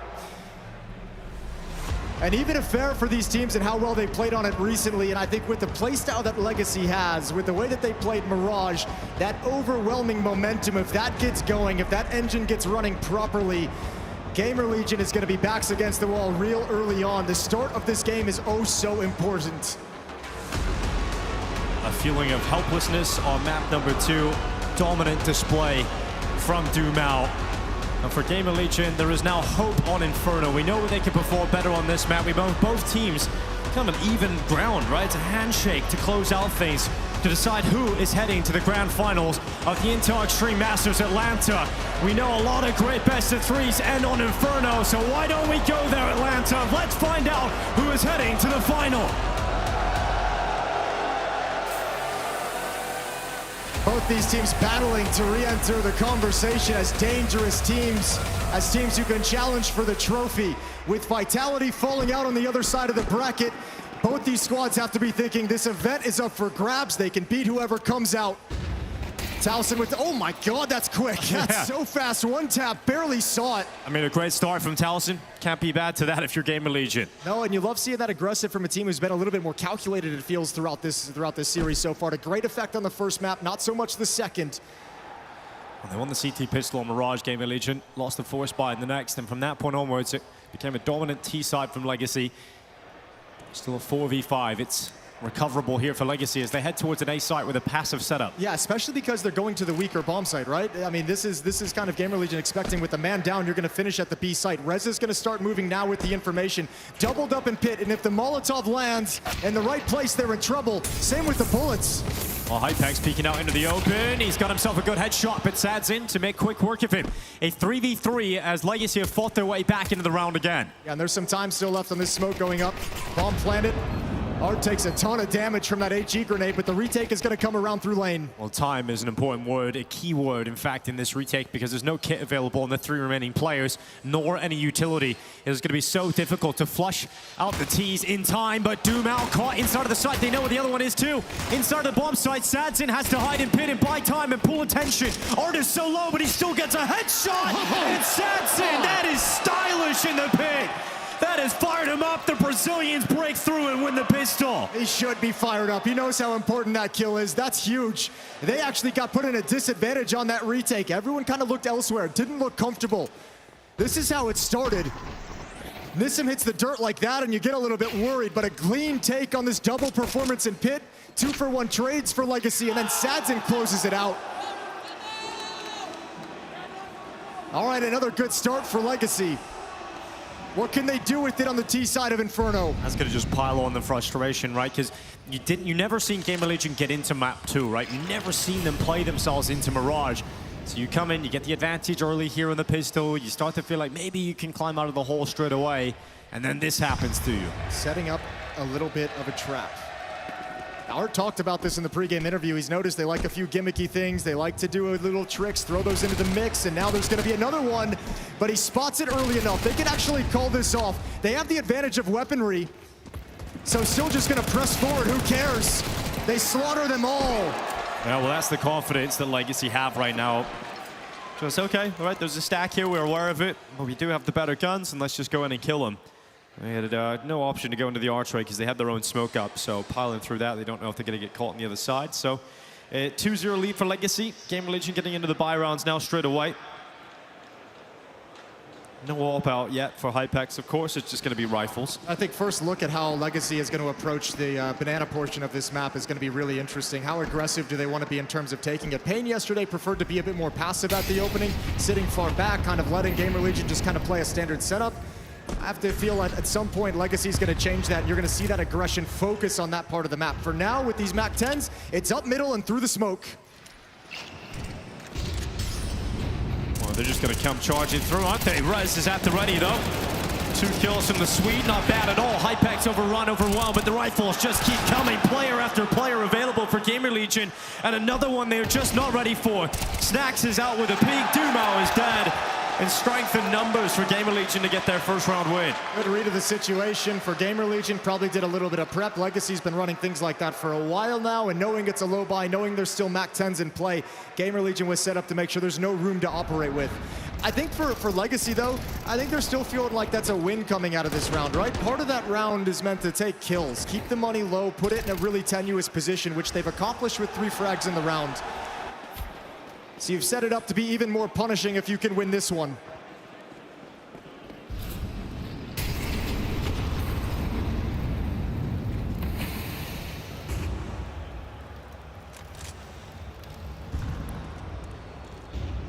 Well, Sad's in all the way out towards top middle, searching for this pick. It's a crossfire between Rez and Hypex taking first contact and also taking the first kill. Senses pressure with utility coming towards him. This does make Rez a lot weaker when he doesn't have his teammate. He goes too far into the open, extends and allows Sadzin that kill in the AWP. Yeah, there's a tantalizing prospect. I think Nissim spotted the gun barrel, so he's going to call one in pit, one in the bomb site. Legacy, oh no, it's covering the AWPer. Sadzin lucky to be alive. Snacks didn't want to commit to the fight. Yeah, just over a minute on this clock as Legacy now round the corner at long. Smoke is down for Moto and Library for the time being. Lato getting close to them, starting to spam back at Hypex. Giving the information over how close Legacy really are, but all that's going to do is make GamerLegion feel more suffocated as Lato moves towards the archway. PR tentative at Speedway, the timing for him to peek out is good. He catches Lato, Snacks is out helping him from Library, and Snacks takes 2 headshots, dropping the bomb and winning this round for GamerLegion. I think Legacy just got caught there with no options. They kind of got trapped on Rap side, not wanting to push forward into the smokes. I don't think they had a plan from that point on, and just try and improvise the walk in towards CT spawn, but there'd been so much pressure on that part of the map for so long that GamerLegion just sets up for it. They're just well prepared for it, and Legacy do exactly what they expect, exactly what they want. Great kill as Rez slides out for the fight, pre-firing for an AWPer, but this is just better from PR and Snacks. Trap laid, a trap sprung. Sadzin gonna save the AWP for the next round. Yeah, so at least getting that luxury to carry that over, but at this point, GamerLegion happy to actually start getting into the game. I mean, it's been a while since we've seen that. And that's them outlasting the kind of early, like that tug of war that they want to, oh, okay, hello. Well done, congratulations. But yeah, it's definitely hotly contested over the first couple of rounds here. And GamerLegion, even in those rounds, it looks touch and go for a bit. But they come out on top. Like Legacy had that whole put their economy at a weak point, but with that loss, theirs was as well. So they're the ones who get broken first. Really, in this round, all you have is Sadzin's AWP to play around. And we saw in Ancient what happened when GamerLegion had the advantage of economy, when they had the weapons and utility constantly. Legacy couldn't figure out how to break through on Ancient. Should be much better geared to do it here on Inferno. Yeah, Sadzin down to 78 HP. Obviously, the only player that can do anything in this round is Sadzin. No secret about where his AWP is. It's going to have to be a slower round, too, with just the Glocks and only 2 smokes to work with. They want those smokes eventually for an execute if Sadzin can help lead them close to a bomb site. So waiting out the CT utility and the choke points until they get some clear pathing.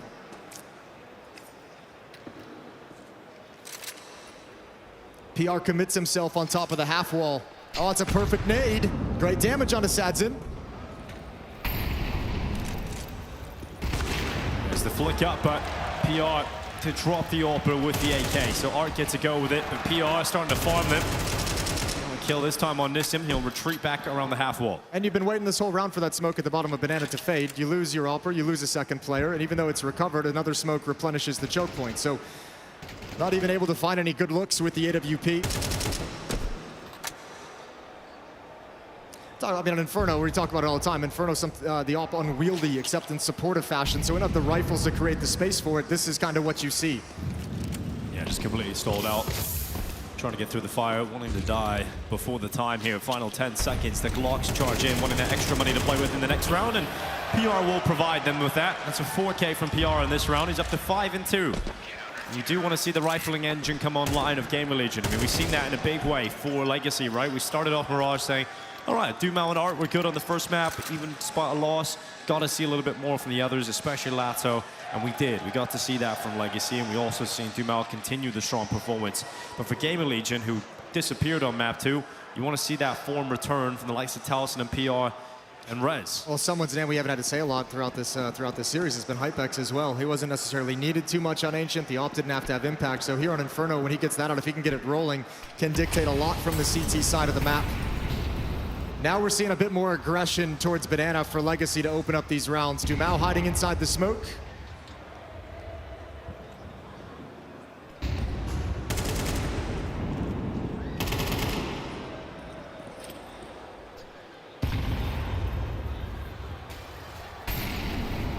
Some retake utility to slow this down, change the timing. Dumal steps through, looking for the counter push. Oh, it's a beautiful swing. Yeah, Dumal's not going to slow down either. Once he smells blood, he's going for it all. Hypex though, you mentioned it, but he comes out with a big double here, and PR at the back of the site feels a lot more comfortable knowing that his teammate is just thinned out the herd like that. Art is gone. Sadson and Nissim, the last two remaining members here of Legacy, and they're held at the door of the B-bomb side here, not getting through. Hypex has shut them down in this one, and Sadson has to march away once again around that Legacy just don't get into. And I think this is the rough side of Legacy's style. Is when you have this kind of momentum-based swinging, they're super aggressive, they're looking for fights constantly. Dumao gets that kill, and I mean, you have the option of just kind of backing out, hitting the pause button, spreading out across the map, and playing the mid-round. But they sense that weakness, they sense that kill, and say, okay, we've just taken one of the defenders away, let's all continue pushing. Just get annihilated, not expecting that third player of Hypex to be here already. He's swinging out, you can't stop him, Dumao can't react in time, and then PR's still ready and waiting. Punished stylistically in this round, and as the timer comes to a close, Sadson once again will have this op. It's been brought forward in a save about 3 rounds straight. Legacy just cannot find the winning recipe. 4 in a row for GamerLegion. Yeah, look at that money as well for GamerLegion. So much cash being built up. So even if you win this round, if you do the hard part, and pick up around Vincere, you're still going to have to deal with a strong buy in the next round. So it's an uphill battle for Legacy for the first quarter of this game. And it's not like they have all the weapons to play with either, right? Look, they've got Tech 9s at the Eagle, P250, and that saved AWP that's been unable to get into the game at all. All right, well, here we go. Sadson. Okay, both offers miss. And neither one wanting to follow that up with another peek. Nades around the corner, over the half wall they go, and they do land towards PR. They'll soften him up a little bit, make him more susceptible to being dropped by these pistols. But PR, he's still confident, still bold as he goes in for the fight. Snacks taking a dink on board, down to 9 HP. No kill though for Legacy. That should be it, I think. I mean, that was the powerful thrust. That was the initial play that Legacy want to make. Now that they don't get any success off it, no kills, they haven't opened up any avenues by spreading the defense out. So should be a relatively textbook clean finish for GamerLegion.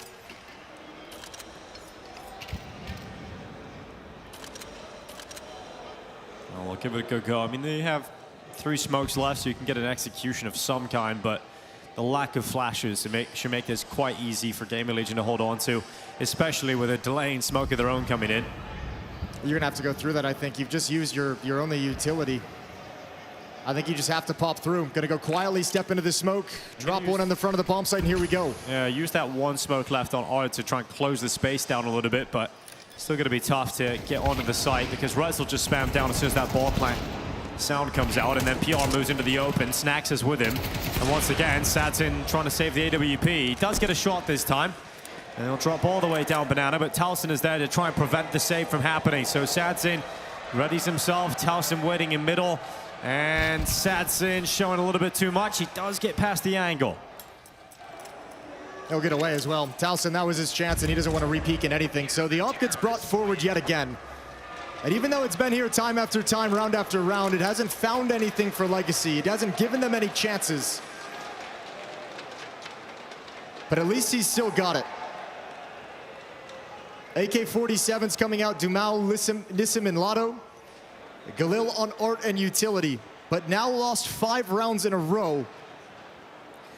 And they need somebody. They need something like Dumao. Now also the issue is you're not getting that Dumao performance that you had on the first 2 maps. Even in a loss on Ancient, he was really, really strong, having good impact, finding you kills, laboring at the moment. Yeah, they don't have that momentum you mentioned from that first map, right? You said that they were a momentum-based team. They definitely had it at Mirage. They do not have it at all here on Inferno. Someone has to deliver, and Dumao all the way towards top Banana. He's got some space to play with already. Yeah, he's forced a lot of counter utility out. Early Molotov to be dropping, smokes as well coming in, so he's at least chewed up some of the utility at this B bomb site if they want to re-aggress it later. Last couple times they've come to this site, they've been stalled out and had to execute through smoke or wait for smoke to fade. Forcing one out early like this might change that fact.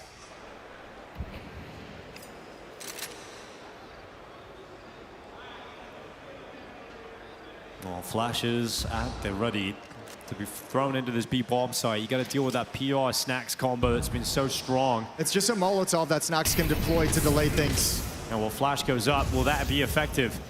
Snack's not peeking out just yet. Hiding away. The second oranges goes into the peak eventually, just the one. The rotation now arriving. Ruz and Hypex getting over to a CT spawn, but they're already in the site. Bomb plant going to be coming through. And a retake required of GamerLegion with one piece of utility left. A single flashbang. Yeah, but because of the utility, Legacy could never get comfortable in their positions. Now a good kill from PR. That's the advantage now picked up for GamerLegion. Sadsin now looking down towards Hypex, waiting for that overextension, but the flash effective. Lato takes the headshot on Rez. GamerLegion have to get a move on, but they're losing members every time they step forward. And so it's really difficult to see how Legacy are going to let this one go. Lato with a great headshot down towards CT spawn. And Hypex committed in the church. There's no falling back from this one. Nissim's at the ready. And Legacy finally getting themselves another round victory. Much, much needed. And this one is just, I mean, they got in before Snacks could even drop the Molotov as well. Starting to get way more aggressive at the B bomb site. Dumao's had a couple of those cheeky kills with the Tech 9, then the AK-47 later on where he caught a few players off guard. I think he's feeling that that's a position he can flex. And even though he doesn't get kills, just applying the pressure still has impact. But a lovely round from Lato with the triple kill. He gets up to 4 frags total in the first 8 rounds of play. And GamerLegion, even though things have been going pretty good, 5 rounds straight, not even only losing 3 players during that stretch. Plenty of money. Well, winning that last round for Legacy at least keeps the dream of a competitive first half going, right? It felt like if they lost that, it could have just been that super one-sided half coming in from GamerLegion. And we haven't seen that yet in this series. Both teams have been so comfortable and dominant on their own map picks that we haven't seen any kind of back and forth affair. We haven't had to see these teams kind of deal with the pressure of a map slipping away or a team coming back. Or just a team keeping it close even.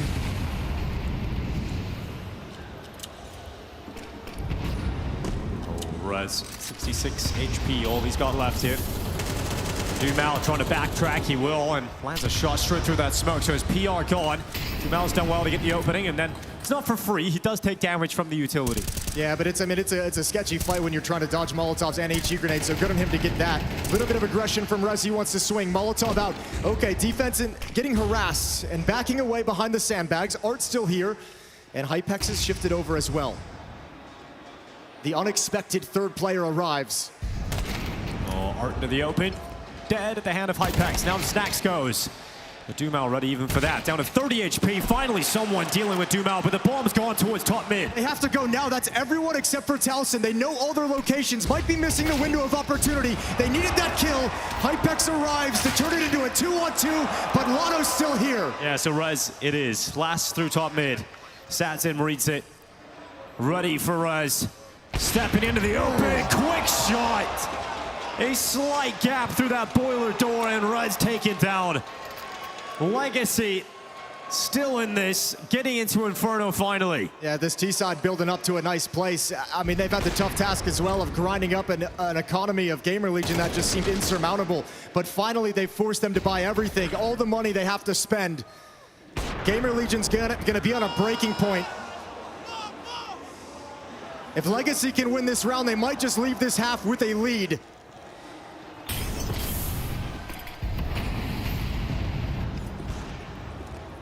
Almost seemed unthinkable that they'd be able to get themselves into this position. Legacy arriving at just the right time in this first half.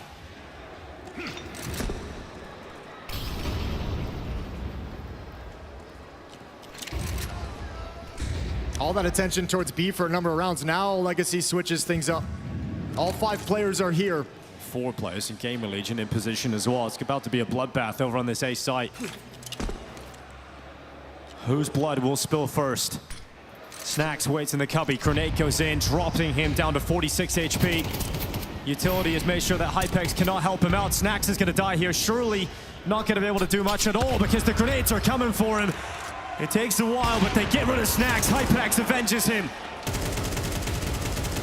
But he can't get a multi-kill because he's held back behind utility. This is awkward from Legacy. A very slow hit. Oh, they could find it. That was a great look for Dumao. Yeah, and now Legacy wants to back away to the other side of the map, and they got to hustle before GamerLegion figure it out. Dude, it's a very quiet map from Towson, but that's a very important kill to keep the numbers ahead here for GamerLegion. You've got the rotation for PR having to come back to this B side, but will he get there in time to do anything about this? There's one smoke on Nissim for the cross. The flash comes in. It's a desperate attempt to try and slow them down because he realizes he's out of position. Now spamming just a little bit too early, so not going to be able to connect to anybody as they move their way into the site. But the fire will make things uncomfortable. Oh my God. A quick reaction in the open. Will PR step into it? No. Just misses out on the chance. But now he needs to stay alive. He needs to play his life because his teammates are rotating over. GamerLegion have the player advantage, but they've got no utility for this. One kit. Legacy playing for the tied game. Sadsin, oh, he's gonna step up. 2 towards CT spawn, a third from Sadsin. And he stands up because there was so many frustrating rounds where that orb couldn't get into the game. But at this crucial point towards the end of the first half, it's Sadsin with a 3K. So patient, bringing that up forward and always getting stalled out. What a good return on your investment. This game has changed entirely. Legacy now demolishes the economy, takes the money away from GamerLegion right as they tie things up. 2 rounds remaining in this first half. And Legacy have battled back 3 rounds in a row. They have the advantages now, looking to leave this half with a lead on the scoreboard. So patient, the double nade as well, knowing Snacks was there, not panicking, not trying to swing, not being overly aggressive. And Sadsin just punishes them on the retake. Yeah, 10-2. He really has started to commit to his own here on the third and final map. Great to see this from Sadsin. For so many rounds where he just felt like he couldn't get involved. He bided his time, and that ult does enter the feed. All right, stacked to the B bomb site for GamerLegion. Around they bring only pistols. They're trying to scrape together everything they can for the final round of the half. 3 in a row so far from Legacy. It's been a half of streaks. And you know, they've done a good job. Art's done a good job of hitting both bomb sites. So, I mean, it's not easy for GamerLegion in a round like this to pick which site you want to stack. Maybe you think it would be great early on because you've had some of that B pressure. We've seen the aggression pick up as this half has worn on from Legacy. At the moment on the wrong side of the map. Yeah, the nade's starting to come through as well. The only player here for GamerLegion is Talsin with a P250. It's the 3rd time Legacy has run this kind of wrap tactic around the A bomb site. But they're not going to commit. They're actually going to wrap through CT spawn. This is what GamerLegion wants, right? They want you to try and come towards this B site. They just don't want you coming through CT spawn. The edge of the AK-47s in this wraparound is going to be really, really strong into the bomb site. Well, at least you've got the numbers here. Will it be enough? Trying to block them, slow them down. The stack is here on the B site. You can bail out. Yeah, you can just call go back this off. towards A. You can send Dumal forward, but he gets taken down by Rez, and now you really have to go back to this A site. 30 seconds left. What can Talsin do? I mean, 1 kill would be something special. If you just peek up and find Art for some reason, Smoke is going to block his vision, so he's biding his time, staying patient, and maybe they'll expect that all 5 are at the B bomb site. This flank is coming quick, though. They need to handle this situation right now. Well, they spotted Talsin's head. It wasn't down, so the Glock just gets rid of him without issue. Now Sadsin in pit. Once he's buried himself in here, it's going to be so tough to get him out of there. The AWP at the ready, the rifle's in the sight, and there's just no way you're letting this one go if you're Legacy. Hypex to also fall it short. And it's 6-5. It is Legacy in the lead of the game. Yeah, a few stumbling blocks there in that round, but Legacy works their way around all of them. And 1 chance for Legacy to extend this to 7-5. And GamerLegion looking to tie things up. Looking to recover that staunch defense they had for 5 rounds straight. 3 men start at the B bomb site for GamerLegion. Hypex gonna peek down middle.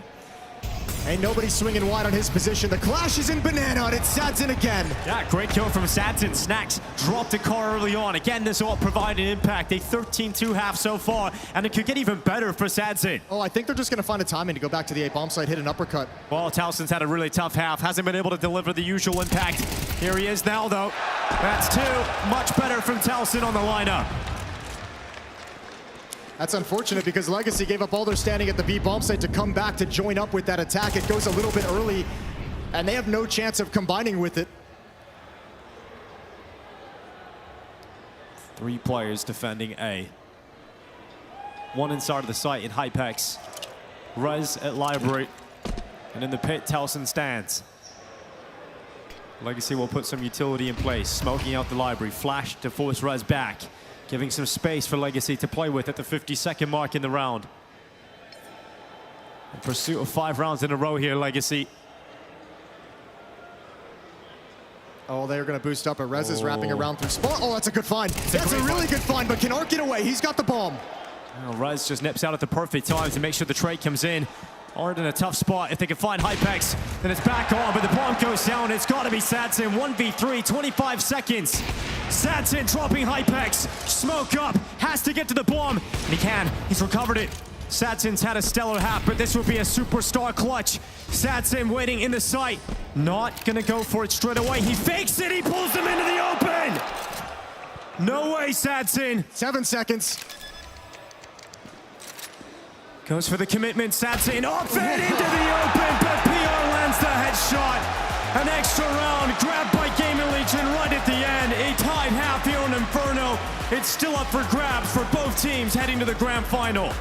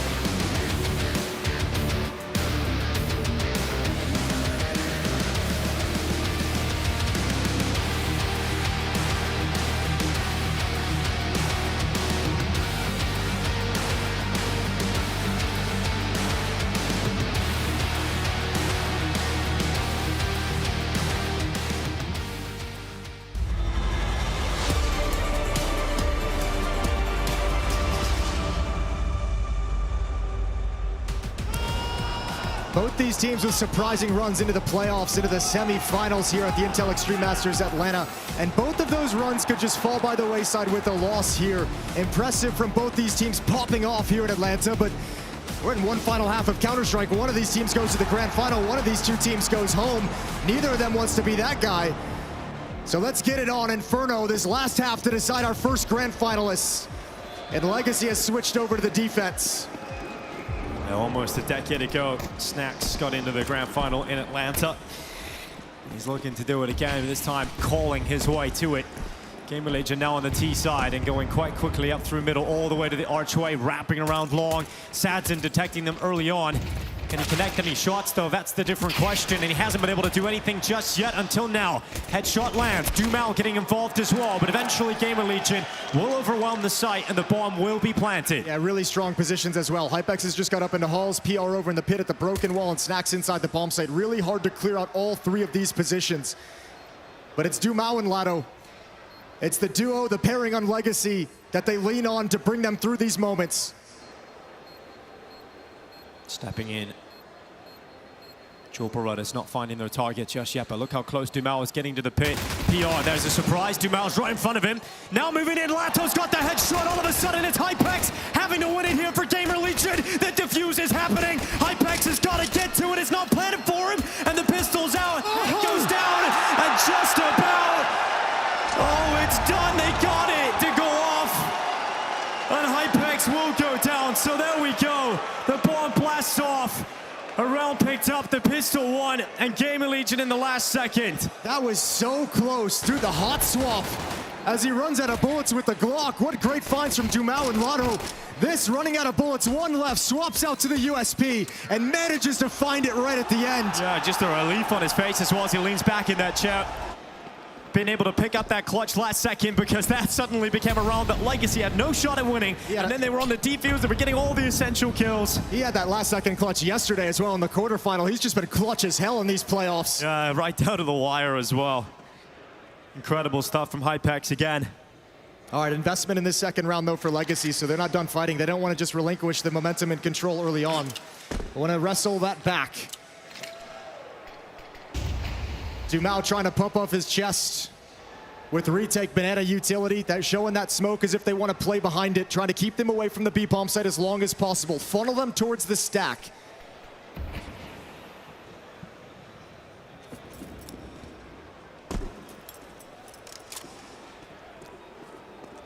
Yeah, frustrating for Legacy to come so close to that.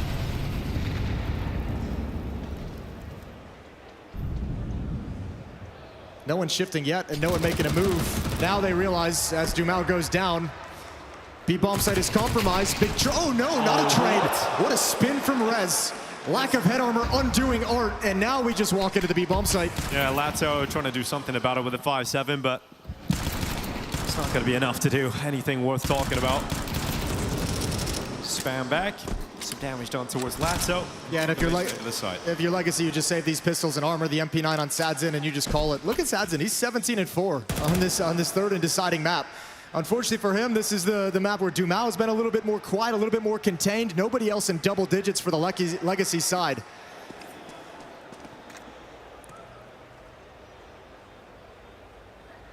So they regained the lead, Legacy, right at the end of the first half. Aren't able to extend it. And GamerLegion grab it right back a couple rounds later in the pistol.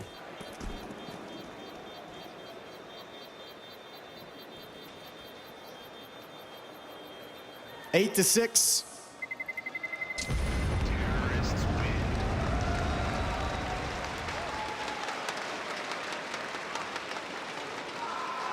Getting the start they're looking for here, GamerLegion. Legacy are going to have some belief in themselves, obviously, with the way they were able to come back into that first half. It's like he had to give a second swipe of the hand as well. It was like you saw him stop at the edge of the mouse pad. Here we go, round 15. Yeah, Mag 7 for Art, MP9 and Mag 10 on the rest, and 5-7s coming out. So, you know, there's definitely a chance in this round for Legacy to be disruptive. But GamerLegion, very likely they head up to 9-6. These are the kind of buys that get Art in some hot water on the outside, criticizing. You know, you can make the argument that buying here while the rest of your team has some money built up, you're going to be missing a weapon in the next round. And is it really worth it to spend the cash when next round is the bigger priority? Well, let's see if he can do it on the Mag 7. He goes for the jump shot. Talson ready for that kind of play, so lands the headshot, no issue against Art, and they'll drop back here Legacy with a player deficit. Yeah, not worth it. We figured that one out quick. And still no slide to the B-bomb site. Going to trust in the utility of Dumal to hold these guys back as long as possible. Now we're starting to see it on that final smoke. All the pressure behind it that Dumao senses. Nissim, Lado, and Sadzin are rotating over. GamerLegion at the moment feels pretty committed, but there's 50 seconds on the clock. They don't have to move forward.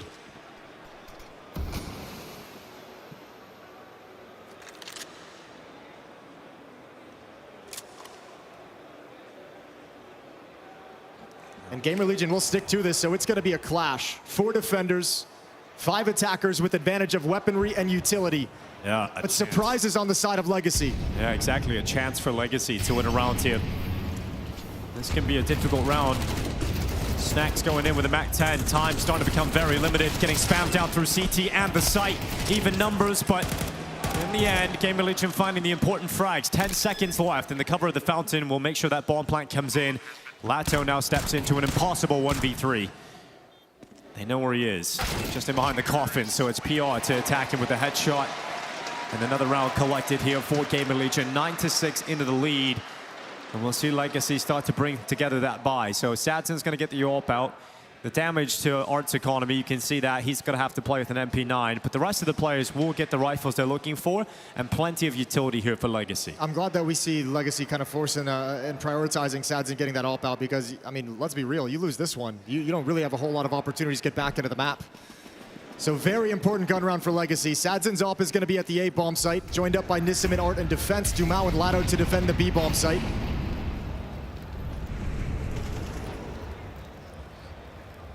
Alright, so GamerLegion going to get a couple of players into the bedroom. Raz hopping up there with PR. And Dumao wasting no time being aggressive on the CT side. Sadzin misses the timing, he does get away. Yeah, great flashbang to get Sadzin off the angle, giving some space on over here for GamerLegion. It was a 1-for-1 as Nissim does well to get at least one pick, but look at this. Hypex filtering through the back lines. Art not ready. Uncomfortable as Art goes down. You need Sadzin, and great shot. Fantastic flick up onto the balcony. How much could you ask of him, though? You have to ask everything, and he just can't deliver that. So Towson with a follow-up headshot. GamerLegion again with the advantage, and this time they're in the A-bomb site. Yeah, I mean, you see the AWP, and the AWP is the problem, but instead of attacking it directly, GamerLegion's able to find the kills on all of his supporting elements. All of the teammates that are meant to keep him safe and keep some space between him and the rifles, they go down, and there's nothing for him to do. A 10th round for GamerLegion. Marching towards those grand finals.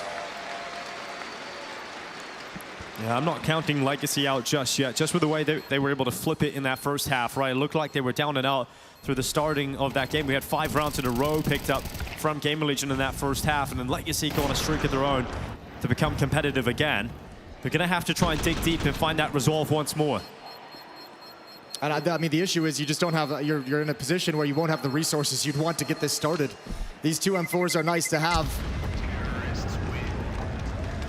I think we'll see a timeout out of Legacy to talk over the money, because that's probably the biggest issue. That's probably the biggest obstacle they have if they want to keep fighting back. First timeout called by Legacy, so plenty to burn if they can make this comeback happen, if they can get it started. But you're right on the edge, and if you can force a buyout here with some dropped weapons over. And Legacy's just gonna go for it. 6-10. They will not have the AWP, but they've got 4 M4s in the MP9 on Art.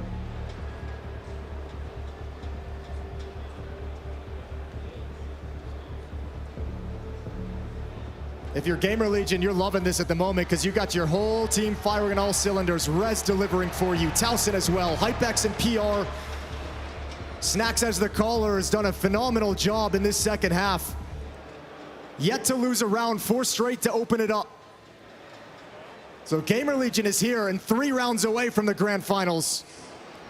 Yeah, we know their strengths on the T side of Inferno. There's some great set pieces here as well. It's going to be so tough for Legacy, but see if they can find it in them. Good damage here towards Hypex. 25 HP left on the AWP. The round has just started. You got Towson and Banana. Not seeing anything else, not seeing any further utility or any challenges coming in from Legacy, which is quite often the style that we see from them once they get going on the CT side, right? We'll see Dumao get aggressive, we'll see them really challenge, but they don't really have that luxury at the moment to play their usual style. You also have the weight of the moment on your shoulders, and no one wants to be that guy who makes a silly play through smoke to die when you're down by 4. on the verge of being eliminated from the semifinals. And obviously in this round specifically, they've got one player on the B bomb, so that's Dumao alone, which is freeing up the 4 remaining defenders to play in towards the A bomb site, hoping GamerLegion come to A, and that's exactly what's happening right now. You've got this crossfire. Sadsin with 2 teammates on the opposite side, but it doesn't matter. GamerLegion coming through, charging through middle, and they've got the 3 first kills. Nissim can't deliver anything, and the stack on the A bomb site is gone. GamerLegion in 11 rounds to 6, and surely a huge step closer to that grand final. And you had everything there. That's the exact fight you wanted, the exact round you wanted if you're Legacy. And that's got to be a terrible feeling, a sinking feeling in your gut, that even when you have everything you want, you still can't win a round. And Towson eliminates Dumao to take everything away. Oh, there's no money as well here for Legacy. They don't have the resources to compete against GamerLegion right now. I think they're going to buy. I think they're going to go for it once again. They have 2 more timeouts if they want to use them. Just perfectly played. Sadsin spotted out by Rez. Molotov to force him into the open, make it a clean shot. And there's no way Nissim is recovering that. Well, they have invested, not everything. They've left some money over, but not a great amount. They've got the AWP out for Sadsin, a Max 7 for our MP9, 5.7, and 1 single M4 here for Legacy. It's been a great event from them, but this might be the end of it. GamerLegion in search of series point.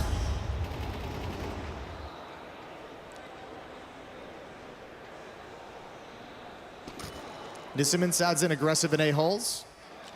On the defense, just peering down deep. Nissim can have a fast flank. All the attention at the moment towards Banana. Double nade on the position of Snacks. So an advantage found. And with a bit more presence deep down Banana from Legacy, GamerLegion might be forced to readdress to the A bomb site.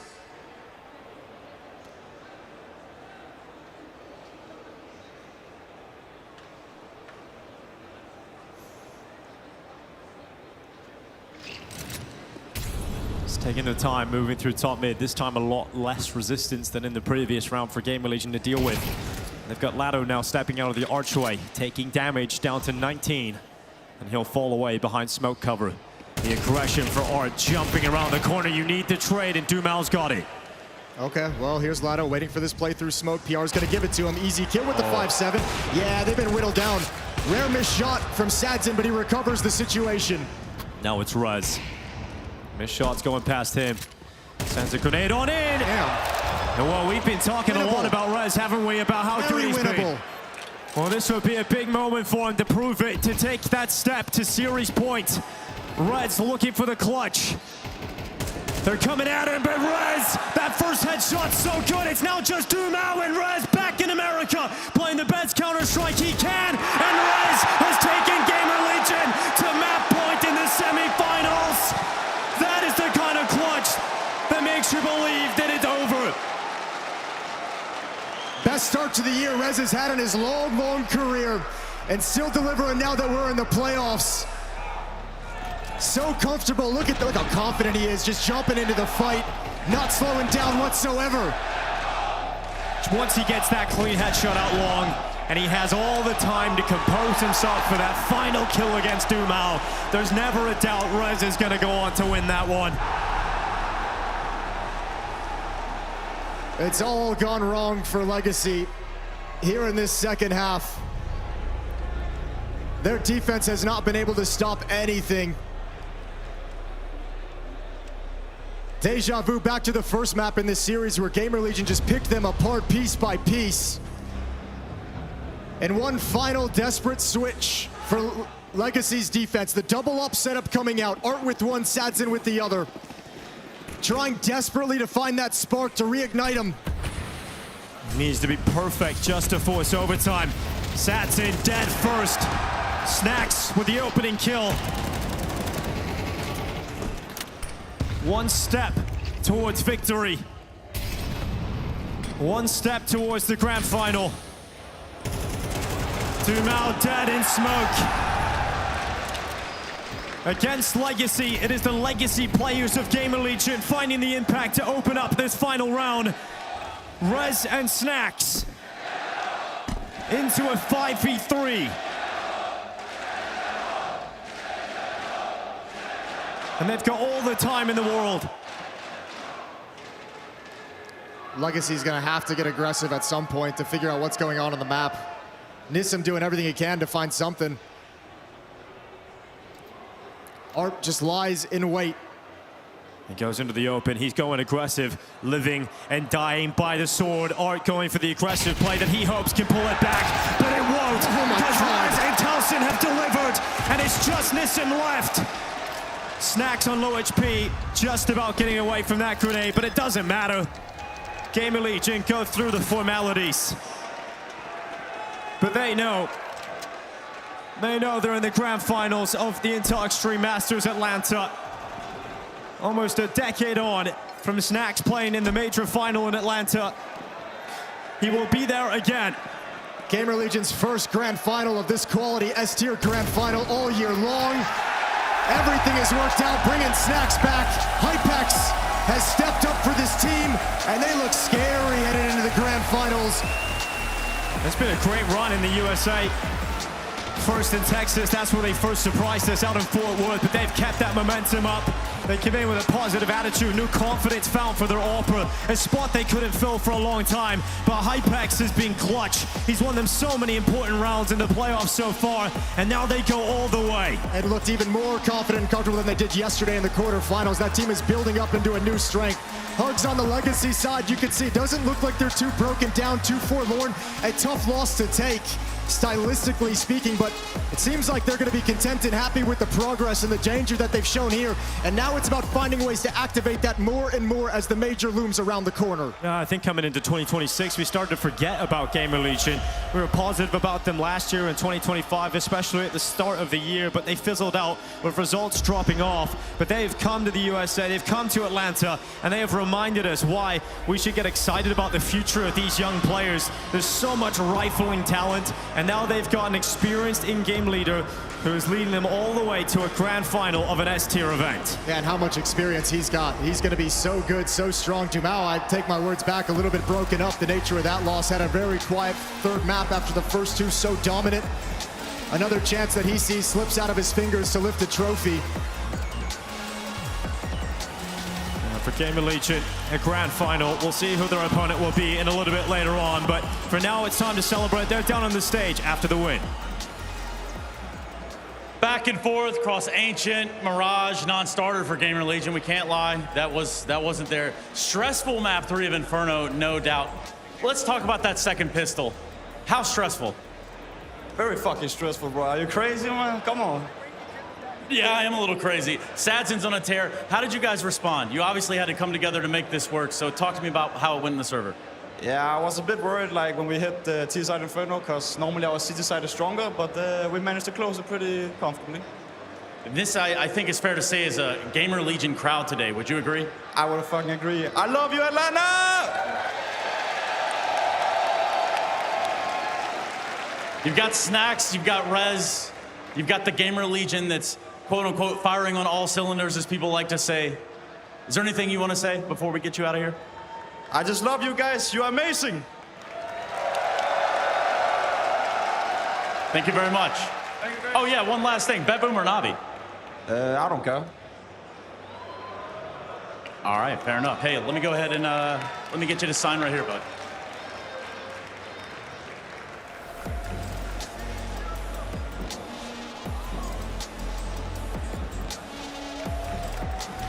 GamerLegion with their eyes on the prizes. They are the first team to be locked and loaded into the grand finals, and they were hell-bent on getting there as quickly as possible on that T side of Inferno. We do indeed have one of the heroes of one of the last rounds. It's Rez joining us here up on the desk. Congratulations. Tell me what's going through your head right now. Thank you. I can't remember last time I was in a grand final like this. It's a great feeling. I'm so happy.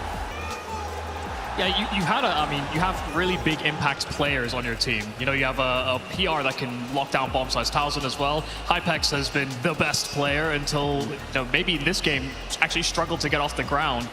Do you think that there's like a responsibility from you and Snacks to step in those moments? Because you frequently do when they have those struggles. I didn't feel that anyone struggled, to be honest, this game or this event at all. Like, I feel like everyone has been stepping up, and in every match we play, I feel like everyone has their moments. Like, maybe Milan has some rough game, but I still feel like he had a lot of impact in the rounds. Like you can, as long as you contribute in the team play and all this, that's what matters, right? And I think he really did that. I think for GamerLegion last year, when you guys made playoffs or had some good runs, you know, things would maybe fall apart a little bit. There were some mistakes. Felt like you guys were losing games more than the teams were beating you. Like, it looks a lot different now. You look way better in the mid rounds. You look more composed, like better organized. What is it that's changed this year with the addition of Snacks that's causing this? Honestly, like I think it's the experience that we got so far. I think going this deep into tournaments has given all of us more experience, like Hypex and PR, like they're getting more time on stage and all this, and I think it's really important when we go up against like good tier 1 teams. And I think everyone is starting to being able to control their like emotions more now, and I think it shows in the game that we're more disciplined than before. Like when we're starting to choke a lot on stages, I feel like we have our composure now, and we understand what we need to do in crucial moments. But yeah, of course, I think Snacks is a big like factor to all this. Like he brings a lot of calmness and experience, of course, and he helps us keeping us in check in all moments. Just to zoom out, you know, can you talk to me about the season as a whole? Because you guys, I mean, start of the year are playing Frag Miami. There's a lot of smaller LAN events that you're attending, and you're not always beating the teams that feel like they should be beneath you in the rankings. Was there a fear making it to the tier 1 events again, or making it to Cologne for you guys because of the travel schedule you had to go through? Yeah, honestly, we're exhausted. We need a long break after this, and then we have the major, of course. But yeah, like when Snacks joined us, we won like parking right. That's the reason win we got, and that gave us a lot of confidence, of course. And yeah, I mean, I think in recent like games we only lose to like Navi and Vitality and those guys, right? And obviously like BetBoom back in Rivals as well. Like those are the teams that we are been struggling against, and I think it's fair to say that. I mean, we're not really there yet to beat those teams. Like we're still lacking a lot of experience and like the overall identity of GamerLegion and our like full gameplay, like team structure and all. So I think getting to like the Vitality level and Navi level is gonna take time, of course. Like we need more time together, and like that's why this is so important for us, because this is gonna help us a lot to get to that goal faster, I think.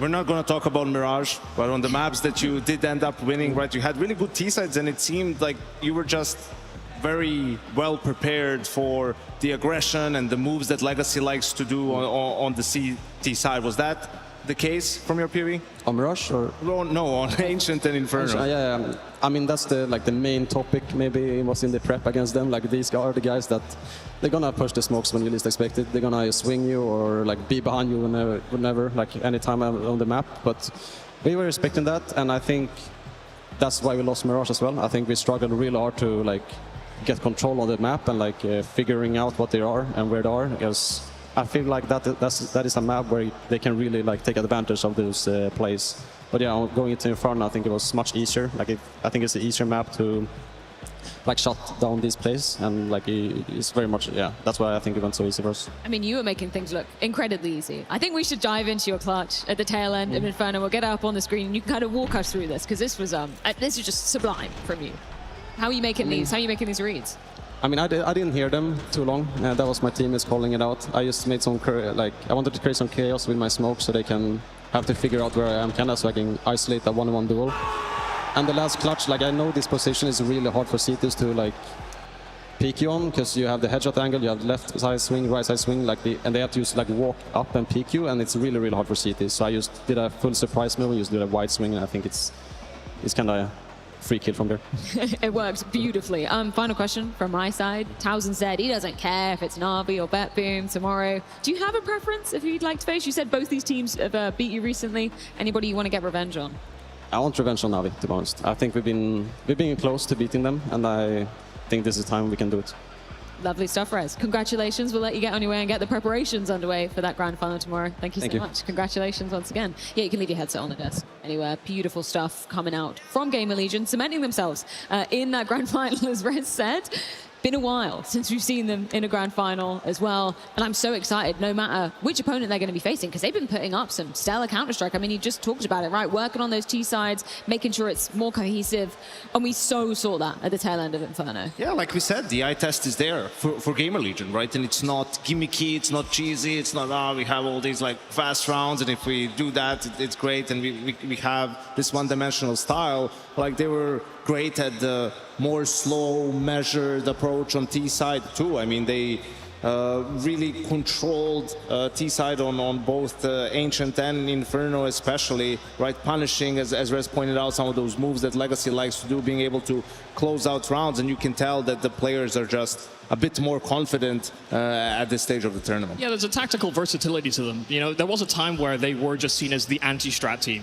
When you looked at the previous version with Ash, it felt like there was a lot of restrictions on the squad to make some of those individual plays. And right now, I feel like those players are flourishing under that a little bit of extra freedom. They're still on a leash, I think, in a few of those moments. You know, but Snax is trying to play a kind of a hybridized style between what we see sometimes from Legacy, for example, but then also what we used to see from old GamerLegion. And I guess that's where you put the shoe on the other foot if you're looking at Legacy and going, okay, GamerLegion come up with an amazing game plan to counter your CT side, and you don't really have any more answers to give to you, right? That's what you were a little bit worried about coming onto this, when you're not exactly playing your best map, you don't have tons of things to be working with. Kind of showed for Legacy. Yeah, at the moment still lacking some depth, right?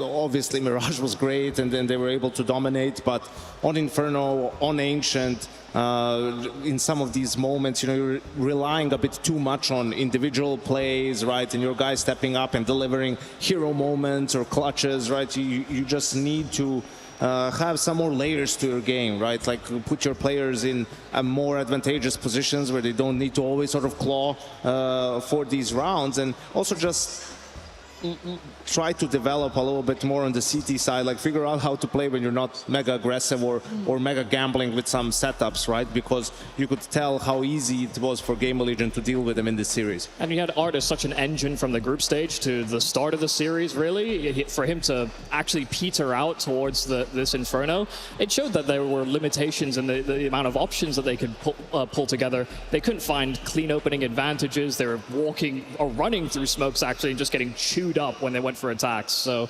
yeah, no, there's definitely room to grow for this Legacy, but I also think if they got a home crowd advantage, this is the type of squad that do feel like they would ride with that energy. You know, when they're in the group stage, they hear Dumao screaming his lungs out every single round. You don't get to hear that quite as much. It doesn't have the same effect when there's an audience also cheering against you. Well, speaking of the individuals, it is indeed time to be checking in with our DHL MVP. Who will be the DHL MVP? You decide. You can participate in the DHL MVP vote as it happens. Make sure to be tuned into the Twitch stream and be ready to have your say. Yes, indeed, it is time to be having your say over in the Twitch chat, because you get to decide who potentially may be taking home the DHL MVP at the end of the tournament. From this particular series, though, Towson, definitely a name on the radar, Yanko. Oh, for sure. He had a lot of moments at different times. It felt like a true team effort from GamerLegion on this one, right? This 1v3 on the first map. Absolutely monumental, right? To deny that early advantage for the side of Legacy. And he's been really rock solid for GamerLegion over the course of the last year or so. Yeah, I mean, it's a pretty well, I guess, recorded sentiment as well that not a lot of people would have rated the move initially, but he's flourished under the sort of versatility that he offers up. Shuts down bomb sites and also clutches out rounds. The man that we just had up on the desk, Rez, is your second option for your DHL MVP vote. I think after seeing that beautiful clutch coming out from him, he might just have my vote, Yumi. He loves America, clearly. He really does. Whether or not we're referencing the legendary Oakland or not, he seems to really ride the momentum. And he very plainly breaks down the way he wins a clutch like this, but he comes up with some of the most important rounds for GamerLegion when it comes to these later and later playoff games.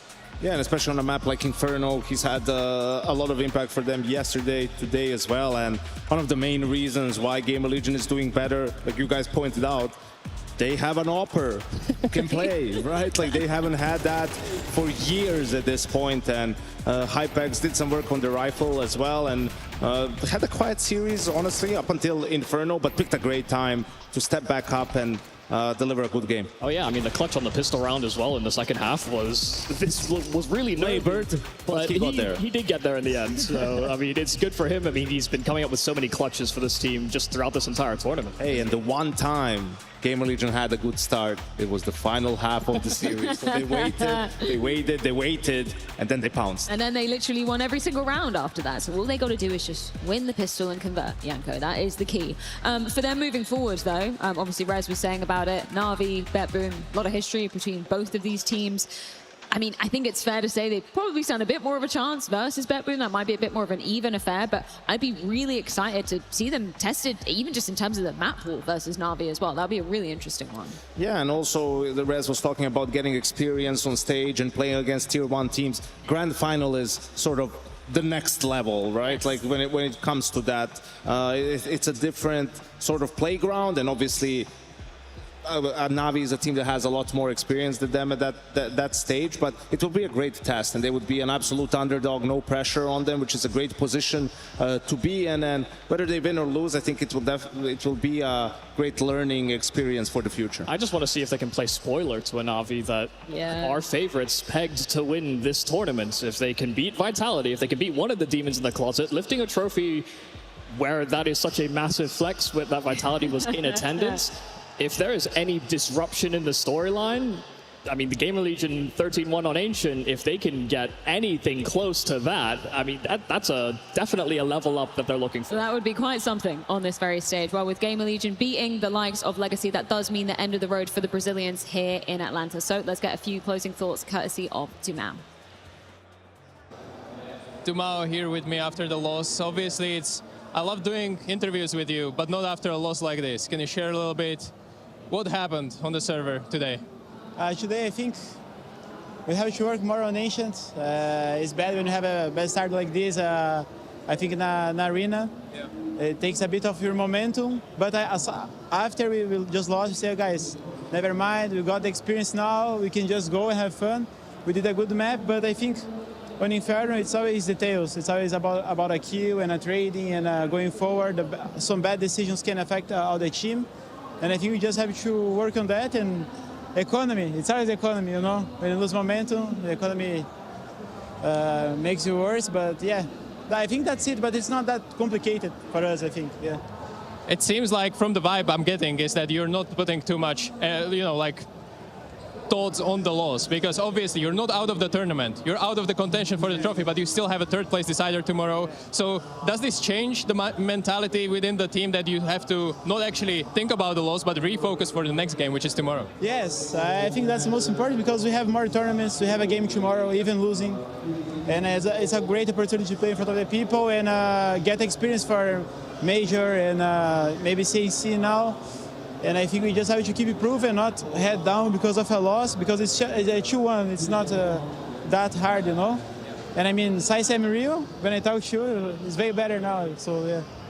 I actually remember when we spoke about after your IEM Rio exit, you told me that you have so much more potential and you don't know how to unlock it. Is this the event where this was Legacy much closer to the A game that you know from the practice, for example? Yeah, but I think there is more room yet for A game. I don't think we are reached. We reach sometimes, then we go down to C game, and we are not reaching to B game. I think because of their emotions, sometimes we go too aggressive and we lose focus in momentum. But I think since we had the conversations after losing or winning, we can receive this information and deal better after, you know. So I think that it's just about time.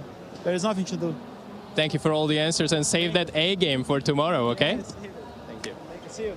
Yeah, lots of insight coming out from Dumao. I would echo that sentiment of a definite improvement post IEM Rio, but perhaps not the A game of Legacy reached just yet. Yeah, that's always the key for some of these lower tier teams, right? Like finding the consistency. Like how can you raise your floor, right? So you're more consistent and then hopefully pop off here and there, right? To have some of these deep runs.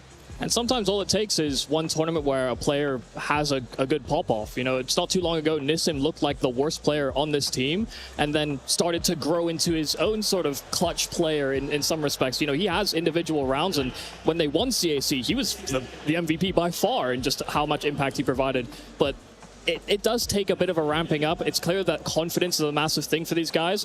And it's good to see that, at least in that interview, Dumao seems to be taking it in stride and noting that improvement. And so it's not a deterrent as such. And the third place decider will hold a lot of weight. Yes. Right? Like for these teams, obviously the points are still hugely important, getting another win under their belt, whether that's going to be BetBoom or, you know, hopefully not Navi, because that would be a tougher nut to crack. Yeah. But yeah, you have to be able to just refocus, because, you know, unlike other teams who would be super disappointed by not being in the final, like for them, it's still an important game that they need to try and win. And I'm glad that he's saying that they want to get as much on stage experience as possible, because obviously that third, fourth place is decided tomorrow. You mentioned CAC, there's another iteration of that coming up. Then they begin at stage 2 of the major. If they make it to stage 2, there'll be more stage experience there.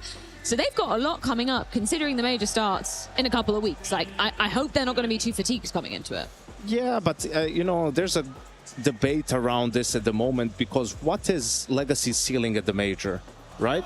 You'd realistically say stage 3. Like, anything above that would be a huge surprise. There's a chance they don't make it into stage 3. So long term for Legacy as a team, like, CAC is important, like, to go to and to have a deep run. Like, they can accrue a lot of points there as well. So they're now in the invite bubble for next season, right? There's this tournament that we'll see which teams decide to attend in China. It's during the player break, right? But that's also like something that can determine. So yeah, would it be better if they could just rest and then have a long boot camp and go into the major? Sure, but even with that, what would their result be? Exactly. You know, what do they actually need? So they're probably benefiting more from going to CAC, playing that as well, hopefully having a good run, and then at the major, you know, who knows? I was just taking a look at the bracket. They've got NRG as their first opponent at CAC. That's doable. Then probably Mouse, unless Tyloo make a crazy upset. It does seem like viable for them to make a dent in that tournament. I will say, just in general, the stage 1 teams do feel like quite a few of them are actually ramping up towards that major in a way that I probably wouldn't have expected. You know, there are some teams that probably sit on the bottom end of that table that you just think, you know, maybe a month ago, there's a good way that they could have just been winning tier 3 lands, and that's about all that we could really talk about. But we are seeing a bit of development across the circuit, whether that's either here or overseas. Nothing is a guarantee. You know, Legacy understand that they can be felled by so many of these teams beneath them as well. So yeah, it's going to be stressful on their calendar, but they're not the only ones. There's quite a few teams that are also trying to just get extra reps in ahead of the major. Well, on the other side, GamerLegion, they won't be falling to the likes of Legacy and will indeed be locking in a spot in that best-of-5 grand final. But I think it's time we find them an opponent. Coming up next, it's going to be Navi taking on BetBoom. A lot of history between a couple of the players on each respective roster. It's going to be going down after this.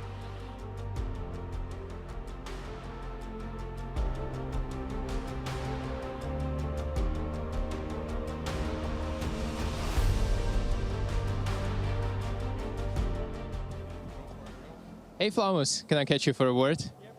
What's up, my man? You are in the first big playoffs like this, but it's a special for you because this is first time with audience, actually, right? It happens as a stand-in, kind of crazy timeline for you. Yes, I mean, completely agree.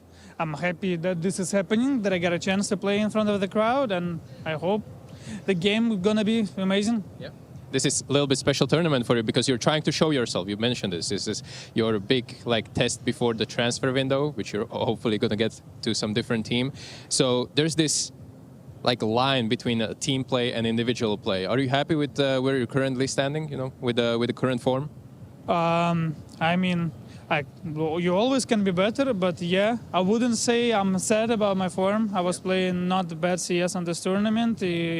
In terms of team play and my individual form, so all good, yeah.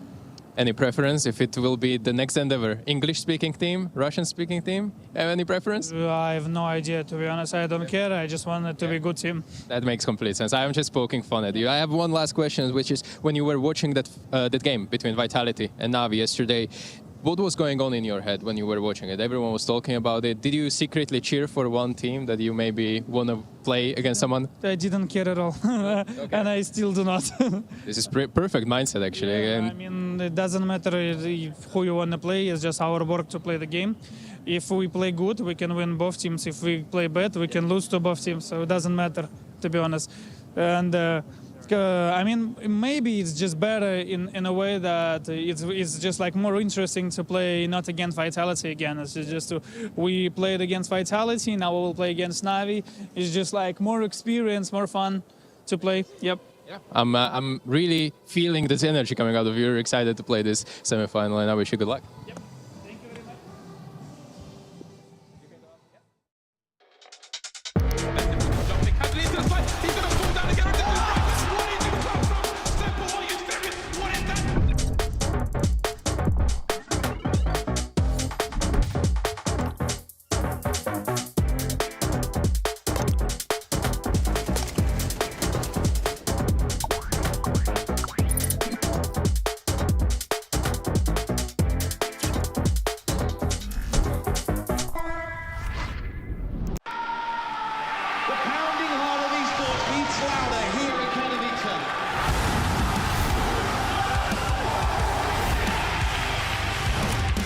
Double peek, he's getting his shot. Unbelievable!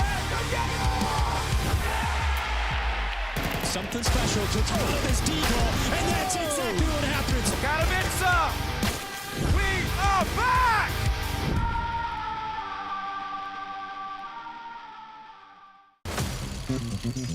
Come on, come on.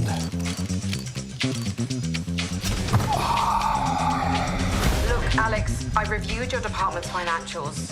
It's a disaster. I'm sending someone to conduct an in-person audit. Dora! Willkommen! Alex, I'm here for the company audit. I want receipts. What is that thing? She's part of the team. She Employee of the Month. Your department is operating at a massive deficit. Miss Spears, where is she?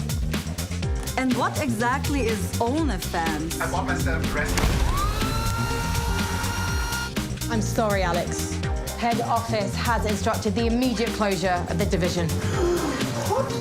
You've got to be kidding me. These are our jobs. Our livelihood is on the line. Hey, what are you doing? One last case. Is that a case? It's Should have closed this place years ago.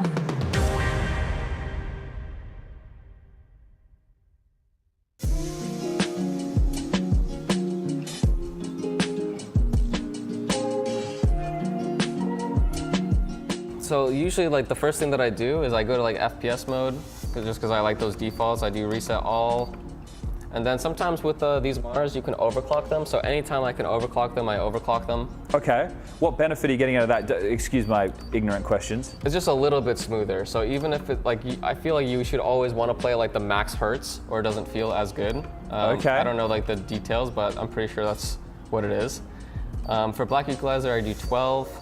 Color vibrance, I do 8, because also everything is so colorful these days. Low blue light to 10, just for eye health. It just feels nicer. Brightness, I do like 65. Yeah, sometimes I mess with these EDID settings just because like this is how you can like change the... EDID? Yeah, because sometimes you actually... There's like a bug in CS where like the stretching is like off. So you have to like change this, and this can sometimes like fix it.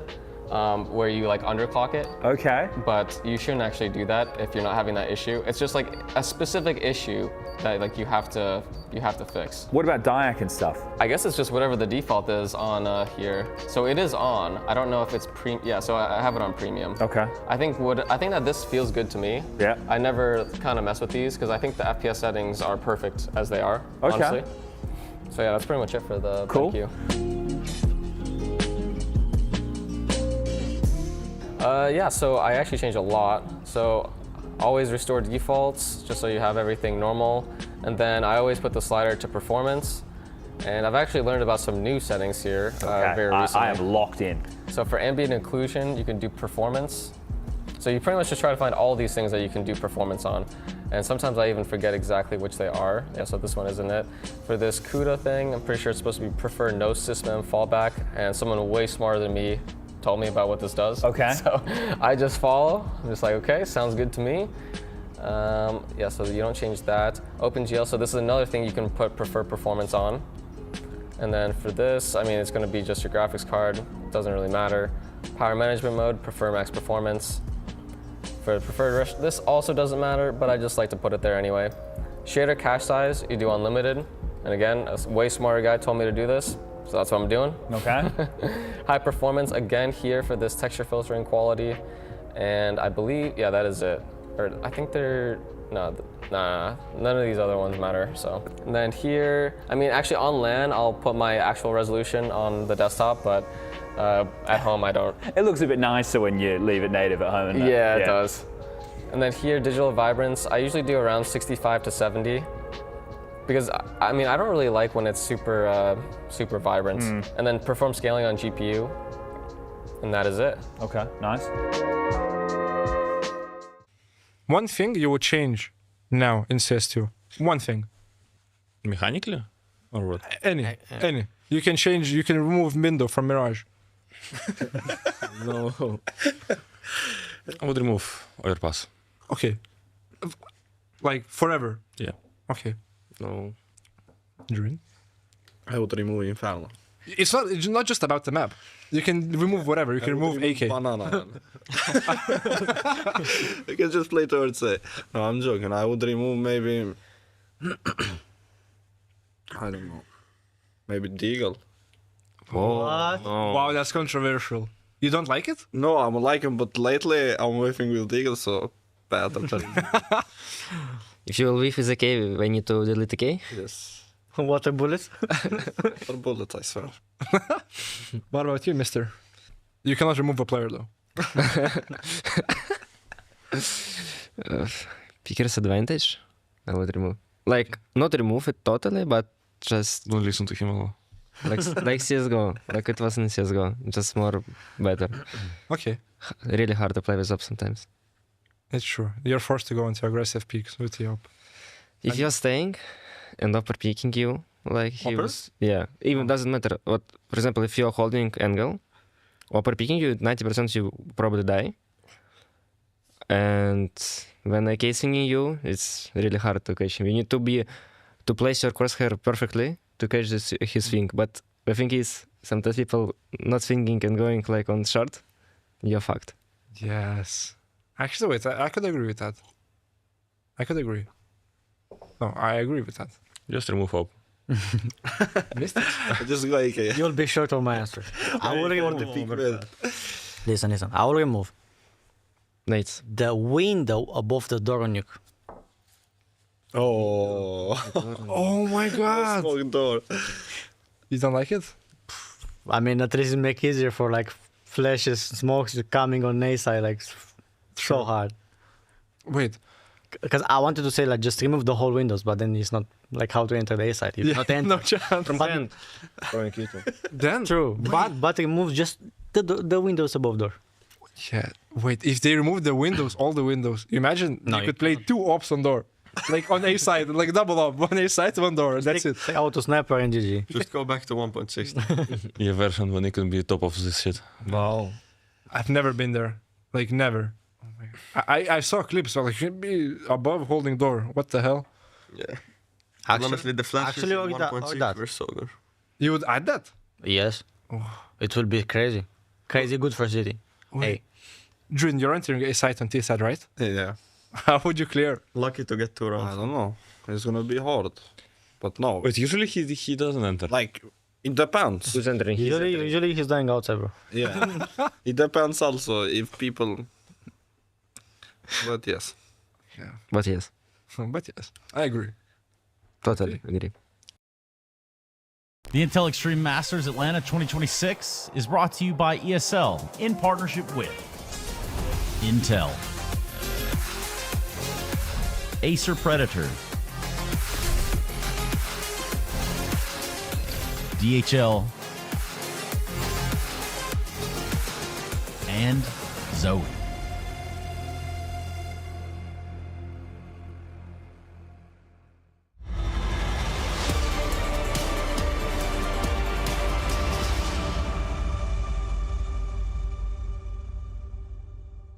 Drin.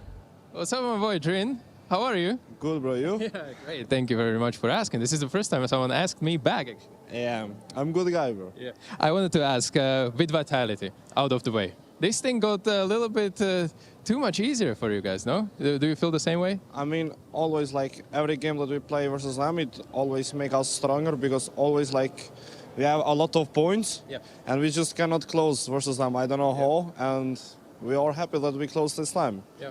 But this can be a trap as well, right? Maybe Ula, your performance coach, gave you some words about this, being overconfident. Can you share a little bit what was told in the team discussion? No, I will not tell. I mean, I'm confident always. Like, for myself, I don't see that I'm sometimes over, but of course, like people can see others because we cannot think everybody same. But I mean, we have 2 players sick and we beat them. I mean, I'm not playing also the best CS because of the sick, I would say, but still no excuses. We are here to play, and let's show what we are capable of. I'm going to step right back since you said you're sick. It's fine. Last question is that maybe that legacy loss was actually a destiny, right? So you can meet Vitality in the quarterfinals and beat them in the best of 3. Do you feel like this could be the way where you can finally lift the trophy like this? No, I think also in final we had good chance. Yes. Yes, because last time we was winning 11-0 Nuke, 11-1 after it was some bad situation from me on T-side Nuke. They make comeback after on second map Anubis, 11-8 winning. They make comeback. It just, I don't know, it's just Vitality things, I think. To other teams, I don't think it can happen. Was it even possible to fall asleep with all that adrenaline after that game? I can tell as a player that it is impossible, so tell me, with the jet lag as well? Bro, to be honest, it was hard to sleep, but the most hardest thing, it was like after Nuke to go outside from PC. When I went outside, I was like just smoking 3-4 cigarettes like non-stop, you know, like I was so fucking mad, you cannot imagine. All right, I can feel the energy coming out of you as well, so good luck in this semifinal. Thank you, bro.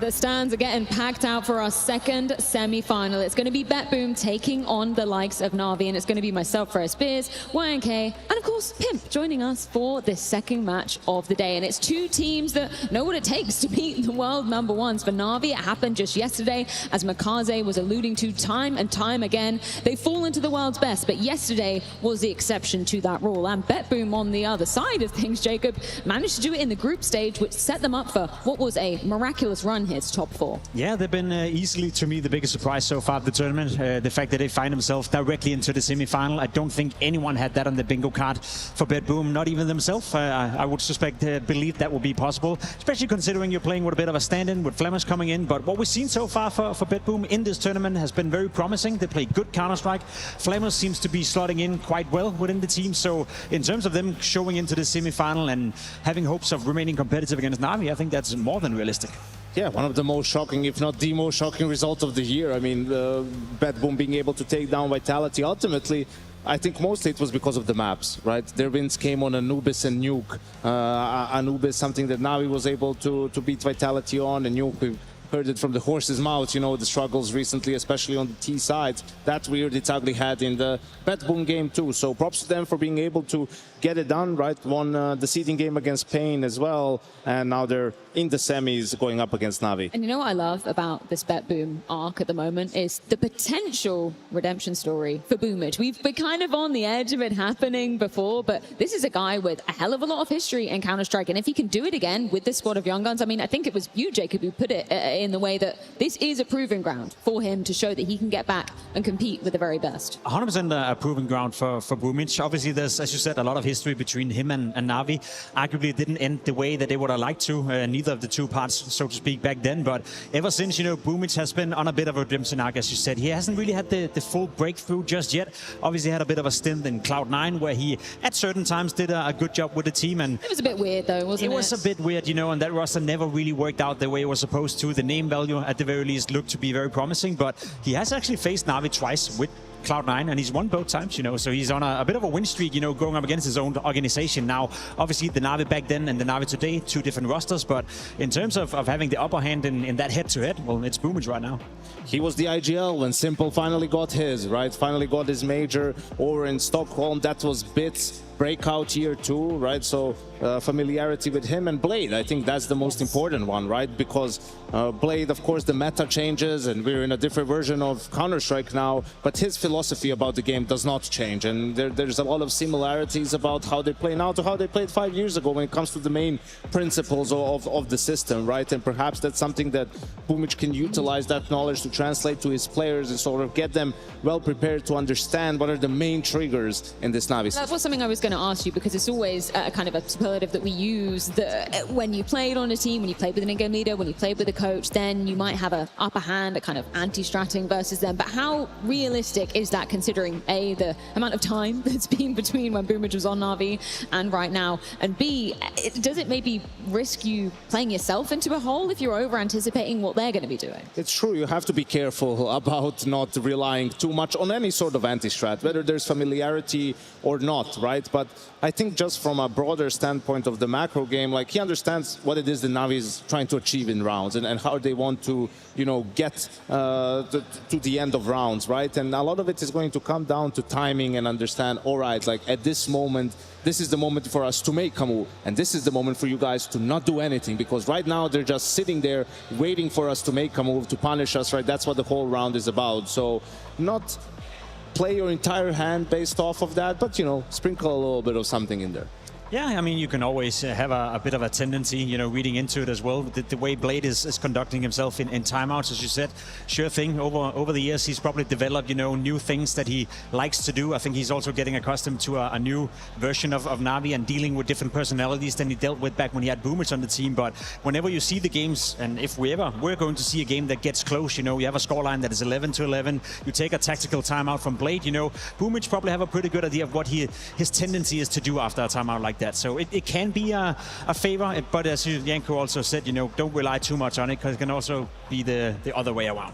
This is a big achievement for him as well. I mean, just as an IGL, you know, it was weird because talking about Spirit and some of their struggles in that department, like, you know, Boomage was a name that was floated around as, why don't they look at him? Yeah, I mean, true. The guy is a proven winner. He played with Na'Vi during that run. Obviously went through some changes of his own, right? And is now grinding it out with BetBoom. Like, you're going, you know, putting Magix in this completely new role and everything. So I don't know what's going on there, but if Boomage can continue to deliver with his team, let's not forget they're playing with a stand-in as well, actually. 2 stand-ins, really, in a way. They've just had to commit to one because of the major and how their road to Cologne has looked like. Like, that's pretty impressive to be able to put it all together. Well, speaking of Boomage, let's hear from him ahead of this semi-final. Get a chance to talk with Boomage ahead of your semifinals against Na'Vi, and it's them. Is it kind of personal right now for you? You know, does it affect you because of, you know, old team? No, I'm already play in Cloud9 versus him, so versus them, I mean, and it's okay. It's just very interesting to play versus Blade, that's all. Yeah. I mean, I found an interesting stat that you are on this tournament yet to win the opponent's map pick, right? Yeah.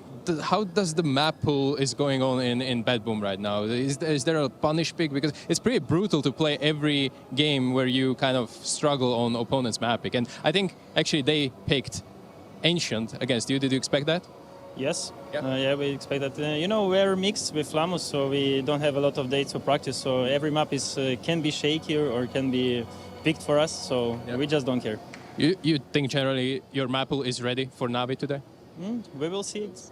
Okay, I like the answer. And speaking about Flamus and the stand-in situation, I spoke with you in Barcelona. It was like a month ago at this point, and you told me it's incredibly difficult to call in a mixed team like that with a little practice, but it's been some time. So did you know, get into the gears, and are the guys slotting in a little bit, making it easier for you to also perform, not to micromanage everything? You know, it's a lot of space for create some new calls, because we're mixed and can do like every round, every map script and script and script. So this is like a good opportunity to me to be the free caller, you know, and a lot of guys in our team like Magnus and Zort trying to help me like what they can do, and I'm like structure the call under his moves. So everything is okay. Like we already played like 3 tournaments before and this tournament. So we're like trying to be better. That's all. And weirdly, all of those tournaments that you played, you have pretty good results, and even now, top 4 finish already, and obviously looking to get even better. But is this like maybe this stand-in buff is lasting for too long, or are you actually generally better team with Zorte and Flamos on the team? Oh, you know, it's really chaotic because we're practicing with one roster and playing tournaments in the second roster, but we really don't understand what's happening, but we have the opportunity to win some tournaments and we're trying it. So this all, really. I love your honesty, not understanding, yet it works somehow. So good luck in this semifinal and see you on the server. Yeah, and probably helped out when you've got a man like Flamus putting up numbers like he has been doing. I mean, he's the 4th highest rated player so far in this tournament and has been playing lights out and finally, you know, starting to show some of that promise that we saw a couple of years ago when he was a sought-after talent. You know, there were rumors about him potentially going to G2 when they were lacking a player, and then for some reason never really worked out in VP. A little bit of a stint in OG. Yeah, well, a lot of good reasons. A lot of good reasons why it didn't work out in VP. You know, shout out James, but OG as well to some extent couldn't really find his footing, and now he's coming into a team where seemingly he slots in well. And as said, you know, being the 4th highest rated player at IEM Atlanta, whether you're standing or not, that is super, super impressive. Yeah, for a lot of these young players, it can be a matter of the right fit. You know, whether it's culturally, whether it's just the style of the team, whether it's who the captain is. You know, and I think Flamus has shown that he's talented, right? And that he has the potential, but I think he's one of those guys that it needs to be the right fit for you to get the most out of him. Well, when we're talking about their opponent on the other side of things, I just want you to try and quantify, Janko. What did that Na'Vi victory over Vitality actually mean for these guys at this point in the season as well? Everything. It was proof of concept. It showed them that they can beat the best team in the world. You know, they had some close games and you're already telling that to yourself, if only we didn't mess up this or didn't mess up that. But now you've done it, and you were able to grind it out. And, you know, Blade was saying in an interview, in whichever condition Vitality is, it's a huge benefit for them. And I absolutely agree, because that flips the switch in the players' heads too. Now you're seeing it, you're seeing that you could get it done moving forward. Obviously, the worst thing that could happen is for them to fumble now at this tournament, whether it's here or even in the final. They're a huge favorite against GamerLegion, goes without a doubt. But if Na'Vi takes care of business for the rest of the way, all of a sudden you're going into the Cologne Major with a lot more, you know, interesting storyline when it comes to who can challenge Vitality. That's who I'm praying for. Please don't be Mouse. Please don't be Mouse. Please don't be Mouse back in Cologne 2025, because that was like, oh my God, you've overcome your final boss, so it seems, and then you just fall flat.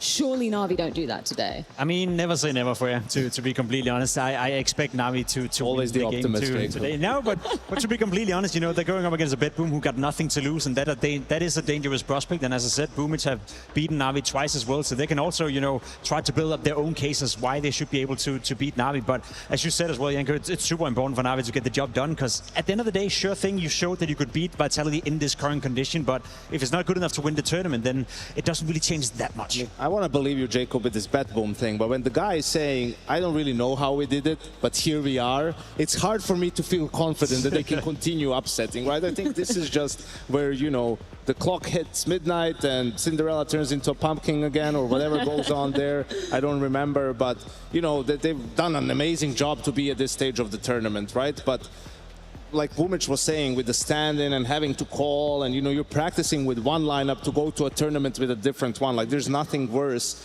that you need to do, and the only way they can win this game is if they just snowball maps and play from ahead the entire time. Because if plan A doesn't work, there's maybe a plan B. After that, it's, you know, say a prayer and free for all. Well, maybe we should hear from the other side of the coin in that case. It's Ime with Stiko. Another interview now with Ime, but this, you know, stage is kind of good for you, right? You lifted a curse yesterday. Can you turn it into blessing? I feel like audience as well were cheering for you, or maybe against Apex, I'm not sure. Yeah, I mean, I'm not sure if it was if it was for us or if it was against Vitality, because like sometimes we feel like obviously they won everything so far, and then people want to see someone else winning, and then I think it was no matter us or someone else, they were cheering for that team, yes, right? But obviously we have like a lot of fans, and the crowd like probably is gonna be again like towards us. And I don't know, it feels amazing to have this crown in back. Now BetBoom is against you, and your coach, Blade, and also Bit, they have a history with their captain. Did they share anything with you? Any insights like how he likes to call, for example? What are his tendencies? You don't need to overshare, but obviously something that you have to be like really careful about when you play the game. I don't feel, it was a long time ago. Let's to make it clear. But obviously we have some tells, and we'll try to make it in our favor, and then we'll play from there. I just spoke with BetBoom as well, and they're like having this stand-in situation and play really loose. Is this something that you're maybe more comfortable to play against or less comfortable? Personally, you don't need to talk about as a team, but for you, IEM, what do you think? I don't think we or I care about this. We basically play of what they played. Obviously, we beat Vitality, they beat Vitality, and we should not underestimate them overall. And then we should also not think that, okay, we beat Vitality, we won the trophy, because we have 1 or 2 games ahead of us, and then we just need to focus on those. So. That leads me nicely to the last question, which is you said in the interview that the biggest opponent for you is you. Yes. Can you elaborate a little bit on that? I mean, it's just the worst. Like, obviously, if we gonna fuck up our situation, we're gonna lose more rounds. Yeah. And if we're gonna play how we play overall, and then if we play how we know we can play, we have a better chance to win every time. Maybe that this win against Vitality can lead to certain overconfidence, which is sometimes, by the way, as dangerous sometimes as not. Dangerous, yeah, right? Yes. So what do you think about that? I hope so, definitely. Because it was our curse, our kryptonite, let's say, and we managed to beat them, and then probably we will have some confidence out of that, and we'll just have to see what happens. Let's ride the wave. Let's ride the momentum. I will see you in the server. Okay. Coat or what? Sorry? You got ready for this coat or what?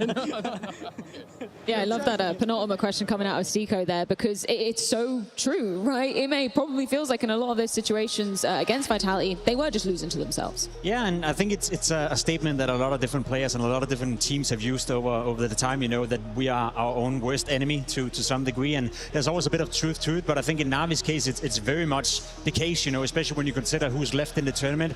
As Janko said, it's very hard to build a case of them not being the heavy favorite going into the semi-final, and if they were to play GamerLegion in the final as well, even more so when you consider the history of Navi as well. It's always been a team that has struggled with the body language, with the sometimes losing control over the game. Seemingly as of late, they've gotten control over it, so them being their own worst enemy, I definitely buy into that.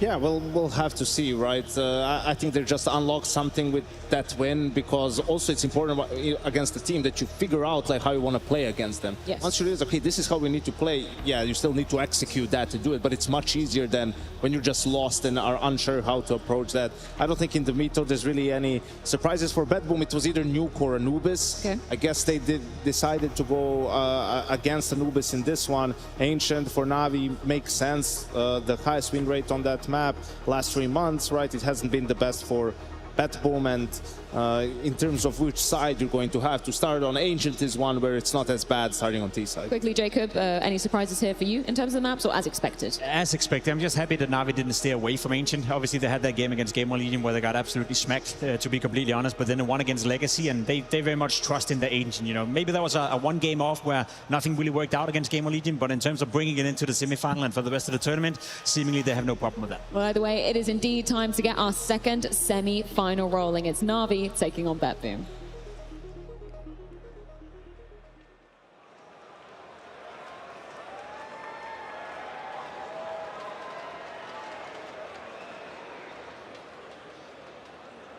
Buddy, how we doing out there, Atlanta? There we go, Atlanta. Hello, everybody. Good evening. How are we? You know, the Intel Extreme Master is one thing, right? It's one thing to do it in NA. It's another thing to do it here in Atlanta with you all. It's a very, very special treat. So give yourselves a round of applause. You guys have been awesome throughout the duration here. One of our competitors in this semi has had their share of hardships, but as of yesterday, put one of those demons away. But both of these teams enter the stage today trying to look their best for that Cologne major ahead. So is it going to be? Is it going to be BetBoom?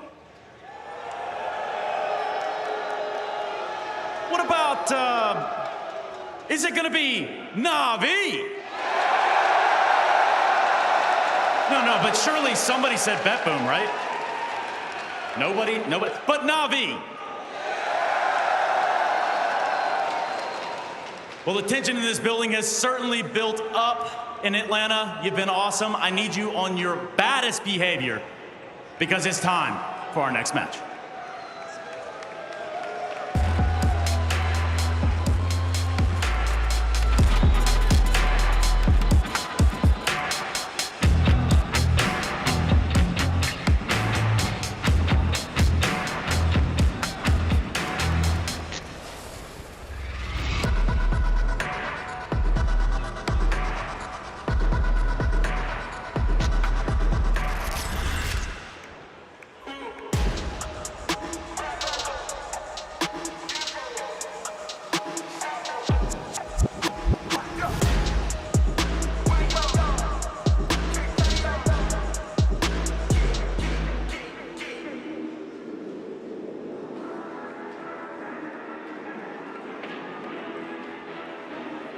Atlanta, I need you to make some noise. Let's go, let's go, let's go!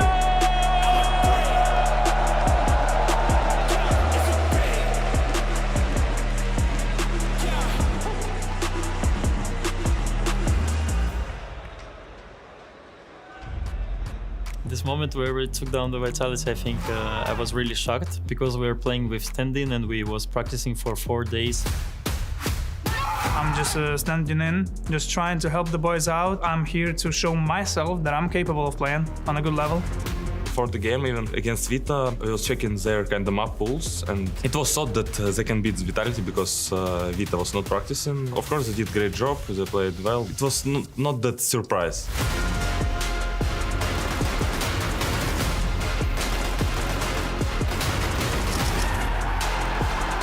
I really want to face Navi. I think the community knows the story.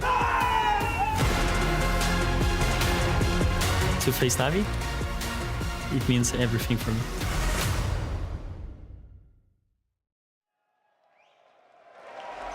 Our first semi-finalist takes to the stage. Make some noise for BetBoom!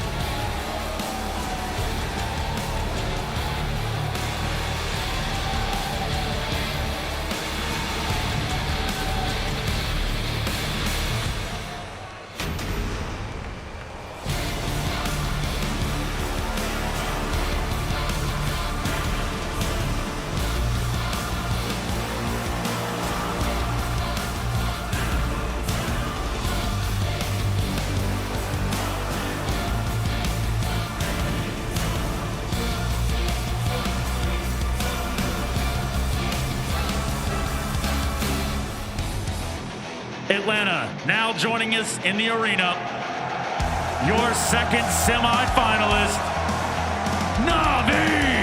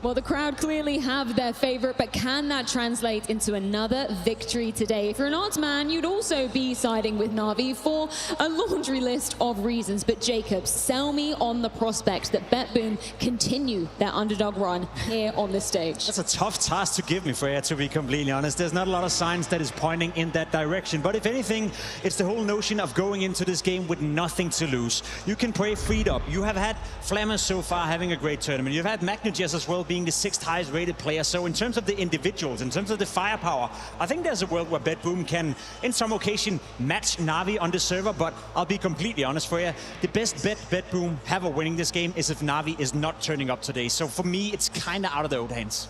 And the key is not only good starts, but also maintaining poise, right? They were very vocal about in the group stage, everyone was calm. In that game against Vitality on Nuke, the decider, like they didn't let the comeback happen. They always had faith they were going to be able to close out the game. Now it's obviously a different environment. You absolutely need to maintain that poise if you're going to have any chance of challenging Na'Vi here. And I don't have any doubts that Na'Vi are able to do that, right? We heard all those words coming out of Mikado, which is rare in itself, Jacob. The fact that they finally managed to best Vitality, I don't have any concerns that they won't continue that momentum here today. No, they should be able to. They even get to start on their own map pick as well. Ancient map they've been very strong of. You know, speaking of Mikasa as well, heading into Ancient, he is the catalyst behind this Na'Vi lineup. He's the guy that is always attempting the opening kills. He's the guy that is always at the center of attention. His T-side rating on average on this map is 1.50, which is outrageous for a player like Mikasa. So if you speak about, you know, certain individuals from Na'Vi that can really do the dirty stuff to BetBoom,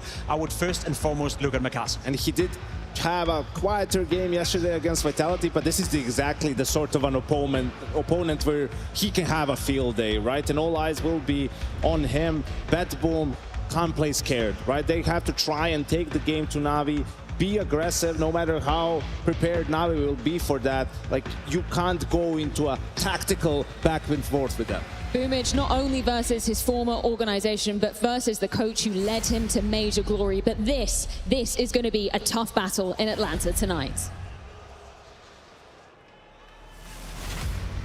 A tough battle indeed. It's an unlikely matchup for a semi-final. Both teams defeating Vitality, the world #1, the one to beat. And one of them even sending them home yesterday. Na'Vi, clear favorites for the title. And Na'Vi are aiming for a 4th final this year. A loss here could tarnish that victory yesterday. It means a whole lot more if you go on to lift the trophy. Can BetBoom continue their giant killer run? Boomich wants more of that Na'Vi jersey. He says it means everything. And now he's up against them on that playoff stage, an opportunity to continue his Grim Reaper, knocking on the world #1 and 2's door. Is there something? Are there legs to this semi-final, or is this just going to be a run to that final for Na'Vi? We're going to find out. It starts on Ancient. Na'Vi's pick. T-start for Na'Vi. Almost suffered their worst Ancient loss ever with this roster. A little bit earlier in the tournament against GamerLegion, 13-1. We're quick to this, straight out mid. Straight out middle, and Mikase's caught a bullet. Big boom. Jez, perfect weapon, but perfect pre-aim from him. He's going to put the dual Berettas into his hand, so an equalizing frag. Wonder if he's going to lose the bomb and all his nades! What a overstep. Boomich with a great tap. Oh, down to the Zorte double. Okay, that's what Yanko was looking for, to take some chances, take some risks. The mid-regress perfect, and the shot's even better. This is Alexi, in-game leader, left in a 1v4. Not a lot he's going to be able to get away with in this one, so the bomb not going down. We'll talk about that when we get there. Can he kick up any fuss? Dual Beretta's up close, and Siren doesn't seal the deal right there, but that's the information. Can Na'Vi bring the level of intensity required to take on a team like this? And Boomich, that's the best way to kick things off, isn't it? He's actually going to be playing middle on the CT side alongside of Siren or Zordi, depending on the setups. And that means he's going to have a tough task. Here it is, just peppering the smokes, couple of bullets, spammed on through, and Makazi goes down. And that's going to be his equal on the other side, which is strange, right? An in-game leader taking on the space taker. Zordi with a couple of nice ones as well. Okay, Eco to come in from Na'Vi. Deagle for Wonderful. The rest just going to be, and Emma, excuse me, rest to be on the blocks. I think it's interesting, this stand-in conversation. Flamus has played 45 maps with the team, so it's not your standard stand-in, right? They've played an awful lot of maps together, right? That's all this year. It's not gone the way that BetBoom would have hoped with some of these visa issues for Dillades and then the major qualification. I think Flamus is a class player on loan from OG, and he's the type of guy who, in a stage game, I think you'd expect him to do some of his best work, right? He's this extroverted personality. He gets fired up, he plays flary Counter-Strike and in your face. I think this is the type of domain for him to do some of his best work. If you can get him and Magnagez firing on all cylinders, that's some firepower right there. Eco dealt with 2-0 start for BetBoom, and now we can get into the guns.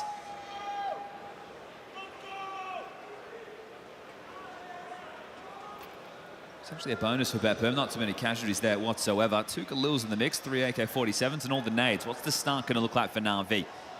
It's the type of game where I think they can play with a little bit more pace than they did yesterday. Donut smoke, red smoke, so a mid-fight on the table. Yeah, see if Makaze can get his own back. After the BetBoom pistol, one shot. Gets across to the box, unscathed. Magnagez getting aggressive, and Alexi V cut out of the round immediately. It's what Yanko was talking about. He wanted to see aggression, not playing scared. Magnagez using that MP9 bonus round with some aggression to immediately give his boys an opening kill. That's the type of map for it, isn't it? Ancient can be an absolute brawl around middle and lane. Counter wallbang from Imma gets him low. That might be enough to kind of humble him back to sight. Look at the amount of nades that you have remaining here for Na'Vi, and we've got 1:20 left on the clock. Headshot from Bit, nice find, controls the spray onto the head of Zorti. It's being juggled. Magnagez will get himself into a rifle. They're playing retake B right now as Makazi takes this space. Wonderful and Bit are going to head back through spawn to join this. Now, I mentioned the util, just a smoke and a molly. Not going to be easy. It's enough to smoke offshore and molly towards long, then path into the site and get the bomb down. And with that lost bonus building, might be enough to keep them in contention of at least a little bit more of an interesting purchase. Don't think that ramp smoke is going to change the pathing here. If anything, it's actually an invitation to start searching around it. Makaze throws out that short smoke, and they're into the site unannounced. 3 CTs towards the back of Cube. It's Magnagez that's going to flash him in. Nice deep molly. Flame. Or too deep. He can swing. They get the space. They can even deny the plant, man. Wonderful's forced away. They get them off the bomb, but the frag comes in from Makaze. So back to a 3-on-3. Nice headshot. Makaze's not done. 2 kills deep, and now that bomb planted, courtesy of Wonderful. Good play from Magnagez. He's allowing Boomich to flank. Yeah, he'll cut noise and just pause as Boomich starts to cook. Low HP on Wonderful. He's going to have to hit the first headshot out with that AK-47, or Boom's got him. And he nails it. Clean for Wonderful, and that should be round.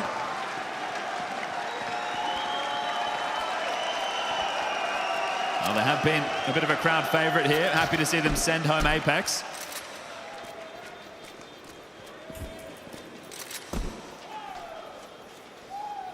Bomb will go off. Magnagez will retain that AK-47. Wonderful goes down with the ship. He's been in MVP level form. Highest rated player of the tournament. And looking to keep that up. He was masterful yesterday.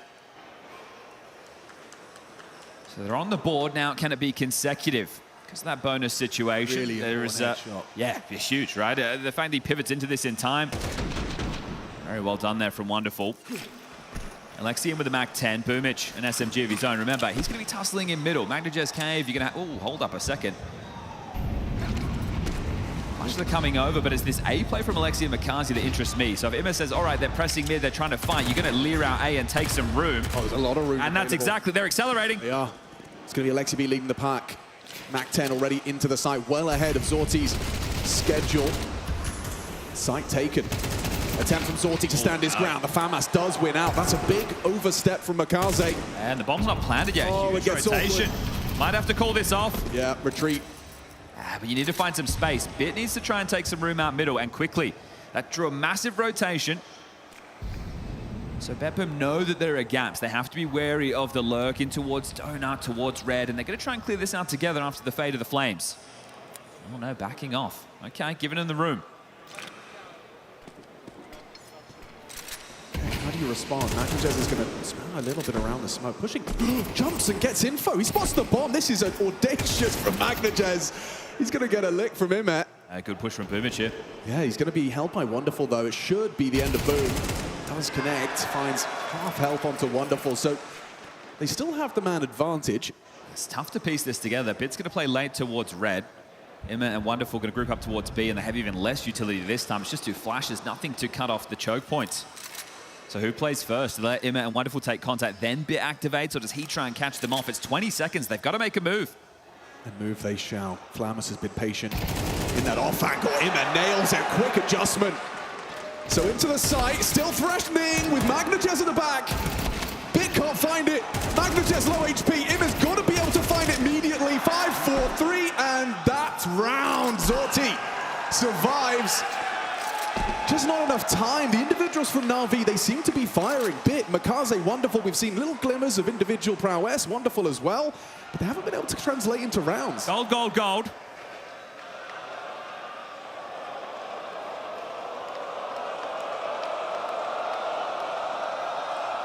Blue, blue, blue. All right, well. Look, this is tough. You're in a 3v5 disadvantage. That's after the A skirmish. So the fact that they even battled back, if they got the bomb down, it would have definitely helped them out a lot more going into this next round of play. Yeah, I think Bit's going to feel like he probably could have got Magnajez there. Ooh. Heavy salvo of AGs just shredding through Na'Vi. Look at this. That's that aggression. B lane just absolutely destroyed right now and flawless. BetBoom 4-1.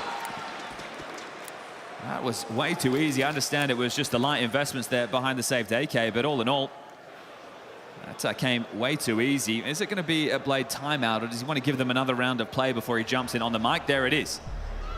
Blade not messing about. He's going to jump in, and whether this is just about trying to bring a bit of the intensity. We've had this before with the Mousers of the world. You take down Vitality once upon a time, you think job done. Tournament won. This is Counter-Strike in 2026. Might not be a household name, but these boys can shoot. And they also beat Vitality. Sure, the stakes weren't the same. They showed you it was possible here in Atlanta. So there's the 30 seconds. See Blade trying to get rapid all the words out of his mouth before it subsides. Yeah, you have to, and it is a real mental challenge to remain as thirsty for the win as you were versus Vitality. Yeah, because these are the guys who are putting you away in the grand finals. They're the ones that you're having the toughest time with. They're the ones with the big target on the back. This should be a team that you feel you'll take home any day of the week. Okay, a couple of glues in the mix again. This time not going to be for mid BetBoom. They're giving it over. Well, his HG's done great work, to be fair. Makaze walking wonky, 44 to work with for him. Already with Siren pushed up A main as well. That's early beacon of info. The canary in the coal mine if they do choose to try and find a path to A. It's also going to be a bit tougher for Blade to be able to anti-strat these boys if they're more puggy. Valid. This is quite quick into an A split, so Bit knows that A main could be a bit of a problem. It's a really good call.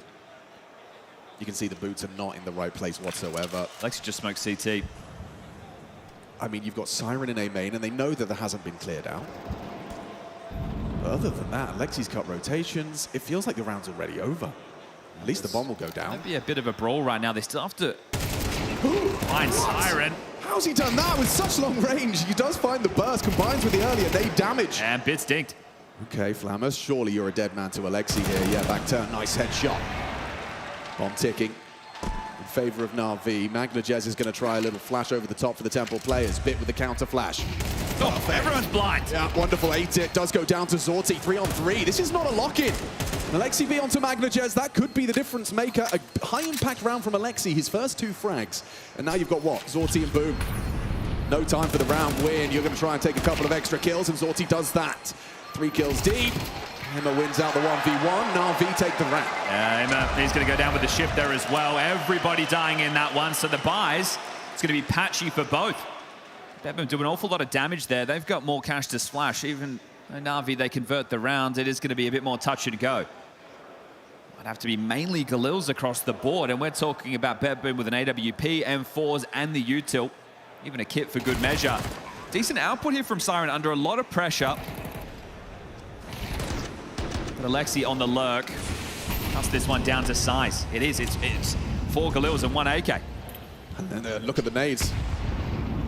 After the opening nades, they've got very little for the finish. 2 smokes and a flashbang. Oh, beautiful shot. Great catch. Makaze's having a rough start to things. Yeah, he's not feeling well. But he's instrumental on Ancient. This is meant to be his map. On your head, son. That's a heavy nade. You have a smoke left. You essentially just have to group up and contact. And trade out. That's it. That's all you can do. Look at this proactivity from the CTs as well. Yeah, they're not messing about. They are not. Constantly on the move. Ready to be there to trip you up. If you walk in elbow, you're dead. Oh, yeah. And that's exactly where they're going. Zorti primed and ready. Gets him, dips, baits, and boom, it slaps them away. See ya. 5 alive as well. Wow, a deflating round for Na'Vi. What's a bit meant to do with this? 45 seconds left on the clock. Bomb is middle. And loss bonus into the next is only 1900. So the fact we've had this back and forth, neither team really able to build out too much of a loss bonus. And that's going to hurt Na'Vi a whole lot more. If BetBoom keep all 5 alive, even 4. That's great, an outcome. Love how safe Flamus is playing this as well. Just intermittently dipping between the two. He gets the info. Does lose his head. Might just have to be the save for Bip. Yeah, there's no other option. All right, we'll call it 5-2.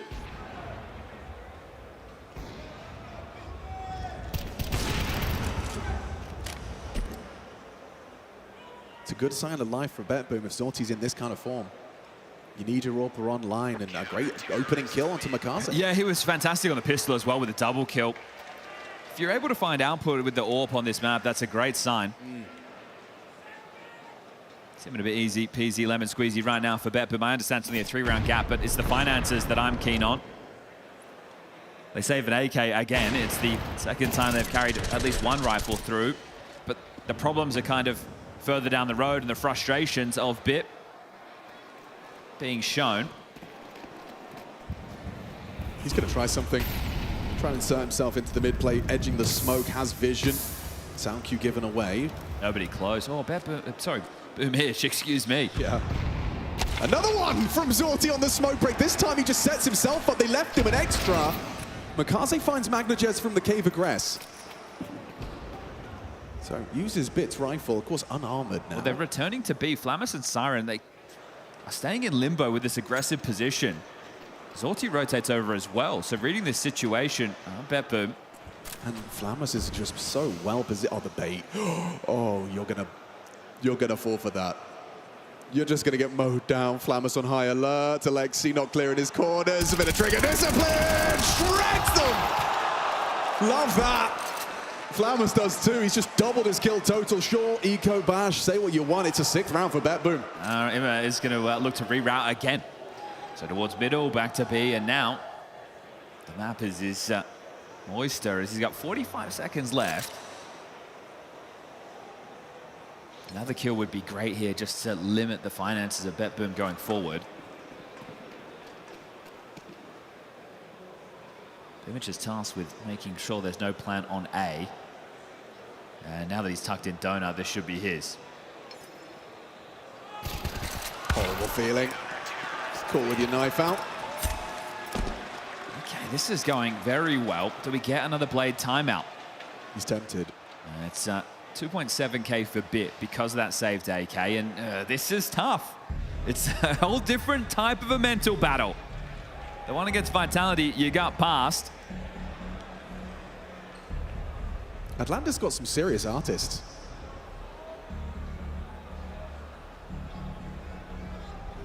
And some haters. Yeah, well, hey.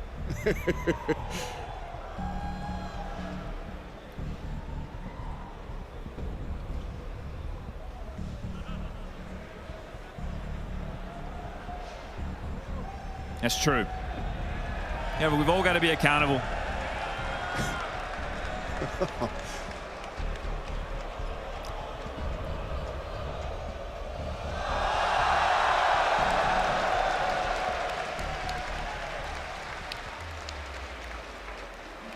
Another buy. It's another buy for Na'Vi that doesn't have everything they need, right? Another Galil, and this time a Tech 9. Alexi will take that off a bit. Gonna get going, Na'Vi. Space for Emma to stretch his legs. That smoke break not going to work out for Flammus. But they pushed A main again. This CT side, I'm loving it. It's very dynamic. Big nade. Solid. They have really utilized their HEs very well. The timing Siren just caught as well. He's going to walk on this. This is beautiful. It's really nice. This is going to be agonizing for Na'Vi if they get timed here and their backs are turned. Wonderful's just looked away twice. Yeah. Siren, golden opportunity, doesn't go for the double, just rushes into it for Ime. Sees the bomb. Info flows. Bits gonna have to be concerned about this. The fact that Zorti's done it too. Wait, oh my God, the AWP is perfectly positioned. Yeah, this is some pug stuff. It is pug stuff. That's what we like to see. Maneuvering back towards B. Mikaze leaving red, and Zorti now coming elbow for that info. Zorti nails Mikaze on the jump up. That's info as well. He was trying to go B. Flammus informed. Magnajez as well. Zorti could be caught out, but he keeps them contained with the flame. That's going to force them up the ramp. We're talking 35 seconds. Jumps up, gives them a way out. Do you pivot? That's the conversation Na'Vi are having now. You've got one smoke, one flash. But everything's a mystery. You haven't taken any map control. You've still been in your side of the map so far. Smoke, flash, molly. They're able to execute into this site. Flammus and Magnajez are playing retake. Just going to try and catch a timing spam. Flash gets Bit across the site. There's the spam. Magnajez finds one, could find two. Bit on 2 points of health. Covers him out with the Glock. Important for Bit. Transfer not there. It's into Boom and Alexi. Two captains locking horns in a 1v1. Fading. In the smoke, Boomich audible. Peeks into Alexi and he nails it. Okay, important from the captain. Stays calm with that, and these are tough rounds. BetBoom are everywhere and nowhere. Always in the back line. You're not certain what's the setup looking like, and they've gotten through with their third. And nothing's coming easy. And BetBoom have another buy. We're talking about two players pushing main, not contained, and just Zorti in limbo. What a nuisance. The way they're playing this, though, you can see it's designed to frustrate Na'Vi. Yeah.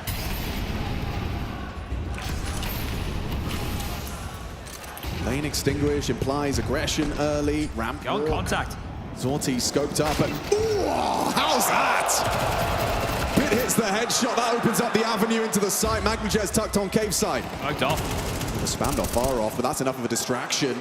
Siren swings on in and catches Bit looking towards the cave side. Eyes on the Mikaze lurk. Oh, you're right, but it's only a Mac 10. He can't really, he has to close the gap quickly. They're pushing. Yeah, the quick one. Boomich and Magnajez have got the frags now. It's up to Mikaze. He can When's win the this. penny gonna They're drop? Not looking. Backs a turn. Gets the first one cleanly. Not the weapon. Headshot. Hey! Mac 10 from Mikaze. Clutch on clutch now. Na'Vi 2 in a row.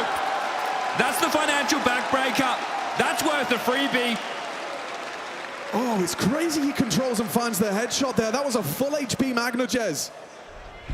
This first shot, beautiful from Bit. We know he's a headhunter, especially being onto the AWP. They then deal with Flammus. They know he's the ramp player. Magnajez has to be around in cave. He was considered. The rotation was fast, and BetBoom just moved to the site. So the clutches are getting them fired up, and they're bringing them back to reality. You've got to work hard for this. Here's that eco. 2 5.7s, 2 P250s, and Zorti in on a USP. Mid control taken early. Alexi has lane. Bit is diligent on that A push this time round. And it looks like they've been able to pip the gap out mid into Donut. Alexi does see a little bit of ramp aggression. And Emma has just waltzed into an empty A site. So BetBoom. Damage isn't really even name of the game right now. If you can pick up a rifle and save it into the next, I'd say that's best case. Wonderful should be able to get that bomb down, but not before Emmett announces his presence. Now they know they've lost the sight. Flammus falls, the kills just keep on coming. Alexi with the double, and it's Siren. The last man standing, but Na'Vi make it a one-round game.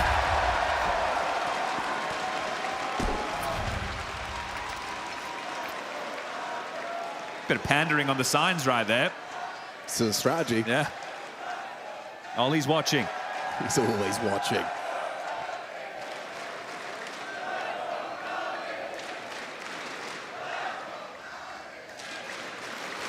You can tell the crowd not just going for the underdogs. Like a big brand, Na'Vi. Can they tie us up before the halftime break? Oh, melting. Boomage gets the extinguish. Necessary. Makaze wants to try and find first blood, but they're just bleeding out. Look at this, heavy fights. Imez put Makaze down. At least he finds Siren, though, but it's put them in an awkward 2-on-4 right out of the gates. So Boomage and co have won out the mid-fight. They'd love this as a bit of a momentum breaker. It's been 3 straight from Na'Vi. It's a great job with BetBoom with the pistol. They got some conversions, some cheeky rounds with the aggression. Wonderful had an incredible day of play yesterday. As did Bit. See if there's any legs to a 2-on-4. You can just see in the way that they're clearing everything, right? They're expecting BetBoom to take every chance under the sun. Oh, lovely start. Flammers caught clearing. It does inform Magnajez and Boom on high alert. He wants to go for a little peek, actually. This is ballsy from Magnajez in a man advantage, trying to find that peek onto Bit. 30 seconds, using every moment they can on the clock. Spotted. Yep, info. Bomb on the radar. Zorti rotates through. Magnajez onto sight. Molotov will thwart his immediate reaction. Not clearing long. Boom, it should be set to collect. Bit down. Lovely, clean end, and that sucks out the momentum from Na'Vi. They started to find some footing. 3 consecutive from Na'Vi, but BetBoom 7, Na'Vi 5.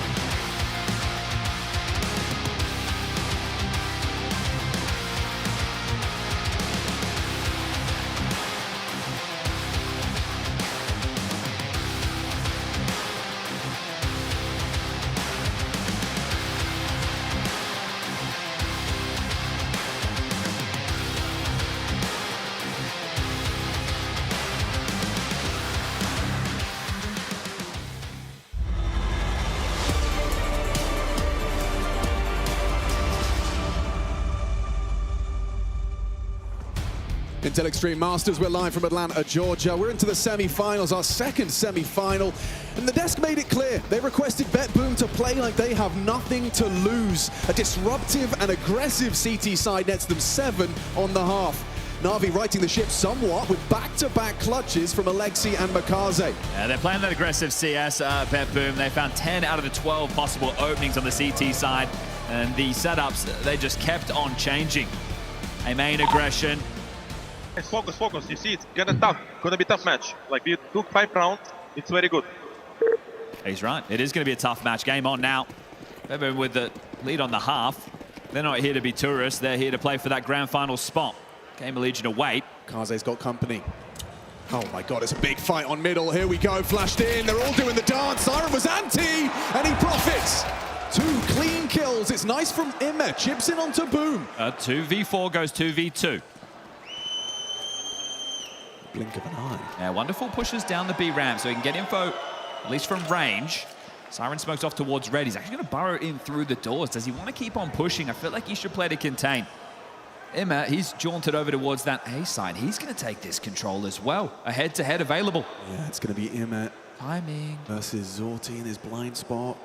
Boss says, good, Zorti's better. That's the bomb noted, Wonderful. It's on the other side of the map, and he still doesn't know where Siren resides. Oh, it's a really tough one. I was in great form yesterday. This one is going to have to be another absolute banger from Wonderful. But they're both on Donut as well. He'd have to hit the insane adjustment. Looking the wrong way. Zorti down. Another fight. Siren hasn't found it cleanly. Could it really be another Na'Vi clutch? Clutches on clutches, not this time. All right, denied. Ring around the rosy possible in Donut right there. That was always going to be tough. Great round out of Siren. Yeah, kind of worked nicely as Blade. He said this is going to be a tough match. Already used 2 of his timeouts, excuse me. Well, they will be going for the force by here. That flash, right? It bang on. Siren playing anti.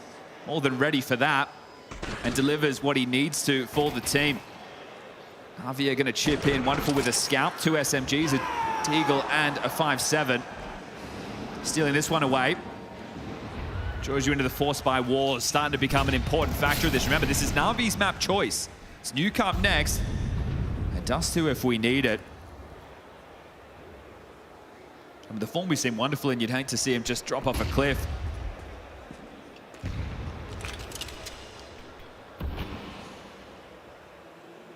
Such large ramifications for Na'Vi if they are unable to convert this force buy back. Yeah, the pressure on in this one. So Makaze returning to red. This is a fake utility. Trying to get players to rotate over to assist. Oh, Magnajos hears this.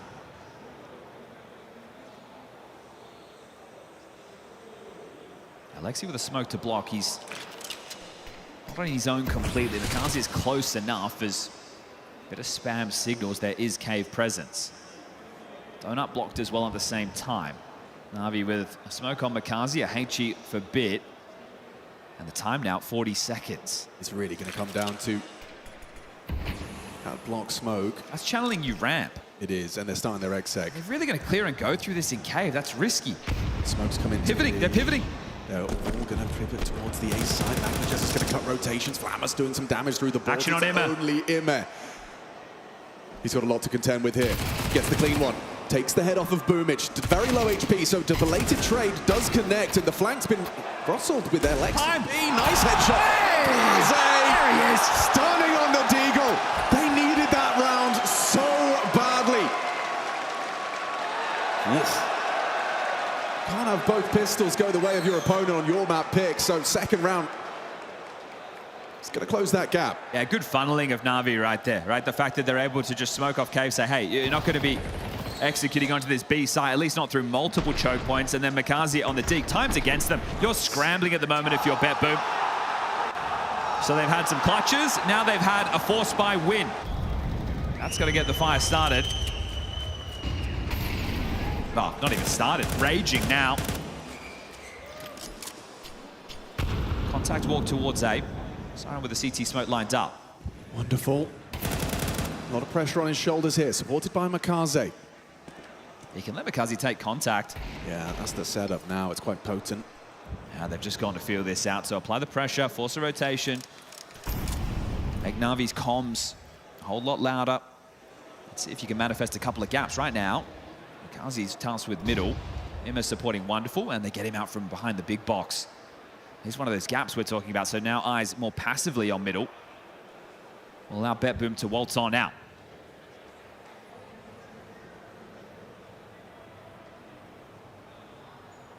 Wonderful and Makaze partner up, supported by Imma. Tree boosted on A.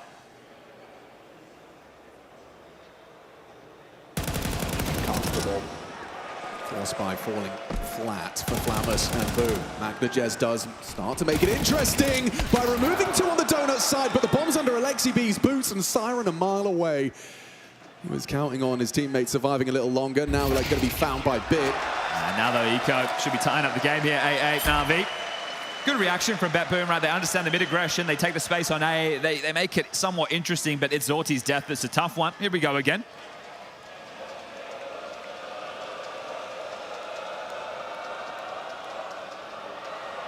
It's tough luck out there today.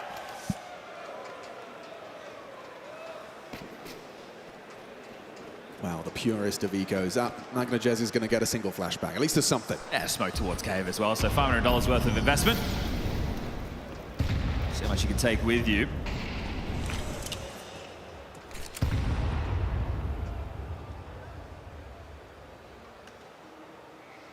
Oh, here's the flash. One hell of a flash if you get a bomb plant out of this. Good luck.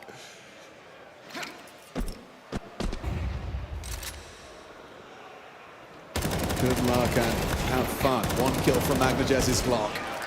Okay. Well, at least they had an idea, right? They're not just running around like headless chooks. They've attempted a bit of a pop play. And now the guns come back out. To BetBoom want to bring Fierce in on the mic.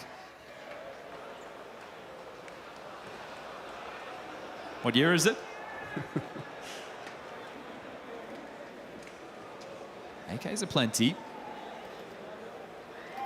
It's where I think that Na'Vi will really start to stride into a bit of a lead. This should be their comfort zone. CT side on their map choice.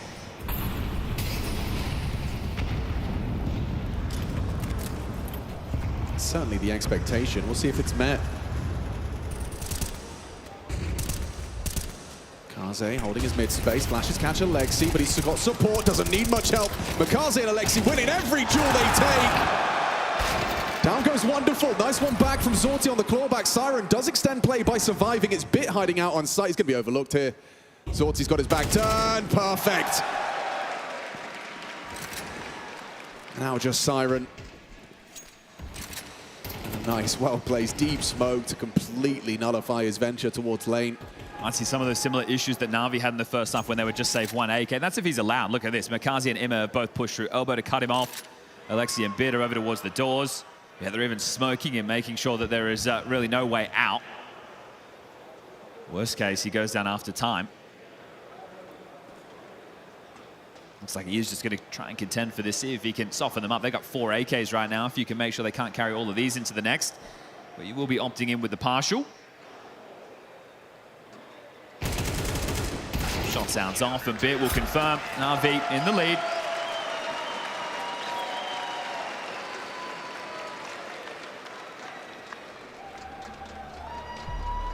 There's a timeout. A little bit too late, as this one will just have to be the light buy. But Alexi, you can see just using their own smoke against them, aware of the flash opportunities. The fact that he's able to cover off Heaven means Makaze gets to focus firing towards elbow. And they make that look way too easy.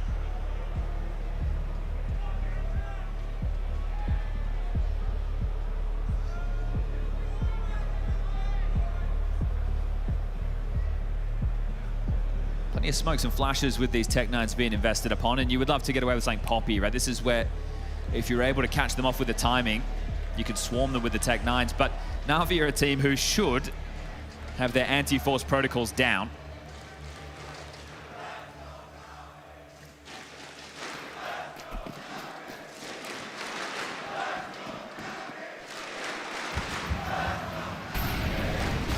Pace out middle.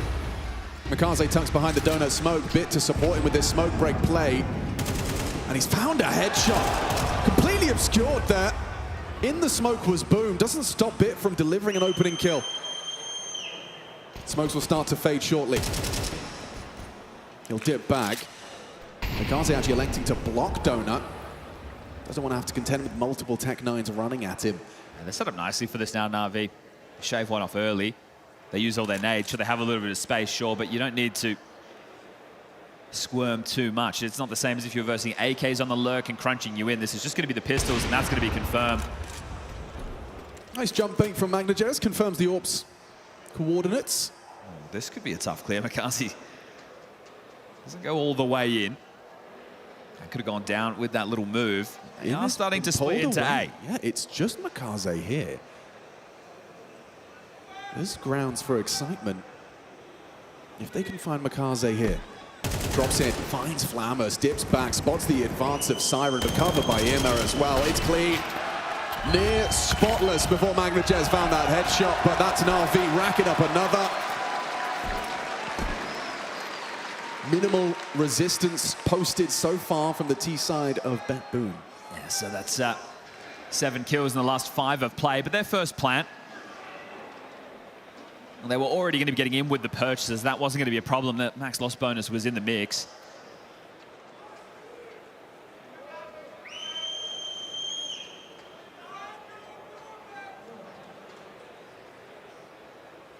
So it does get out his AWP. Could that be a difference maker?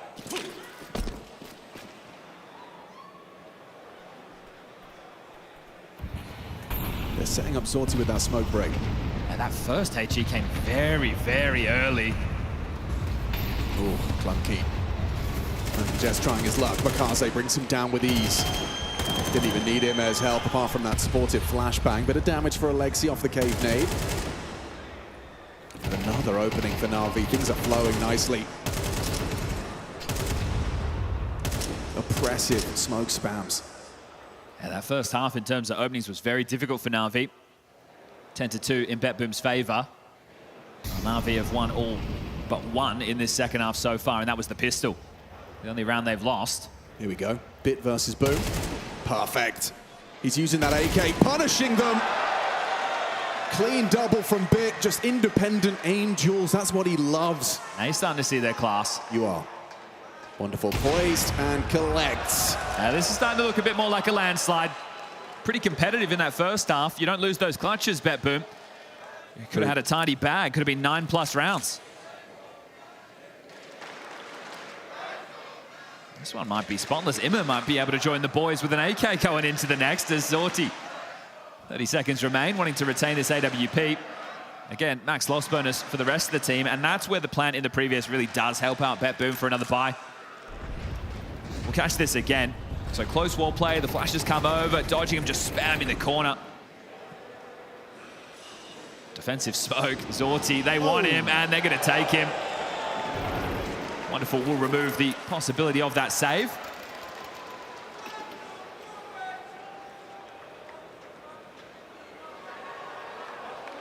I need to start playing with him now. Running out of opportunities damn quick.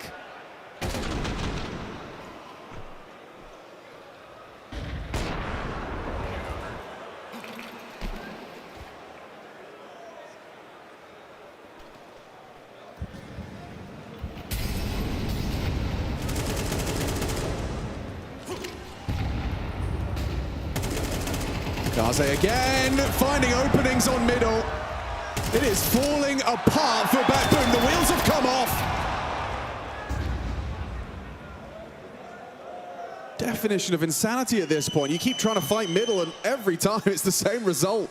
Mikaze gets a multi. If he doesn't, there's Imet. Muscled into that red room. Flammers wants him. How good are his clears here? Imet staying active on the line. Wonderful Indona, clean with it, finding Flammers. And that's round, folks. This one is going one way and one way fast. And it's 9 kills in the last 7 rounds of play. That's it. And they all have seemed to come after the round was already done, right? It's all just consolation frags at this point. A real tone shift from that first half that felt competitive. Na'Vi had to wake up and realize this one was going to be a battle, and now that they have, they're the beast that we knew they could be. But you're right about those clutches. gave the Na'Vi boys the splash of water on the face. It woke them up. And the second half had to start with them with a force buy win. Yeah. They even lost the pistol. It could have gone real wrong real quick, right? You lose that, you have to take the eco, the guns come out. It's not the best of buys. At that point, BetBoom are in double digits.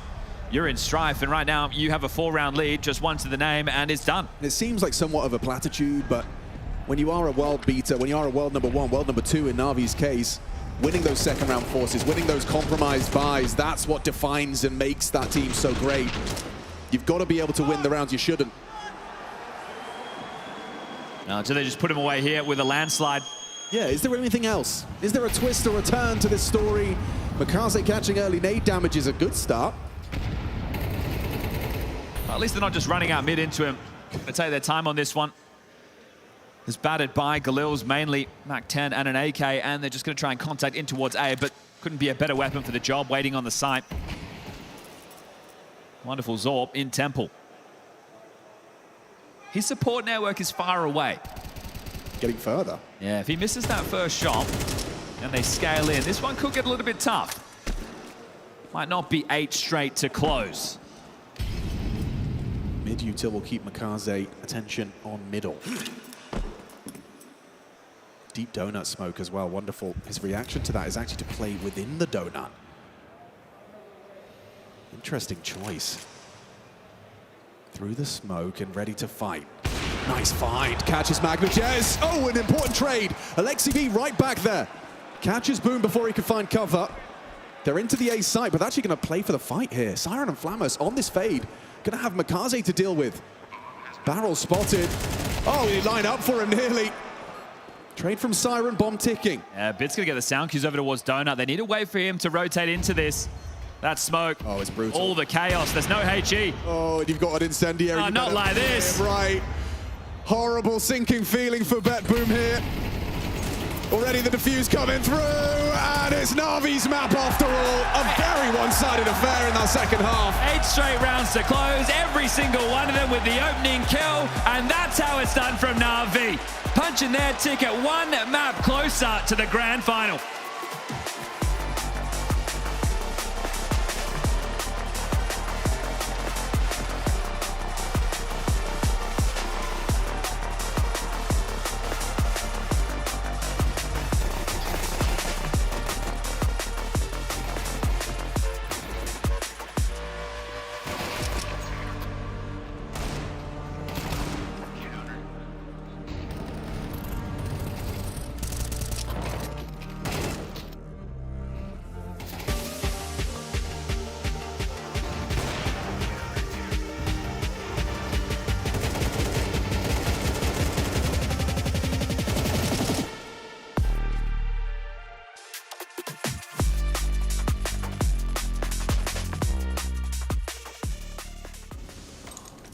Come on, come on.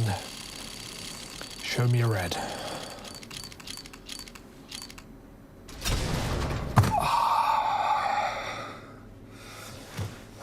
One more.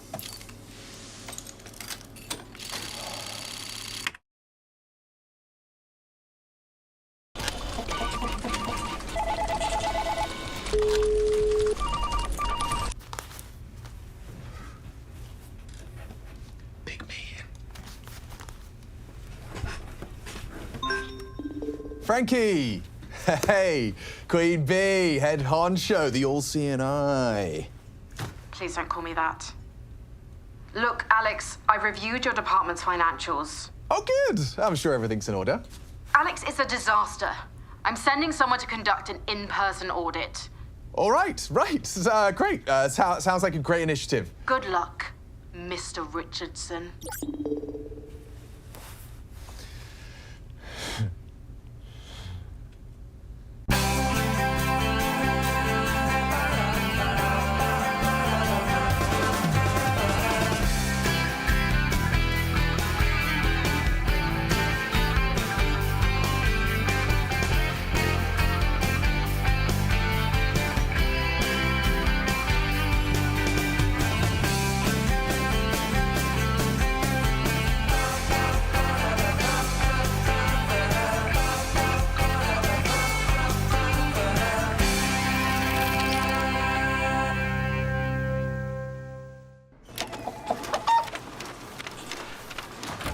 All right, everyone, gather round, okay? We've got a big one. All right, deep breaths, everyone. Keep cool. We've got a visitor today from head office. It's just a formality. That's what they said last time. No, it's no biggie. It's just everyone be normal. Normal? Define normal. Donna! Willkommen! Coffee? Alex, I'm here for the company audit. I want receipts.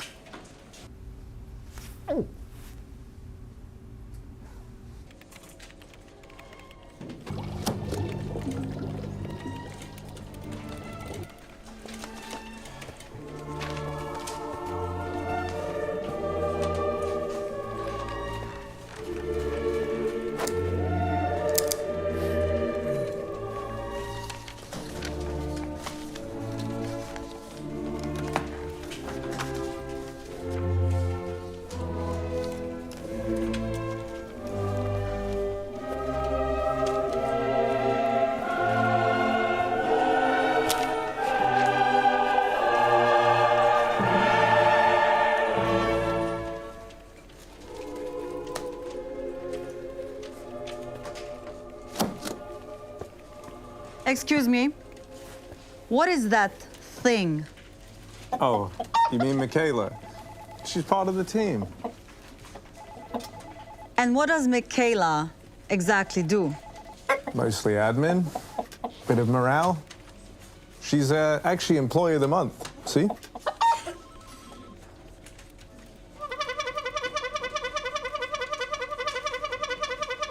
Mind over matter.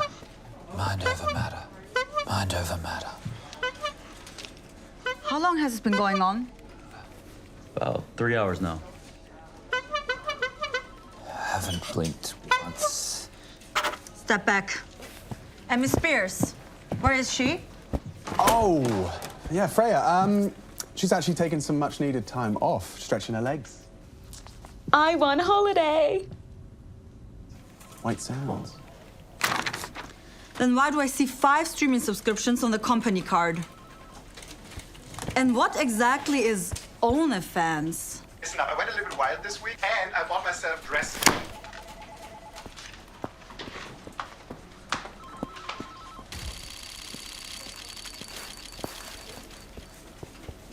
What about this guy? Does he have financial access? Hugo? Oh, no. He's a sweet boy, but barely knows how to answer the phone. Good. Skip him.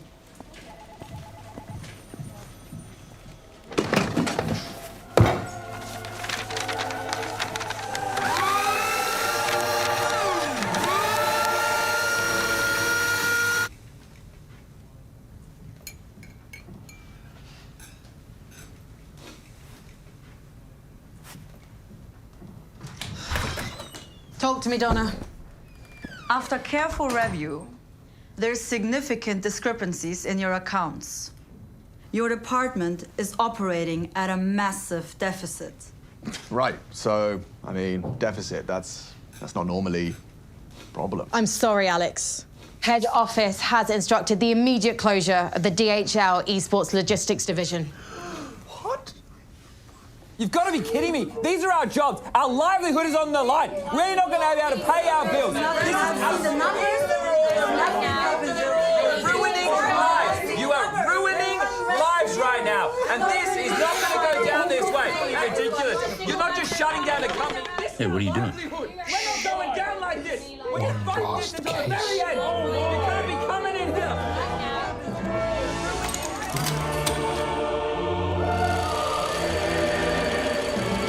Your deficit totals $100,000.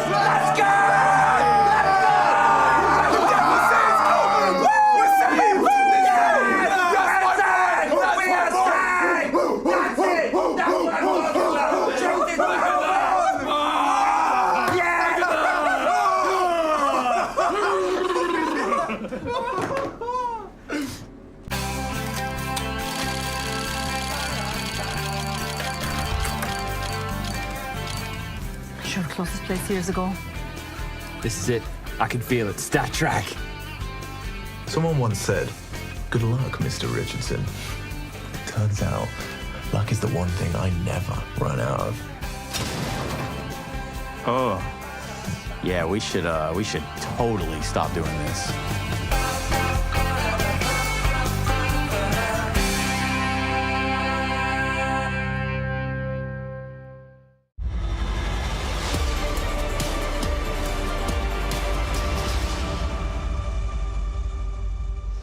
Back and forth in the first half, but once we switched to the second, it truly was all coming up Na'Vi. Now, that's not to say they didn't have to put in the work for it. It came down to some individual heroics that we will get into very shortly. But ultimately, Janko, Na'Vi do stabilize on that CT side. Yeah, it's off to a rough start. It was a little bit dicey there. I mean, BetBoom was ticking all the boxes, winning pistol, getting the early reset, being really aggressive, playing in Na'Vi's face, you know, not allowing them any room to breathe. But then, as you said, a couple of clutch rounds from Na'Vi's players, they stepped up, were able to stabilize, and then you could tell in the second half was BetBoom had to play from the T side is where they're going to start to struggle. Na'Vi was struggling finding any openings in that first half whatsoever. As you said, it was BetBoom ticking all the boxes. One thing is winning pistol, converting, but even in the buy rounds, even in the gun rounds, it felt like they were one step ahead. A couple of rounds where Na'Vi, you know, seemed a little bit disjointed. A couple of rounds as well where Na'Vi would win a round, but they would do it only surviving one player. Next round, they would have a weaker buy than BetBoom and be forced to walk out middle with no utility, etc. So it really did feel like Na'Vi were playing on the back heel for the vast majority in that first half. And I think, if anything, it was good that they got away with 5 rounds, because that was probably a little bit more than you could have expected. I totally agree with you. Openers, yeah, Na'Vi may not have had, but closers, they definitely did, right, Janko? Yeah, and I think some of the rounds that we have to showcase that, it's also the sort of rounds that BetBoom really can't afford to lose in this sort of a matchup. And what sucks is they start off by doing really well. Like, look at this aggression. Like, this was looking incredible. Maybe they get somewhat unlucky on the timing, that they can't get more kills here. You know, Siren just one and done, then Zorti is close by as well. But this is what you wanted to see from BetBoom going into the game, right? You can see the money is tapped out from Na'Vi. This is a reset round, so 4v3 here. Zorti a little bit overzealous, pushes too much. 3v3 now. They go for the B execute. Some nice kills here through the smoke, and Bit switching to the Glock. Like, this was huge to get the kill onto Flamus, and Alexi in this 1v1 against Boomers just goes for a ballsy play through the smoke and is able to secure the clutch, avoid the reset for Na'Vi. It was so important, you know, such a key round, as Janko said. Had they lost that one, no money, no nothing, it would have been a bad situation. Fast forward to the next one as well, around that where they trade pretty well. Bit comes up with a nice multi-kill, then again Siren coming in and evening out the round. And it felt like, as I said, Na'Vi were playing on the back heel throughout the vast majority of this game. Can win these duels, and then you find yourself in a 1v2, and then Mikasa stepped up, right? We spoke about him as an impact on the T side.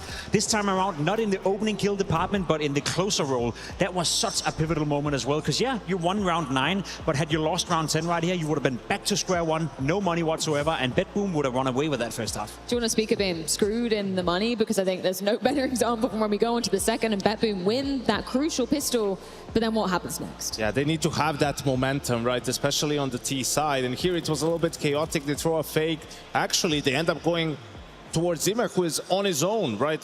Magnus is cutting off the rotation, but Zima does a great job of getting a kill, buying time. Magnus doesn't end up doing too much on from that red room to cut off rotation. Everyone for Na'Vi just ran past them and were able to overwhelm the bomb site. And this was huge, right? Because we were saying T side is going to be rough for BetBoom. Playing with a stand-in, practicing with a different player. You know, the playbook isn't going to be really deep, so you have to win these easy rounds. So how's it looking? Moving on to Nuke, this is BetBoom's map pick, but do you think Na'Vi can do it right here, right now? I think the fashion Na'Vi ended up winning on Ancient, where they run away with the game, and BetBoom doesn't get anything done whatsoever for 7 or 8 rounds in a row is not going to be a pretty look heading into Nuke. Starting on the T side as well, against a Na'Vi team who definitely knows how to play Nuke, who have been stepping up on the map as of late as well. I'm afraid that that's it for BetBoom, but I would love to see them come out swinging again. As you said, they were ticking all the boxes. Win the pistol, convert, don't make the same mistake you did here on Ancient in the second half, and then maybe you can have another competitive map, because the scoreline doesn't do it justice. I think that was a much closer game than 13-8, to be completely honest, but I'm afraid Nuke won't be.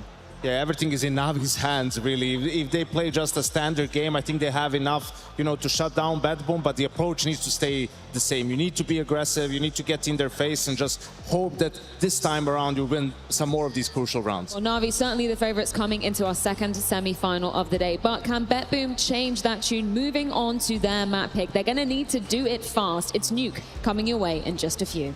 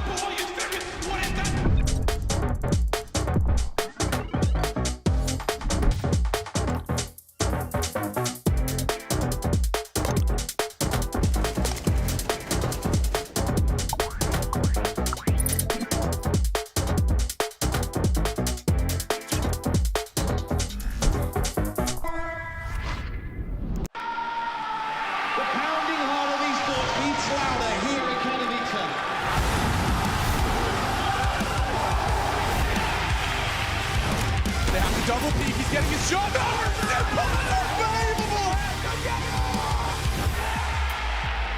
Something special to throw in this decoy, and that's exactly what happens. Got him, we are back!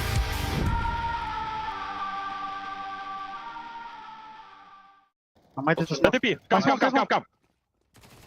Close. One more Okay, kill. I'm picking up left. Let's see. Long. I'm picking long. Let's see. Everyone. Go ahead, not long. Heaven. Too long, guys. I'm going behind. I'm going back. You can still go back. Wait. Short, one more short. One more short side.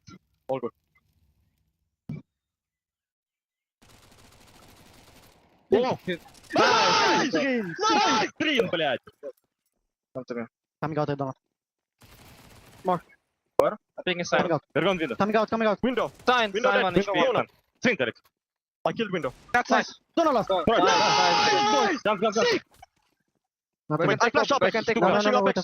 Wait for smoke, guys. Two donuts. Valera, alarm. They'll pick. Okay, I'm right. Two donuts, guys. I'm defusing up on the box, guys. Chill. I'm on. Nice! Come on, man.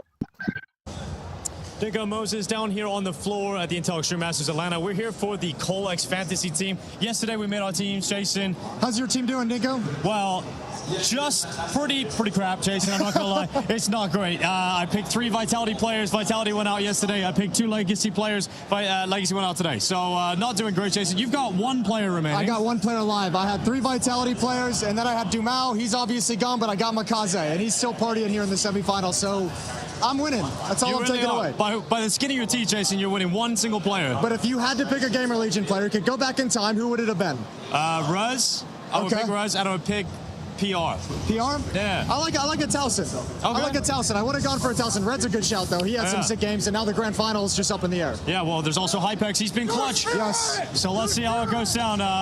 We don't have Spirit here. We don't have Spirit here, but it's cool. We know we picked on, but he's not here.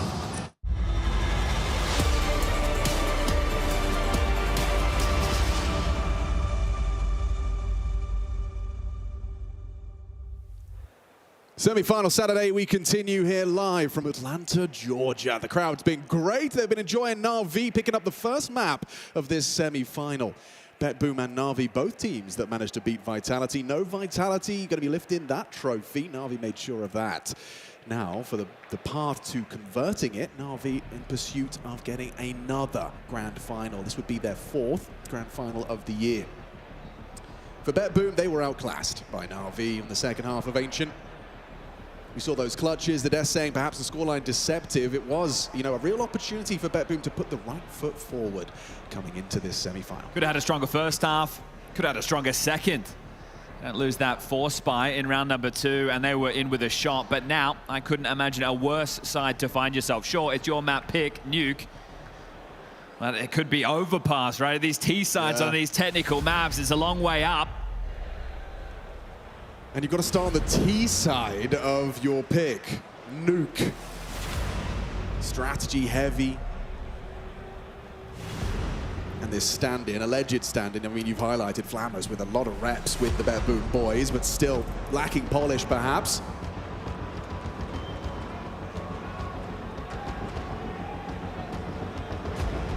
Will it be a waltz into the grand final for Na'Vi? Is it going to be casual, as Ancient felt in that second half?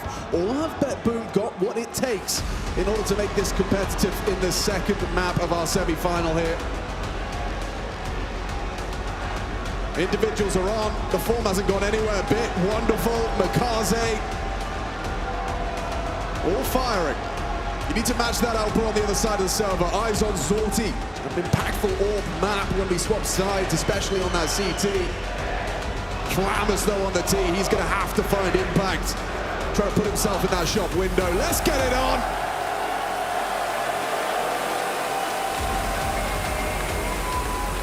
I love me some Nuke. BetBoom have played this a handful of times to, well, mainly a success, the big one being that Vitality result. Is Boomage smoking heaven with that? He has. Makaze's got 2 to contend with, and Inna is perfectly positioned. So casual with the clicks. 3 headshots in, they're running at you, you get nothing! 8 straight to close Ancient. We'll throw another one on the tally. Let's see how long it takes before BetBoom are able to draw blood. Not a single kill, no plant, yeah. This is the thing, you're considering, okay, well, we do have a stand-in. Your map choice being Nuke, technical map. It's always going to be tough, but Imma clean clicks, and Alexi just braves. He's meant to be making the space. Denied them there as we get underway with round number 2. This one should be easy.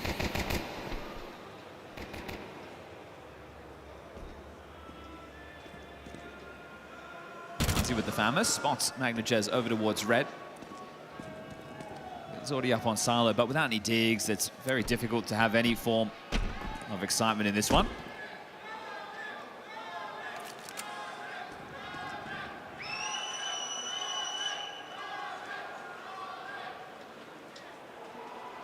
Everybody bar Siren makes their way outside.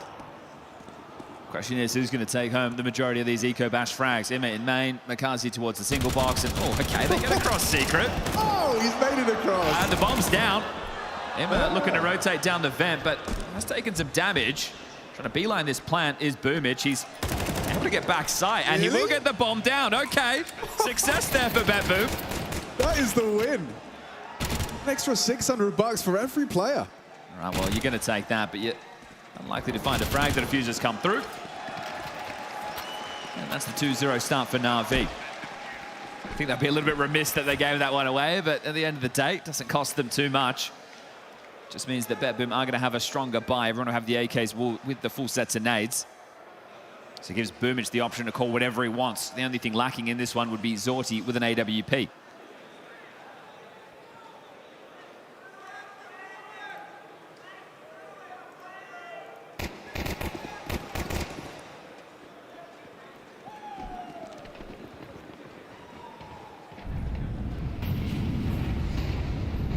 This one looks to be yard-centric. Boomage up on silo. 3 on the low ground. Siren holding the lobby push. Emma's going to drop down. Has plenty of time to make it towards Secret because they've just thrown the smoke wall now. The fly, and looks like it's going to for Magnajez, just profits, but wonderful, even better. Masterful control of the M4A4. Yeah, you saw the eruption there. Those smokes thrown relatively impromptu, right? Not set ones from spawn. They lobbed them out. Emma's just charging, thinking he might be able to catch the timing before they're crossing red. They're already in his face. So they get the opener, they get a kill, but wonderful from the heavens delivers a beautiful double, and now the man disadvantage.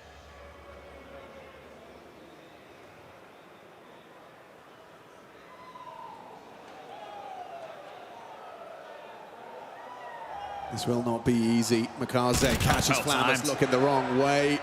Very well timed. And now with attention drawn, wonderful. He's drawn the line of the sand, likely to catch Siren. Does so for his third. Here's Boom in the clutch. The 1 versus 4 certainly doesn't feel realistic. Even if he tries to drop down towards B, Bit's already there. So Boomich back in Squeaky. Might have a bit of a timing as Wonderful turns around. Hang on a second. Now they've isolated. Makaze's on A. He knows that. He's heard the underhand throw. Going B, not gonna. Hasn't got the time for that, has he? He can drop down, but Bit's there. It would be the end. Smoke on the site might open up an avenue for a plant, but Makaze could spam or he could fake. Time! Not enough, surely! Boom in the clutch! Just enough time to get away! This would be one hell of a way to introduce BetBoom into Nuke, and spam denies its Bit. A valiant attempt, fair play, pulls it into the 1v1. Bit ruins the fun. Yeah, good effort there. Lots of damage done. The bomb goes down. 2,900 loss bonus into the next. They can get out another buy off of this if they'd like.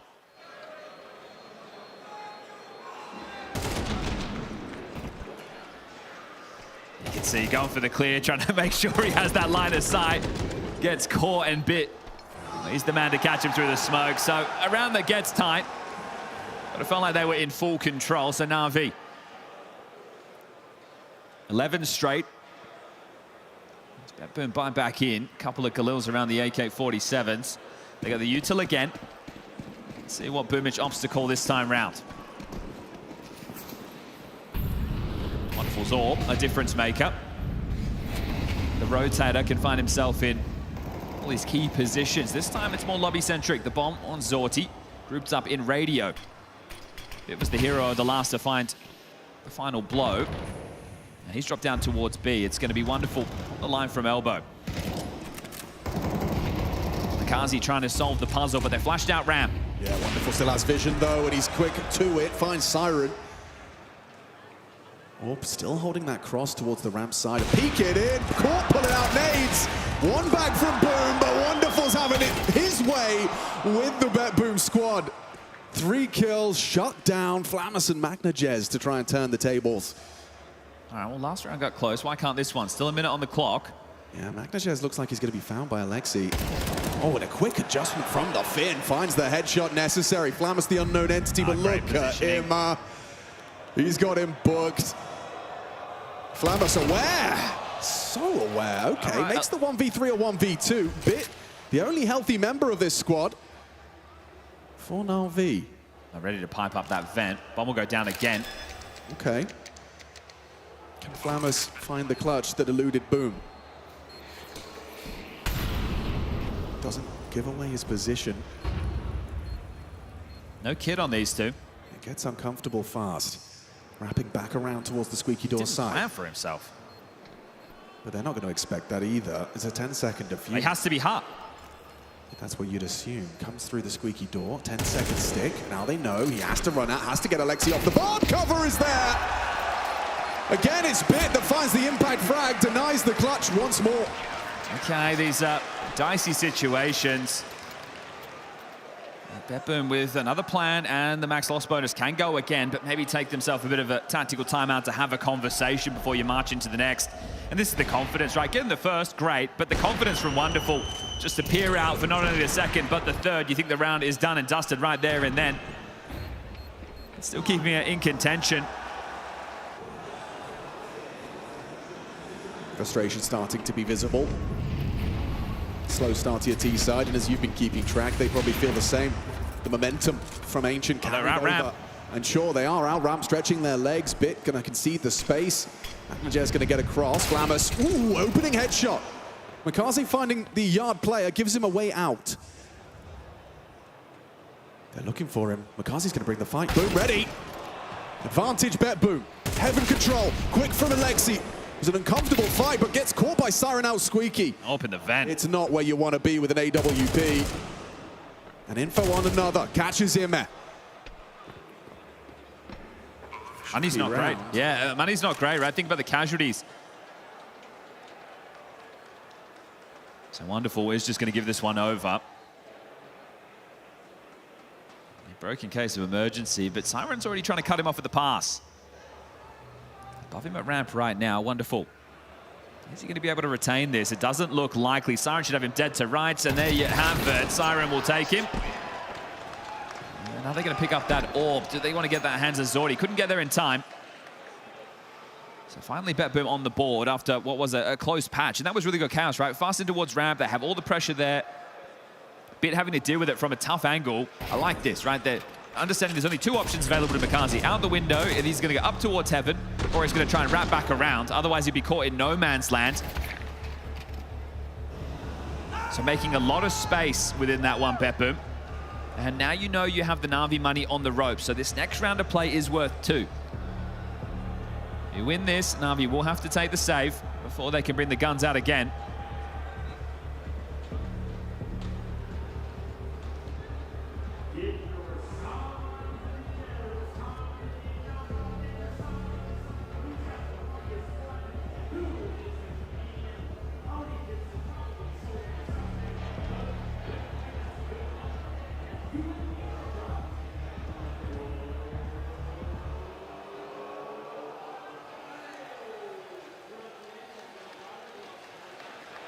Thoughtful, wonderful. Oh, they're going for a boom. Yeah, okay, I like this. Catches the deeper silo line. Oh, never mind, it's out squeaky door already. The orb might not even get a chance. I don't know, Flamus looks like he's going to catch that nade. Siren's coming through. Going for caught the reload. Lexi P onto Boomich. Oh, what? Siren didn't clear him. Catastrophe for BetBoom. Magnajez very low, and just Sorty with 0 frags going to have his round here on that AK. Magnajez trying to sell something, but they already know it's fakery. LXB should be set to collect with this MP9 on the low HP. Sorty's just parked it outside this vent. Likely going to fall foul to the wonderful orb. Oh, spotted. And tagged through the box, down to 41. Magnajez starting to take space over that orb shot, and so is Alexi. So Magnajez has some room. Clean from Alexi, little crab walk into the headshot. And Makazi's already here. Magnajez might be able to get the bomb down, but should go down just after. Door swings open and denied. There it is, 5-1. Locked out. Emmett is so lucky to be alive, isn't he? Behind that CT vent, right? Unloads, getting the reload in as the top pop comes in. Siren not clearing his corners, and it's going to cost them. Yeah, we might see it on the camera here. Look at this pathing. Oof. Just a lazy clear. It's a lazy clear, that's what it is, and Emma profits. Yeah, it doesn't go deep on that. And then the scramble on the top side, you're up against this lighter buy, and you've played into A. So now their moves on the ropes financially. Zorty with the orb, yet to get going in the frag department. Oh, Emma's throwing some aggression into the mix on the yard side. It does look like it's going to be yard-centric. Wonderful holding for the silo P. Going to get a clash here. Ooh, double zoom. Whistles one past. Zorty lives on. Emma up close. They're pathing. They're clearing. An opening kill for Magnajez. Up and over. Makaze wants to fight. The flash deters him. Trying to slip main. Zorty's managed to find Makaze on yard side. They have got a golden opportunity here.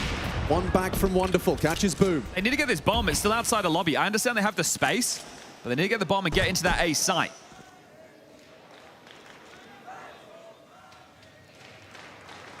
Zorty understandably concerned about safe passage of the bomb, worried about a push towards the trophy side. Looks like he's got the green light.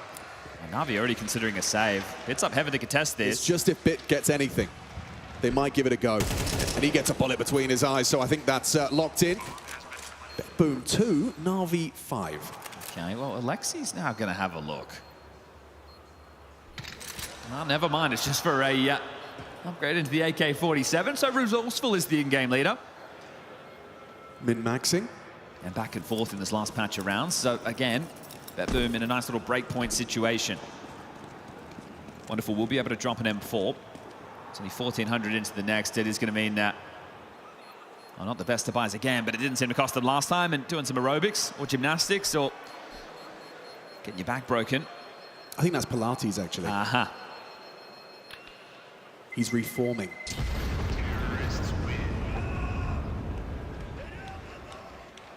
I imagine Alexi to give the AK over to Makazi outside, or maybe even Imma towards main. And depends on what type of setup. Maybe they want to go for this yard boost again to see if they can catch Zorti going for that same type of crawl that we saw him do. Yeah. That elevation should give Wonderful the line he's looking for. Second tactical timeout very early from Blade. Oof. Well, he's talking to no one there, and this is live, right? That was a reaction from Blade after that fell apart. Don't want to get complacent. Try and make light work of this CT half. I imagine it would be hard to grow complacent with Blade as a coach. I think he's going to constantly be there to remind them of what's at stake. Well, he's only got one more of those opportunities, right? True. So he's burnt 2 within the first 7 rounds of play. And they are leading 5-2. He knows what happens if they lose this next one. Yes. You've already managed to convert one of these. Stopped the break. This is actually a better buy, which, yeah. You know, AK-47 thanks to Alexi's scavenging. Couple of MP9s. Going for an aggressive AWP line. Zorti's scoping up and flashbang nearly books him.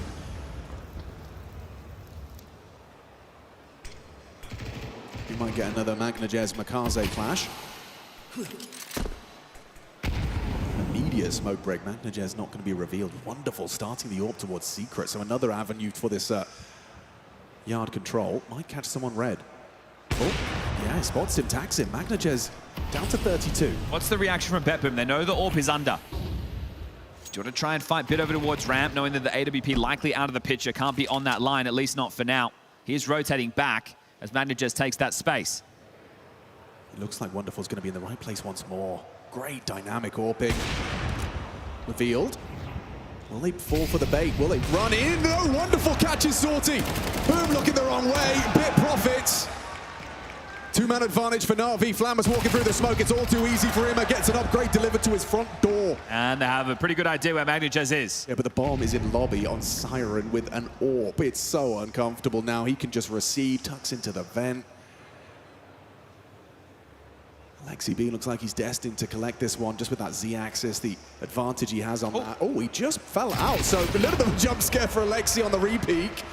Siren unable to hit the quick scope, and yeah, what's Magnajez supposed to do? His round started by catching a bullet through the red container from Wonderful's AWP.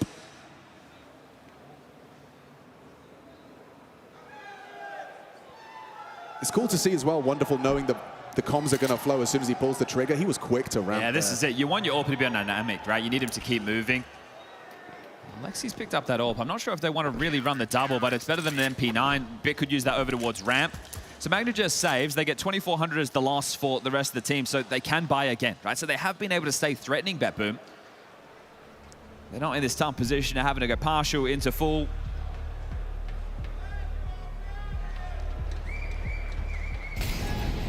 And again, confidence on display. The fact he's sweeping into the angle, he's peeking after revealing his position, and catches Zorti unprepared. Well, he should be after what he did yesterday. I understand it was the whole team from Na'Vi, but it felt like every time Wonderful was pulling the trigger, it was taking down Zywoo. Yeah. I think there was like 14-7 in terms of head-to-head duels between the two of them.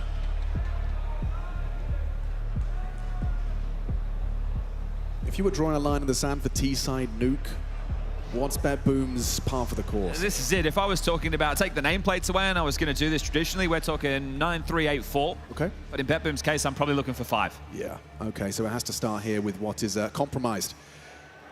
Just running away from them very quickly. And that double AWP, wonder if that's going to come into play here. I think they're fortunate that it is up against another quote-unquote gun round. Right? Yeah. If this was against a lighter buy with Tech 9s, you'd have some problems. One of the issues you will have, though, is if you lose some space, the retake is going to be tough. So you might want to play ahead of losing the site. Makes sense. Makaze's got a lot of work to do on the yard position. Starts to spam from the main. Magnajez, audible. Head-to-head duel. Makaze doesn't even take a lick. Oh, he gets the second on the swing. Flammer's gone, bit poised to collect. Boom, peeks on in. It's leisurely. Well, they keep 5 alive. Already so compromised, Siren and Zorti.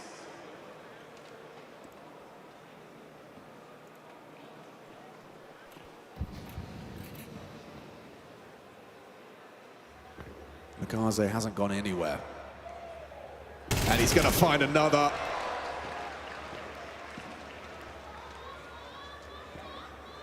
BetBoom have won 2 of the last 17 rounds of play. Quite a condemning statistic. Yeah, Makazi wants one more for the tally, and he's going to take it. Flash out as well from him. That's cheeky. The little jiggle bait gets your eyes on the prize, and then your screen goes white. This is the time where BetBoom are going to have to take that partial. And they've left that secondary AWP in the previous. So just running with the standard setup on the CT side, but it doesn't even feel like bullying. This is just Na'Vi being a cut above, and that's the expectation. And I think we should be happy to see this level of Counter-Strike on display. GamerLegion await tomorrow. We've already seen them go toe-to-toe in the event so far, and that was an odd game, especially when you factor in Ancient.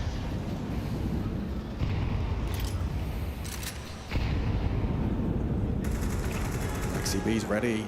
You've got your knife out, you're trying to push through smokes, an important trade, and now with Magnajez in combination, they've managed to breach the site. Makaze with empty hands. The site is theirs, bomb planted courtesy of Boomage. Wonderful in heaven, and Bit wrapping back around from the mini access. Audible. He can smoke off door now. He could, he picked it up. It's going to nullify Magnajez. Flash for Siren. Wonderful. Profits off the distraction. Gonna drop in. Bit finds the headshot. This is winnable now. Doesn't have a kit though. Maybe I take that back. Magnajez, all he has to do is hit the headshot. Bit's got him. There's just simply no time.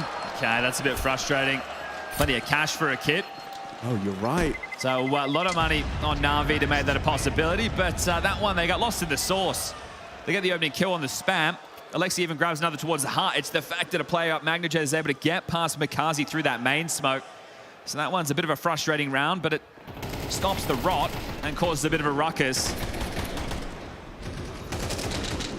With the form he's showing, I think that kill onto Makaze, just making sure he gets nothing, is a big one.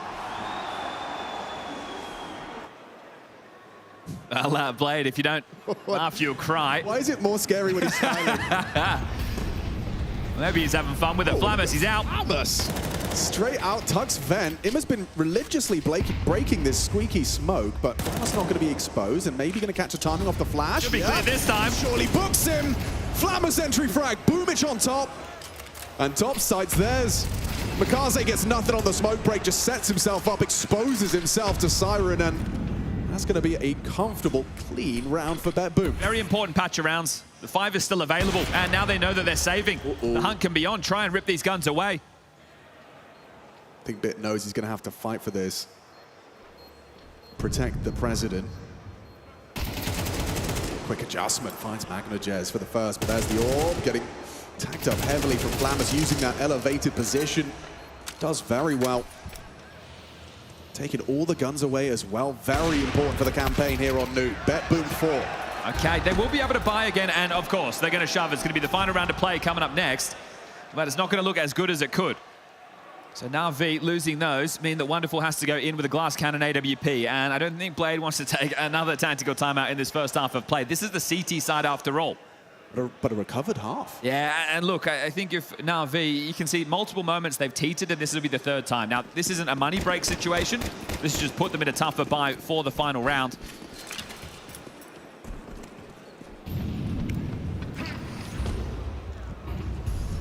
Aggressions from Makaze. I haven't seen this too much in the half.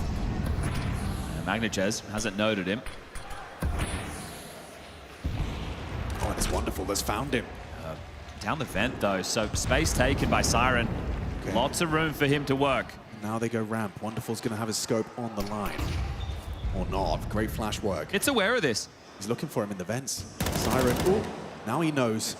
He's been noted. Imma freed up to drop in as well.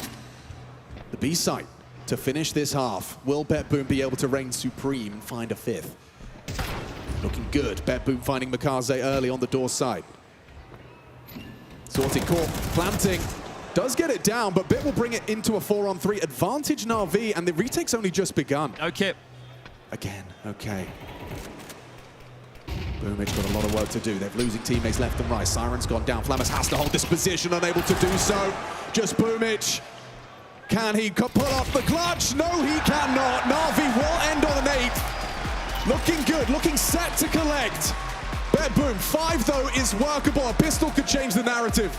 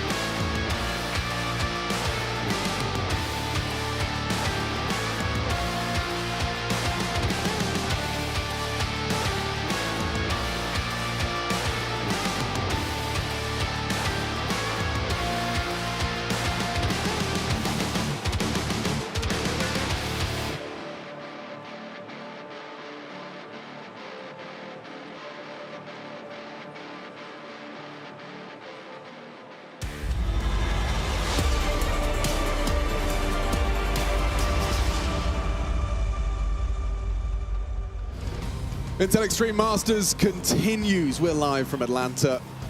The energy is great here. DreamHack. We've got all the stalls, all the fun, and no fun for BetBoom. 4 rounds, second map, their pick. And we're swapping sides. Na'Vi go to the harder side, but already 8 in the bank. T side and a boatload of utility for this one. Feels serviceable with 4, but again, this is quote-unquote a mixed team over there, BetBoom, regardless of the fact that they do have Flammers playing a truckload of maps with this team. I think Na'Vi, look at the nades they've invested upon. 3 sets on a pistol round. This one's going to be technical. It's all blown off. Flashes chained together. Waiting for that smoke reaction. Now Imma goes, sees it as an invitation. Bits found Siren on Hut. Boom is tracking nicely. Flying, blocked. Alexi brings down Magnajez. And they have already broken in.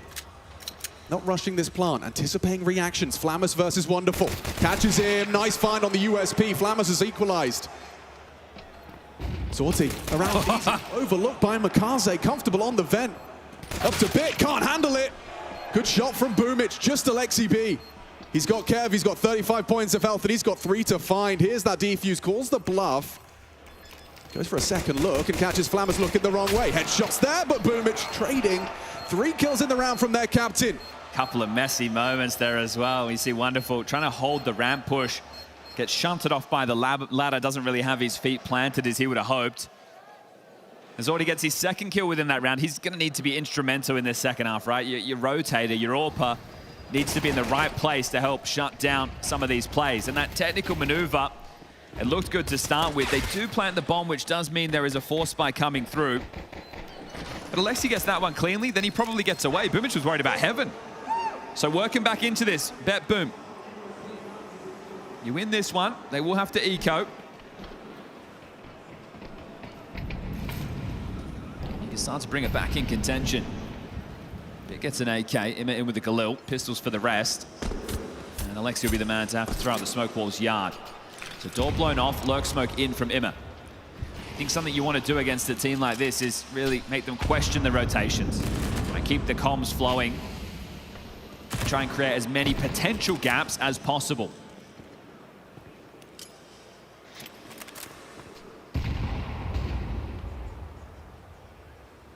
They're not using this smoke wall. That's going to be it as far as cover is concerned. It hasn't forced the rotation down to B. At least not yet.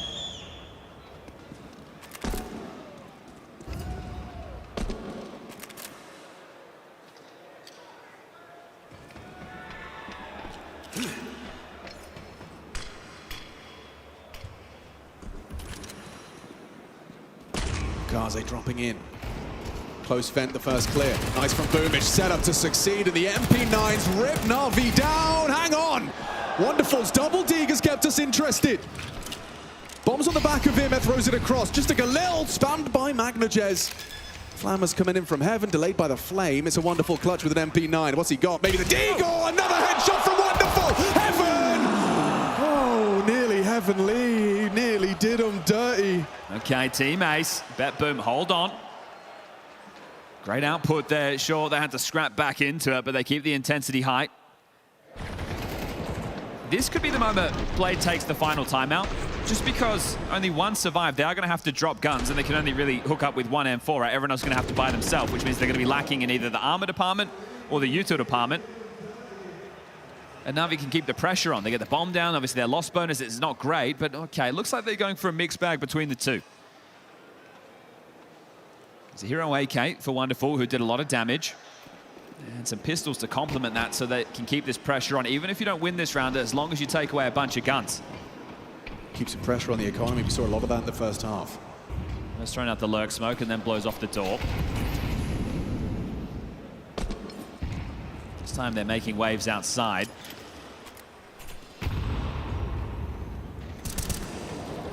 Alexi with the smokes again at the ready. They are going to try and take the room off of these.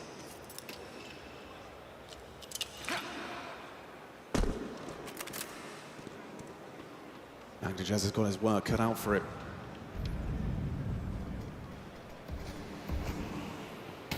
Gets the head-to-head duel, and down goes the rifle with empty hands. Wonderful, unable to find the pick. Imma will scoop it up and get across. Magnajez breaks the smoke. What a glimpse of Makaze, and it's actually Imma using that rifle to great success. Makaze up close. Magnajez running out of bullets. He's got to find this cleanly. Oh, Makaze nails it. Able to rectify, though, despite the number disadvantage, all that lost space. Can BetBoom find a way back in? Yeah, this is nice from Na'Vi. They're not rushing it after those frags. They're taking their time. They're taking a lot of room. Siren's about to get a face full of something. He's on high alert for the potential wrap. Kaze could catch him here. Nice reaction. Drive-by headshot. Flammers onto Alexi. It's a 2-on-2 thanks to him and that rifle work. Time becomes the problem now, and the bomb needs to be picked up. 25 seconds. Bit on the radar. Siren holding. Visible through the corrugated iron. Lots of damage. Tagged up. Now the Tech-9 chasing him down. Bit with hot pursuit. Catches him with nades out. Messi from Bit. Just in time finds it. And if Boomich goes up the ladder, he's spotted Bit. Surely not. An MP9 could have had some ladder accuracy. Na'Vi stealing away. And in the mud right now, BetBoom. Oh, wow. And you think with the opening kill onto their hero rifle, you think they've done the hard work. A really good round there from Imma. Lots of output with that scavenged gun. And Magnajaz is going to be kind of salty about the way it went down with Makaze here. This fight. Eagle shot. Bang. Under so much pressure, Magnajaz just wants to get that one kill, even if he gets traded at that point. And Scampering, very messy nade. Siren under a lot of pressure there, and a bit too easy. All right, force buy from BetBoom. Sigh of relief on Na'Vi's faces. This is where the game gets away from you, BetBoom, if you don't win this one. Na'Vi should look to close. Boomich noisy going down the vent. I don't think anyone was close enough to hear that. Still, I mean, you say they've got to convert this. Look at what they're trying to do it with. Nice start. Oh, great start. 2 sequential shots hit with the scout. Takes down Makaze, and now Boom begging them to try and commit secret. He's got the CZ up close and enables Magnajaz to fall off. So retooling back towards lobby. They don't have any idea of players that pushed up into hut. Radio, Squeaky, Magnajaz up the vent. He could just re-block this. Looks like he intends to. Could come in too late. Needs to deploy it now. Spider flash. Saw the leg of Imma. Imma paths out. Running into a 5-7 though. Headshot provided by Imma. Siren able for one. Zorti scout still doing things. Finally put to his rest. It's a 2-on-2. Boomich towards main. Going to be smoked off. Dumping their util. Buying time for the plant. High alert. High tension. High stress. Boomich is baiting for this. Lamas down. Great awareness from Wonderful. Oh, this should be easy now. You know exactly where he is and the gun he has. Boomich on the CZ-75 in a 1v2. There should be nothing here for Boomich. Okay, M4 he's going to try and pick up. Read the minds of the ops team right there. So now he has a gun to give it a go, but is to save the better option.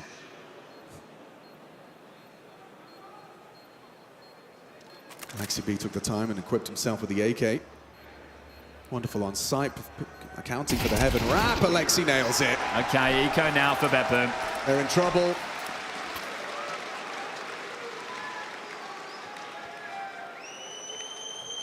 Slipping through their fingers, it feels.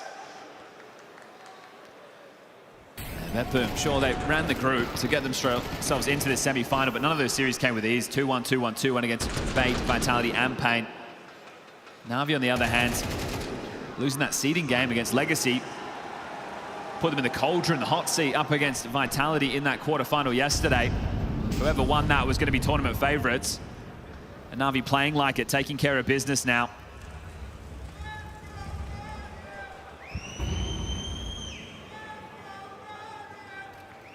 This one feels imminent. Get that vibe from the crowd as well. They're here to see Na'Vi win, but just watching them go through the motions.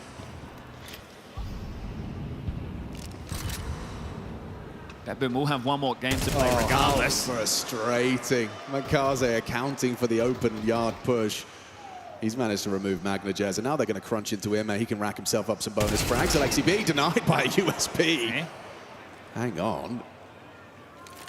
You don't imagine that's going to be too costly, especially not with Bit and Wonderful having all that ramp space. So long as they don't run into, you know, the Siren P250. Yeah, well, this is the thing, with all the ramp room and the nades that you have, the weapon advantage, if you head over there, you smoke off single door, you molly in towards double, you should just be able to get in, plant the bomb, and round to be done.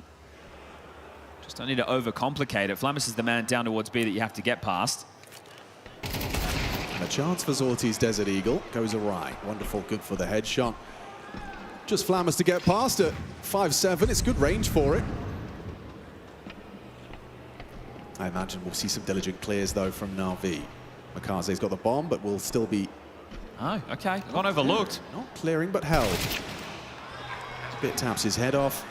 Na'Vi to secure the 11th. Just got to get past the Zeus. I have to admire Boomich for investing in the Zeus up close hut. It's a powerful weapon, even more powerful now it can recharge, but I don't think it's going to win him the 1v4. Yeah, trying to be a bit cheeky here, but I love that, right? The fact that they go into the side, they don't actually deep clear, and Bit's just waiting for it. So the awareness on point for Na'Vi, as Boom just going to walk into his demise. Makaze will secure that, and the only casualty, the in-game leader, Alexi B. Just 2 more rounds. I see the resemblance.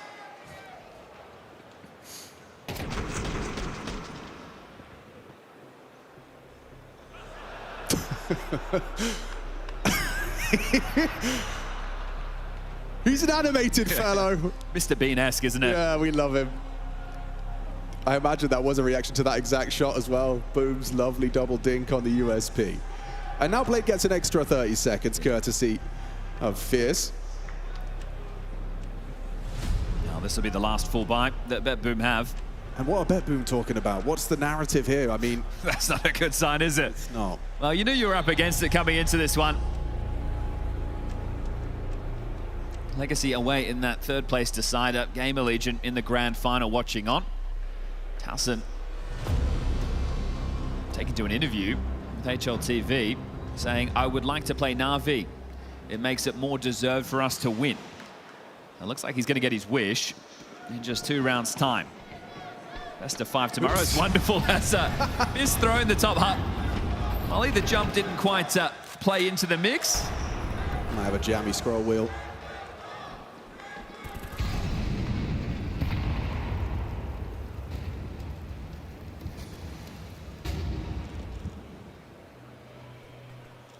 Wonderful. Might find this line onto Flamus if he dares to uncrouch.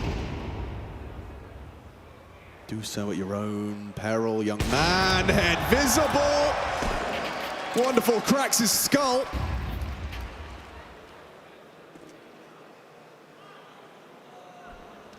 What's Alexi cooking with that smoke? And a progression smoke?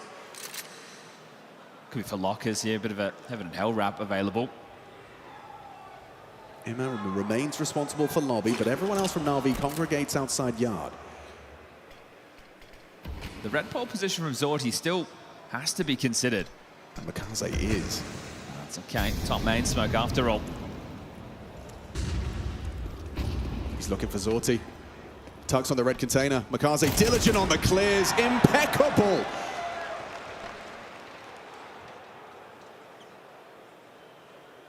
Anyone else want to peek him? Do so with precision, because he'll snap your neck!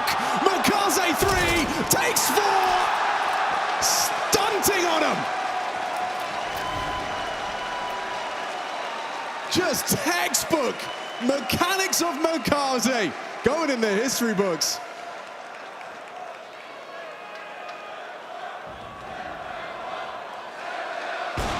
And Atlanta lets them know. This flick up, crazy. Yeah, very well done from their space taker. Does more than that, secures the round, and final one in play. Wonderful, opens up again. This could very well be it, folks. Aggression, a lobby crunch. BetBoom have thrown caution to the wind. Alexi B and Imma in all position to try and rectify. Flammers caught looking the wrong way. Quick double strung together. Zorti, he's done well. Alexi B does better, and that is how it ends. A flying AK shot to the dome, 13-6, and Na'Vi, they have taken care of business. It was a simple day at the office. The hard work was done yesterday. This isn't cruise control. They were made to work for it. Map number 1, some dicey moments. Had to dig deep in the clutch. A force by victory. And this is Na'Vi booking that spot in the grand final tomorrow, taking on GamerLegion. On the eve of the major, Na'Vi looking to set their sights on a trophy lift. A statement. The number 2 team, they were already in the conversation. But now that they've seen Vitality bleed with their own 2 eyes, picking this one up is a confidence boost. BetBoom, they will be playing in that 3rd place game tomorrow against Legacy. We will see them on the stage again. But Na'Vi, this was just about going through the motions, not being complacent. And they've been able to handle that one with ease. A 2-0 victory, 13-8, 13-6. And this one done and dusted.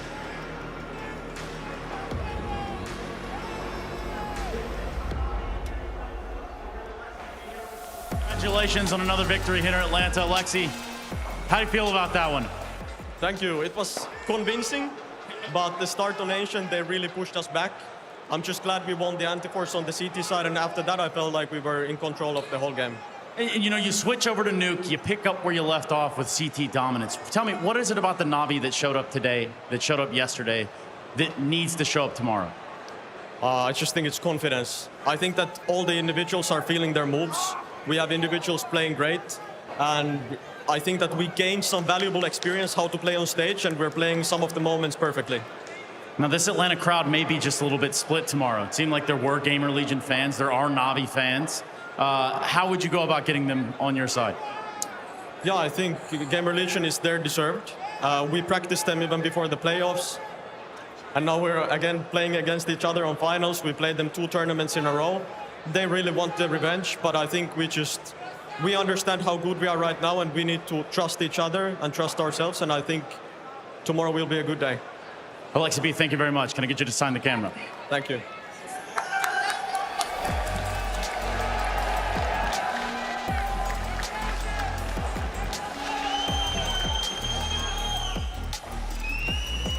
An emphatic end to this semi-final from Na'Vi, and now their eyes locked firmly on that trophy. As Alexi alluded to, the individuals truly coming alive. It was a story of Makazi on Ancient. It simply was wonderful doing work on Nuke as well, Janko.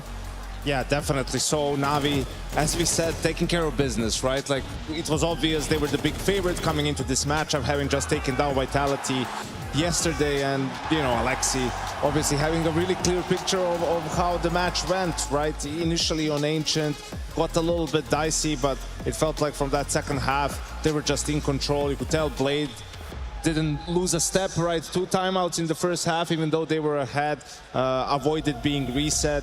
Had a great CT side and were able to close it out in the second half. Yeah, a very solid performance coming in from Na'Vi. Good for them to make sure that they wouldn't pull off a mouse, you know, who I guess were the one question we had, whether or not, you know, beating Vitality would be a bit of a sleeping pillar for them. I think we got a clear answer today that Na'Vi is here to win the trophy, and Na'Vi is here to continue down the great form they've been showing as of late. A team that's shown stability, a team that have had an easy task almost, you know, beating teams beneath them, but have had that one issue, you know, about beating Vitality, but seemingly that's not an issue anymore. Winning against a team like BetBoom, not an issue anymore. Sure thing, certain moments on Nuke as well. There was a couple of rounds that maybe could have swung the way of BetBoom when it was 6-3, where you think, okay, we may have a game on our hand, but every single time it just got a bit dicey, they would shut them down instantly. But you're really grasping at straws there to say there might have been a few opportunities occasionally. That shows just how dominant Na'Vi were in this semi. Yeah, and you know, the losses outside of seeding games, right, which was 1 loss to Legacy here and 1 to Furia in Rio. Outside of that, they only lost to Vitality in the last 4 tournaments, right, which is pretty impressive. All things considered, they got over that hump here, and yeah, against BetBoom, especially considering the state of BetBoom, you know, having Flamus as a stand-in, even Zorti for Artfrost was only because, you know, that's how they qualified for the major and they can't change 2 players. So far removed for what their original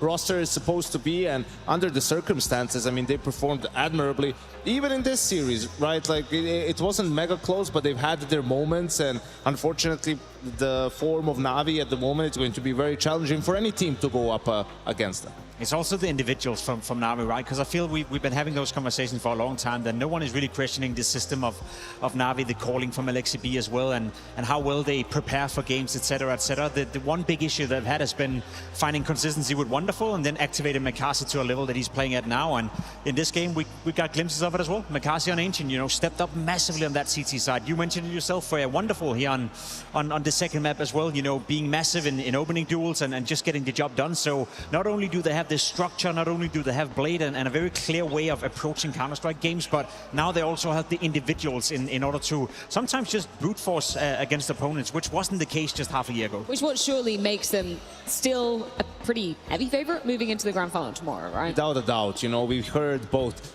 GamerLegion players, Na'Vi players, or all these teams talk about experience and experience of playing on the stage and everything, and that's where Na'Vi has a big advantage, right, going into tomorrow, especially grand final. When we're talking about those, have to remember this is still 4 of the 5 players that were Team of the Year in 2024, right, that won the major in Copenhagen and had a lot of success, so really familiar with this sort of an environment. Yeah, I very much agree. It's hard to make a case right now, you know, as to why GamerLegion should walk into that game and expect to win it. But I think the way they've been playing so far in this tournament, also being battle testers now on the stage a couple of times, the way they came back against Legacy today as well and really got the job done in a convincing way on the third map as well. I think there's a case to be made for GamerLegion that they're playing the best brand of Counter-Strike they have in a very long time now. Whether that's enough to remain competitive against Na'Vi, I think we have the same scenario as I kind of, you know, alluded to earlier today. That depends on Na'Vi. That depends on what Na'Vi shows up tomorrow. Because if they're playing like they did today, it's going to be incredible tough for GamerLegion. And I think when we consider the fact that it's a best of 5 as well, like the map pool depth that GamerLegion, we've seen evidently that isn't there.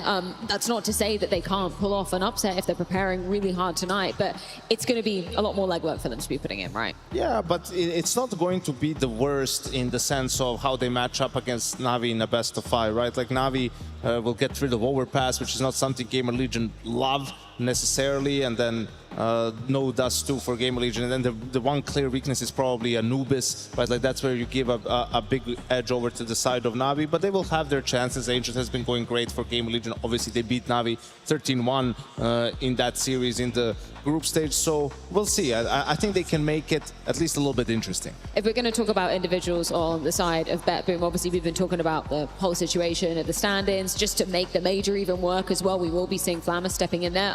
Just from a personal side, I was chatting to him on the media day and he was saying, I know that this is a platform obviously to get BetBoom further and further, but this is also a platform for me to display that I'm still relevant, that I'm still incredibly hungry, which by the way he is.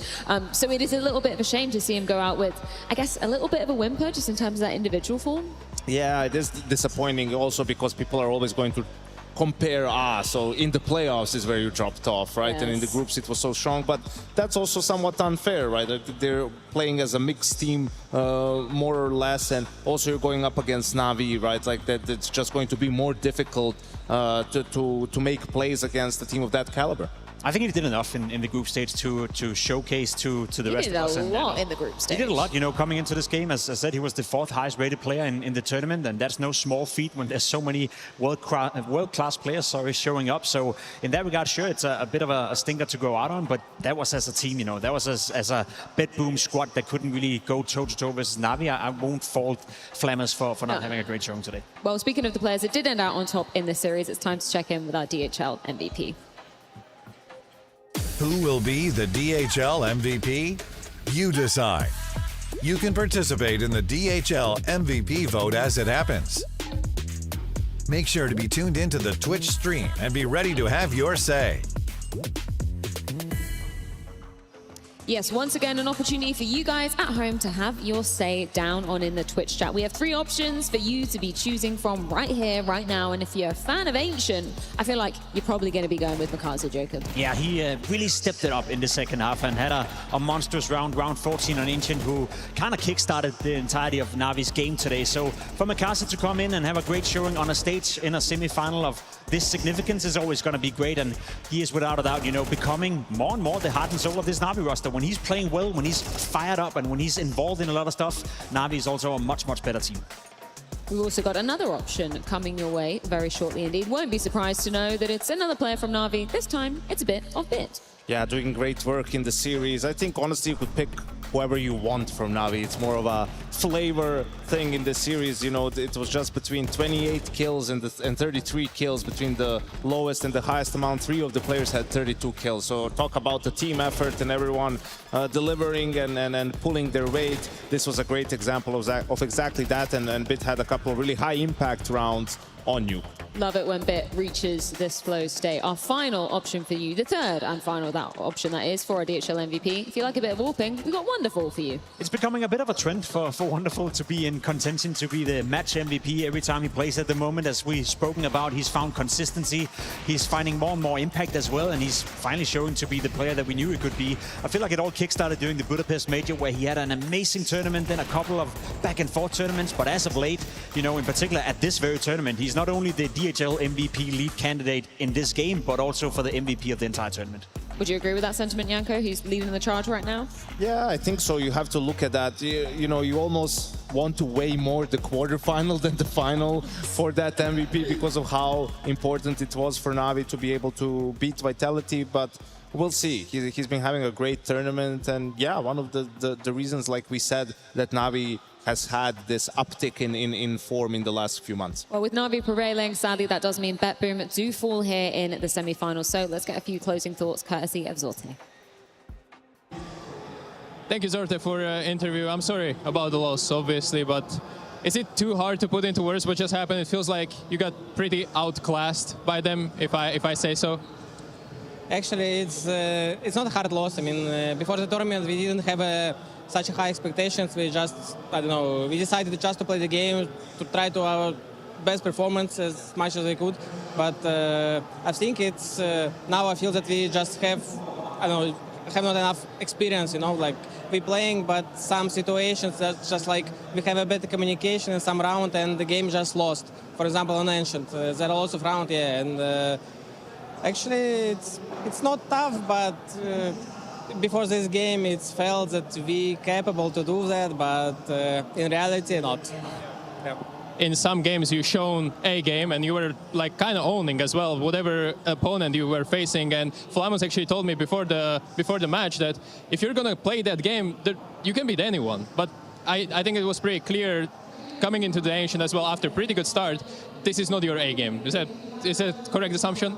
Yeah, it's correct. I think like we have enough individual level to compete, but I think we just have a lot of gaps in our strategies and how we understand the game and how we play under the pressure, you know, because like in some moments maybe it's just like we a mix and we just lack of strat books tactics, and it's hard because we had to like prepare something just like to, I don't know, like mix our rounds, but it's really hard because I don't know, we just have some habits inside the game and we have to do the straight line, and actually I feel it because like they did prepare it and I feel it. It's also hard to perform individually if you have this kind of a puggy style that you're going for, and I can talk about you specifically. Ancient, pretty good, even though that's not known for OPing Paradise, but then on Nuke you were struggling. So do you feel these like kind of inconsistencies in your own game? I feel like it just depends on the map, because on Nuke I didn't have actually, I had a one duel and that's it, and 1-on-9. So basically it didn't disturb me or bothering. I just feel that we go to a city, and if you had a good start, maybe we can like snowballing them and maybe it'll be good. But unfortunately it's not, but I don't know. I just feel that I have enough experience in the division level to compete. It's really important for me because like this tournament is important for Navi too. And I don't know, I just played this game and I didn't feel that I have a lack of some experience on individual. I clearly understand everything, but there's just like some moments where it's like some moments in communication and they just outplayed us as a team. Yeah. Obviously, you're not out of the tournament. You're out of the contention for the trophy. Tomorrow is a third-place decider. Excited for at least that one. How much does it, affect you as a player that you still have to go for these third-place deciders? I don't know. Third place, it's kind of awkward for me, to be sure, but I think it's just important for BetBoom because it's like a points and everything and stuff. And I think it's just one more game for Flamos, for example. It's first. It was first game in front of crowd, and just take enough experience, and it will be fun, I guess. You need those experiences, especially ahead of the major. But thank you, and good luck tomorrow in the third-place decider. Yeah, very much appreciate Zorte's honesty in that one. I totally agree with his first answer as well. The fact that making it to top 4, that is an achievement in itself, something they should be so proud of. And then you add on, it took down Vitali on the road here. That's also something that not many teams can say they've done this year. No, that's something they should be proud of. And I think he's right when saying that it wasn't lack of experience today. They just faced a much better team. And there's only so much you can do if you're BetBoom. One thing is beating Vitality, and I very much agree with that. And people will say, well, it was a Vitality without practice, group stage game, seeding game, whatnot. But at the end of the day, the points don't lie in terms of the VIS ranking they're getting from beating Vitality and from potentially beating Legacy tomorrow as well. Just looking at it right now, if they stand to win against Legacy, they get another 32 points to their name. And we're talking about a BetBoom that is desperately needing to get into more tier 1 tournaments and get invited into more of the bigger ones. So if anything, sure, playing a third place decider may not be the most sexy thing, but there's a lot of points on the grasp, and that could help them for the second part of the season.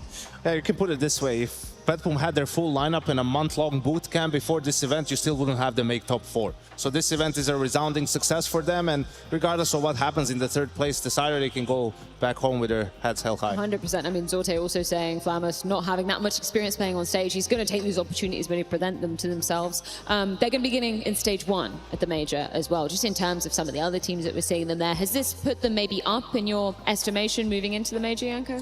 I think that it's going to be a matter of sort of on the day which BetBoom you get. Like on a good day, they can definitely make it into stage 2. They've played better Counter-Strike here than some of the teams that are going to be there, but also catch them on an off day, like we can see some of the lack of coordination that you get from being on. They still don't know if they're going to have to play with Flamus or Dilades. Like they're still waiting to see if he's going to get a visa. So all of that is going to make it sort of awkward for them going into the tournament. What we do know is exactly what happens in the playoffs bracket. We can check on in with that to see exactly what happened earlier on today. If you missed out on that, that was GamerLegion versus Legacy. Pimp, you weren't up here for that one. Any takeaways from, I imagine, watching that back at the hotel? On your I'm just happy to on your bike. On my bike, yeah. I'm just happy to see GamerLegion continue to play well. I think they've had a great tournament so far. Every single game they played, they've been competitive. I know a lot of close games, you know, the 2-1 versus Pain Gaming, the 2-1 versus Legacy. The one loss they had in this tournament was against Na'Vi in a very competitive series as well. So they're yet to produce a bad game of Counter-Strike, and I hope they continue with that tomorrow to play well so we get a competitive final. We can also bring up the schedule to see exactly what is on the cards for tomorrow. We're going to be starting a little bit earlier than the usual playoffs matches for that third place decided between BetBoom and, of course, Legacy. And then beginning at 2:15, if you're joining us in the American time zone, that's going to be Na'Vi versus GamerLegion in a best-of-5 grand final. So I think all that's left to do is say thank you, gentlemen. Thank you to everybody who joined us at home and also in the venue. We'll see you tomorrow for the culmination of the Intel Extreme Masters Atlanta 2026. You and me are here together. Another night living forever. So Towson, 1v3. First is good, second better. It's all on Towson. Going for the reload, crossing into the open. Just down to timing. Will Towson look at the right spot in time? You better believe he will.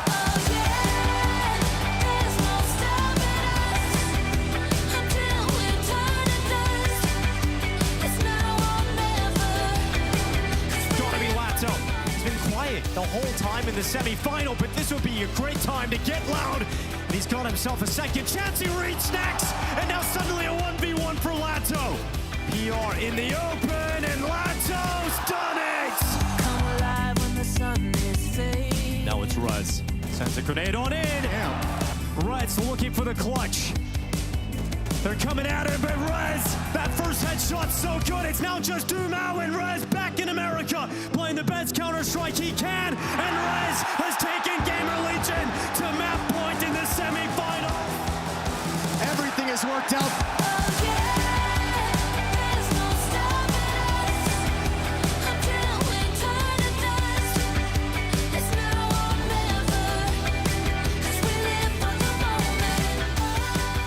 Smoke, boom, it's audible. Peeks into Alexi and he nails it. Okay, important from the captain.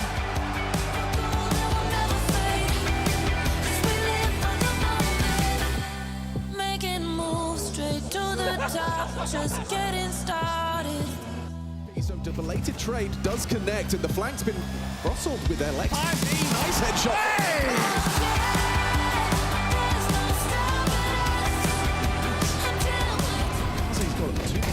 With, and Inna is perfectly positioned. So casual with the clicks. 13-6 and Na'Vi, they have taken care of business.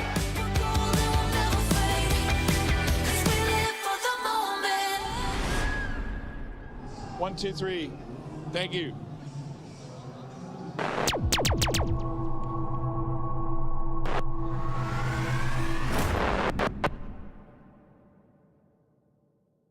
The Intel Extreme Masters Atlanta 2026 is brought to you by ESL in partnership with Intel, Acer Predator, DHL, and Zoe.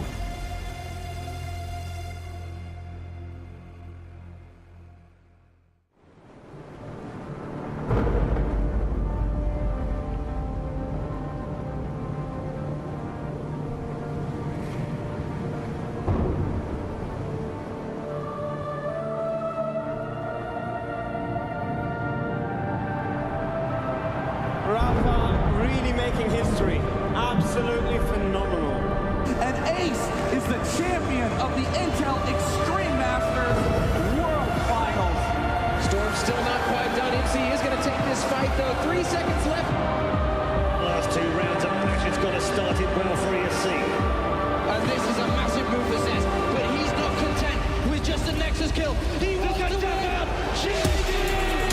And it's all done. I'm Strolling winning. Unbelievable Rogue with a 4-0 victory over Classic. And they did it again in the grand finals. It's BetBoom! Give it up for your Intel Extreme Masters World Champion!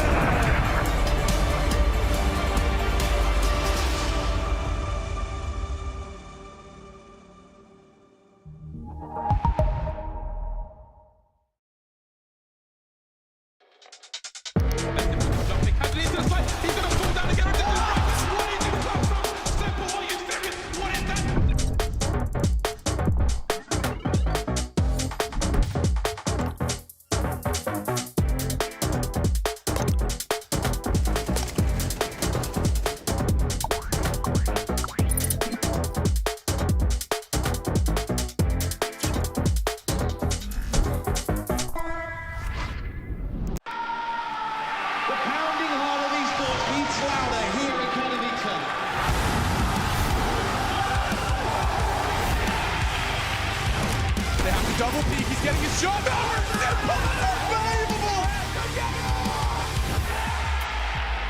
Something special to throw this decoy, and that's it.